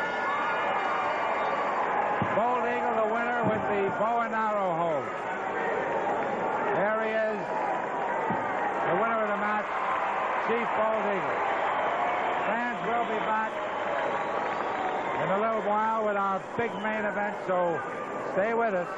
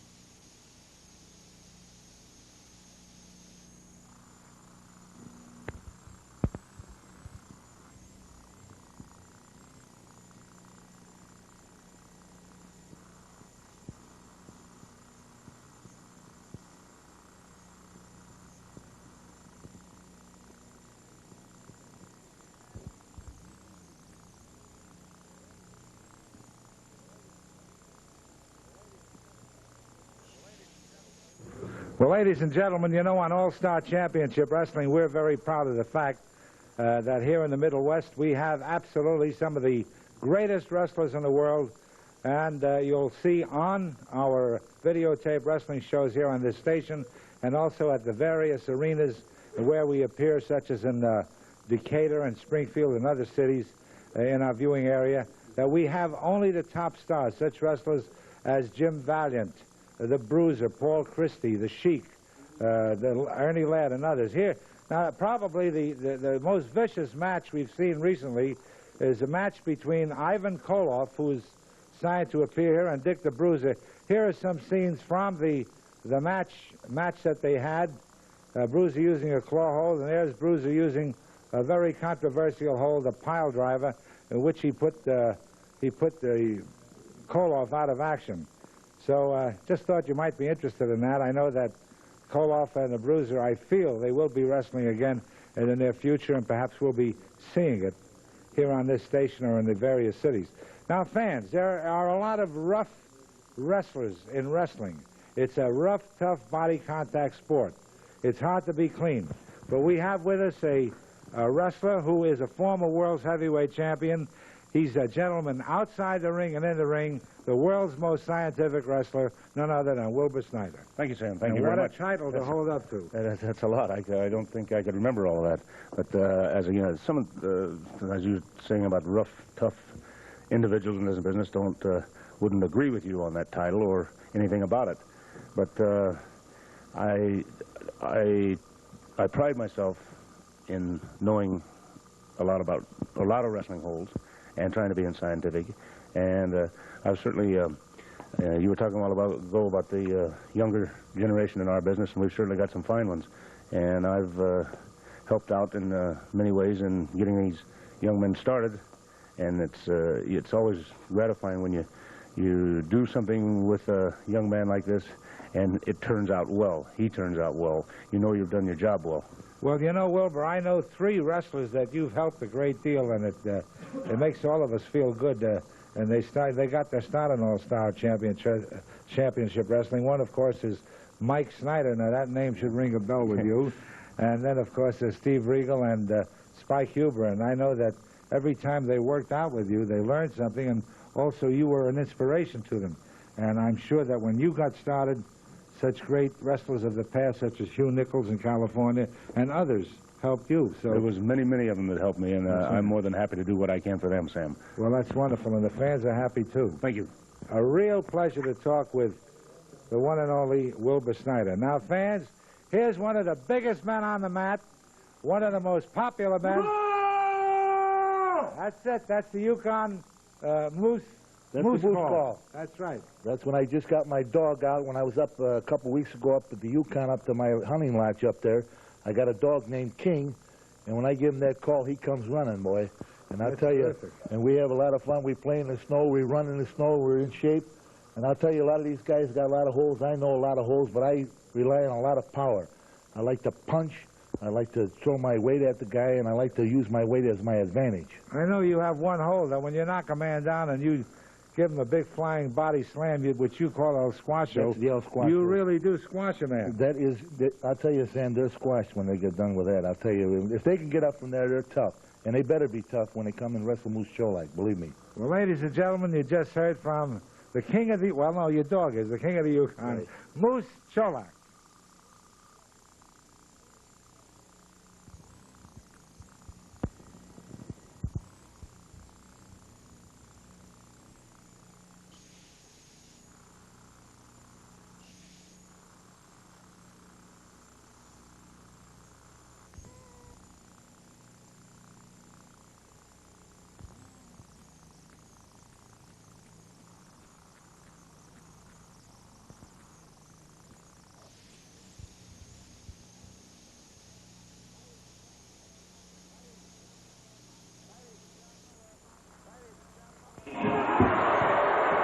Ladies and gentlemen, we're about to get underway with this.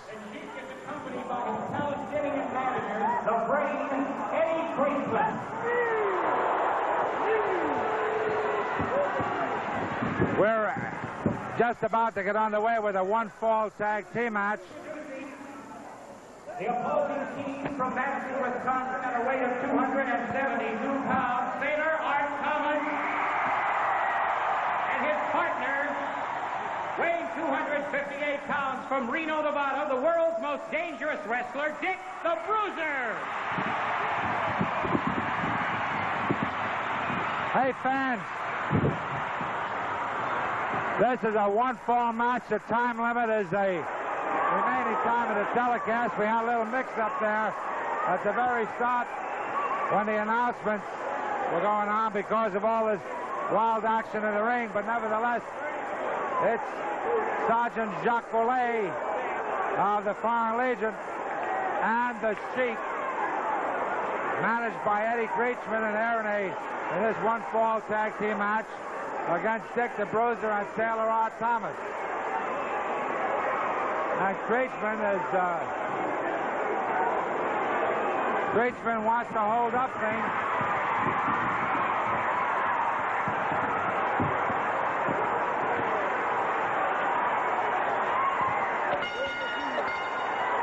The bell has rung, and we're officially underway.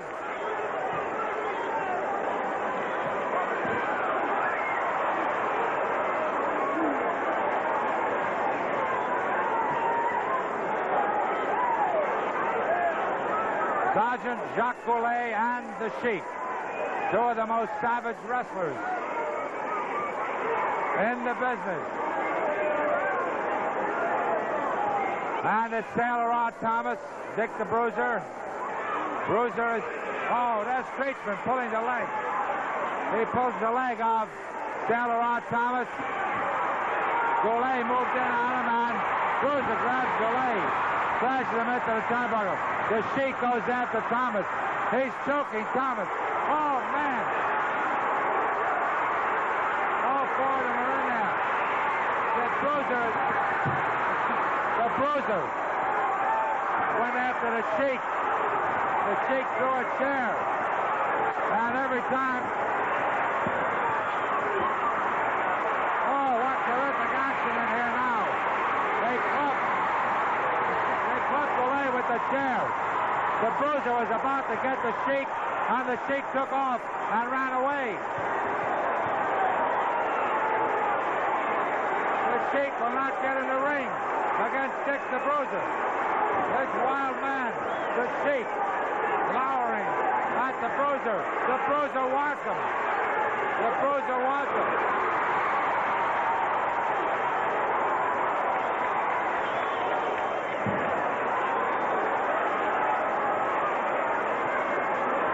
Man, what a match this is. In just a few minutes it's been on.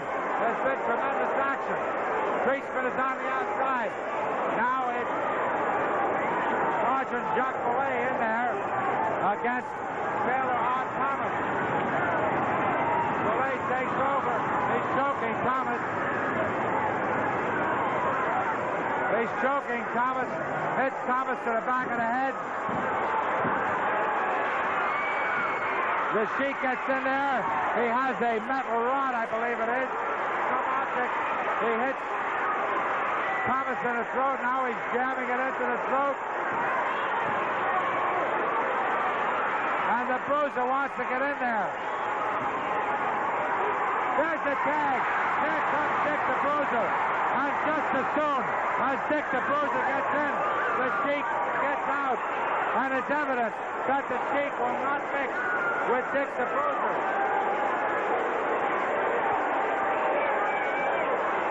The Sheik got out of the ring just as soon as the Bruiser got in. And man, does that Dick the Bruiser. Man, he really wants that Sheik. And the Sheik is still on the outside.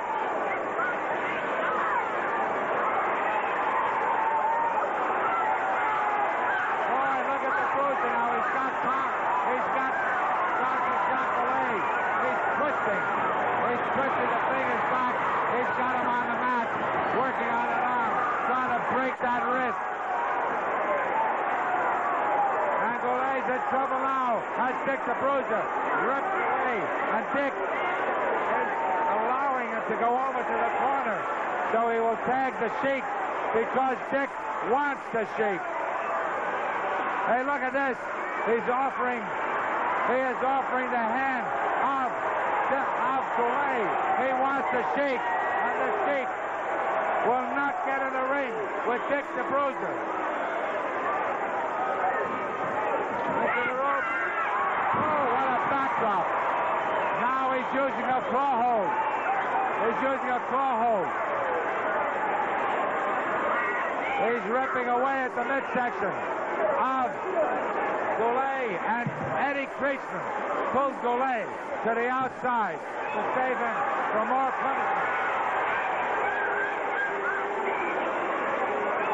What a match this is, as these four top wrestlers are in there. Well, they're all in there except the Sheik. He's on the outside. Wait a minute. Now the Sheik is in the ring against Thomas. He's fighting Thomas. He's fighting him. And Creasman is screaming encouragement to the Sheik. He's yelling, kill, kill. There you can see Creasman now. And now it's Goulet. And the Sheik are working. Oh, here comes Bruiser.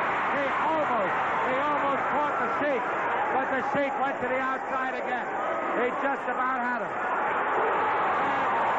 There's no doubt about it. The Sheik does not want to mix.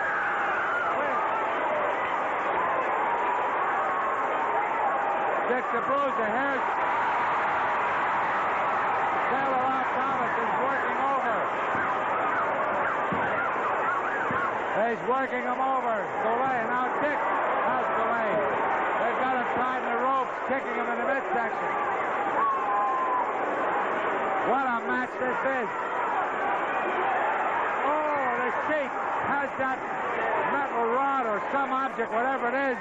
It appears to be a very rigid object. He hits Thomas with it. Now he jams it into his midsection, working on the throat of Thomas.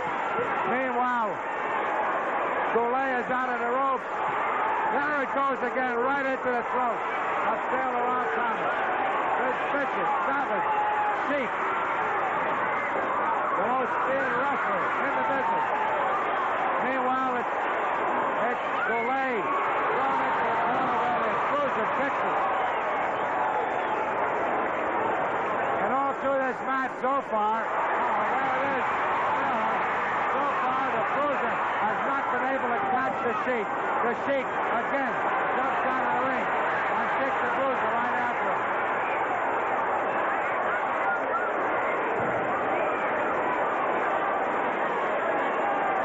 And there's the Sheik on the outside of the ring. He's on the outside.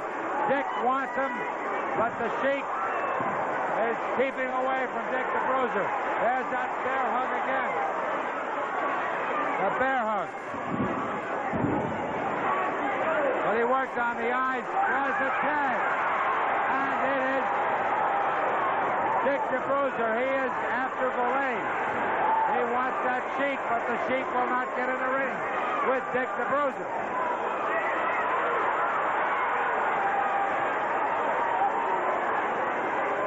Every time Dick the Bruiser makes the move with the Sheik makes tracks in a hurry. There's no doubt about it. He's afraid of Dick the Bruiser. Now he sends Goulet into the rope. Gives him a terrific knee lift.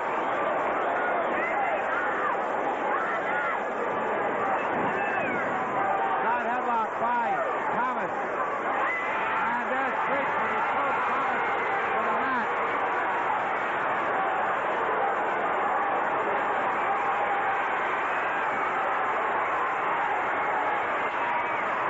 Now the Sheik is working on Thomas.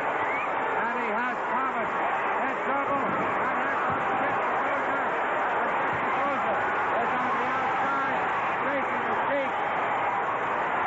He's trying to catch the Sheik. That's what he wants. Dick the Bruiser wants the Sheik.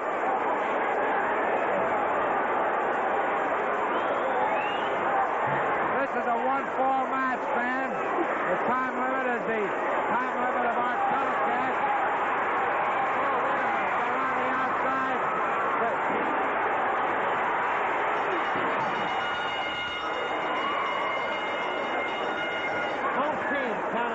Ladies and gentlemen, the Sheik was on the outside, so was Dick the Bruiser. Both teams were counted out. What a terrific one-fall match that was. It ends as a draw. The match ends as a draw. The wild tag team match, it ends as a draw. We'll see you next week, fans, with more All-Star Championship Wrestling. Be sure to be watching us.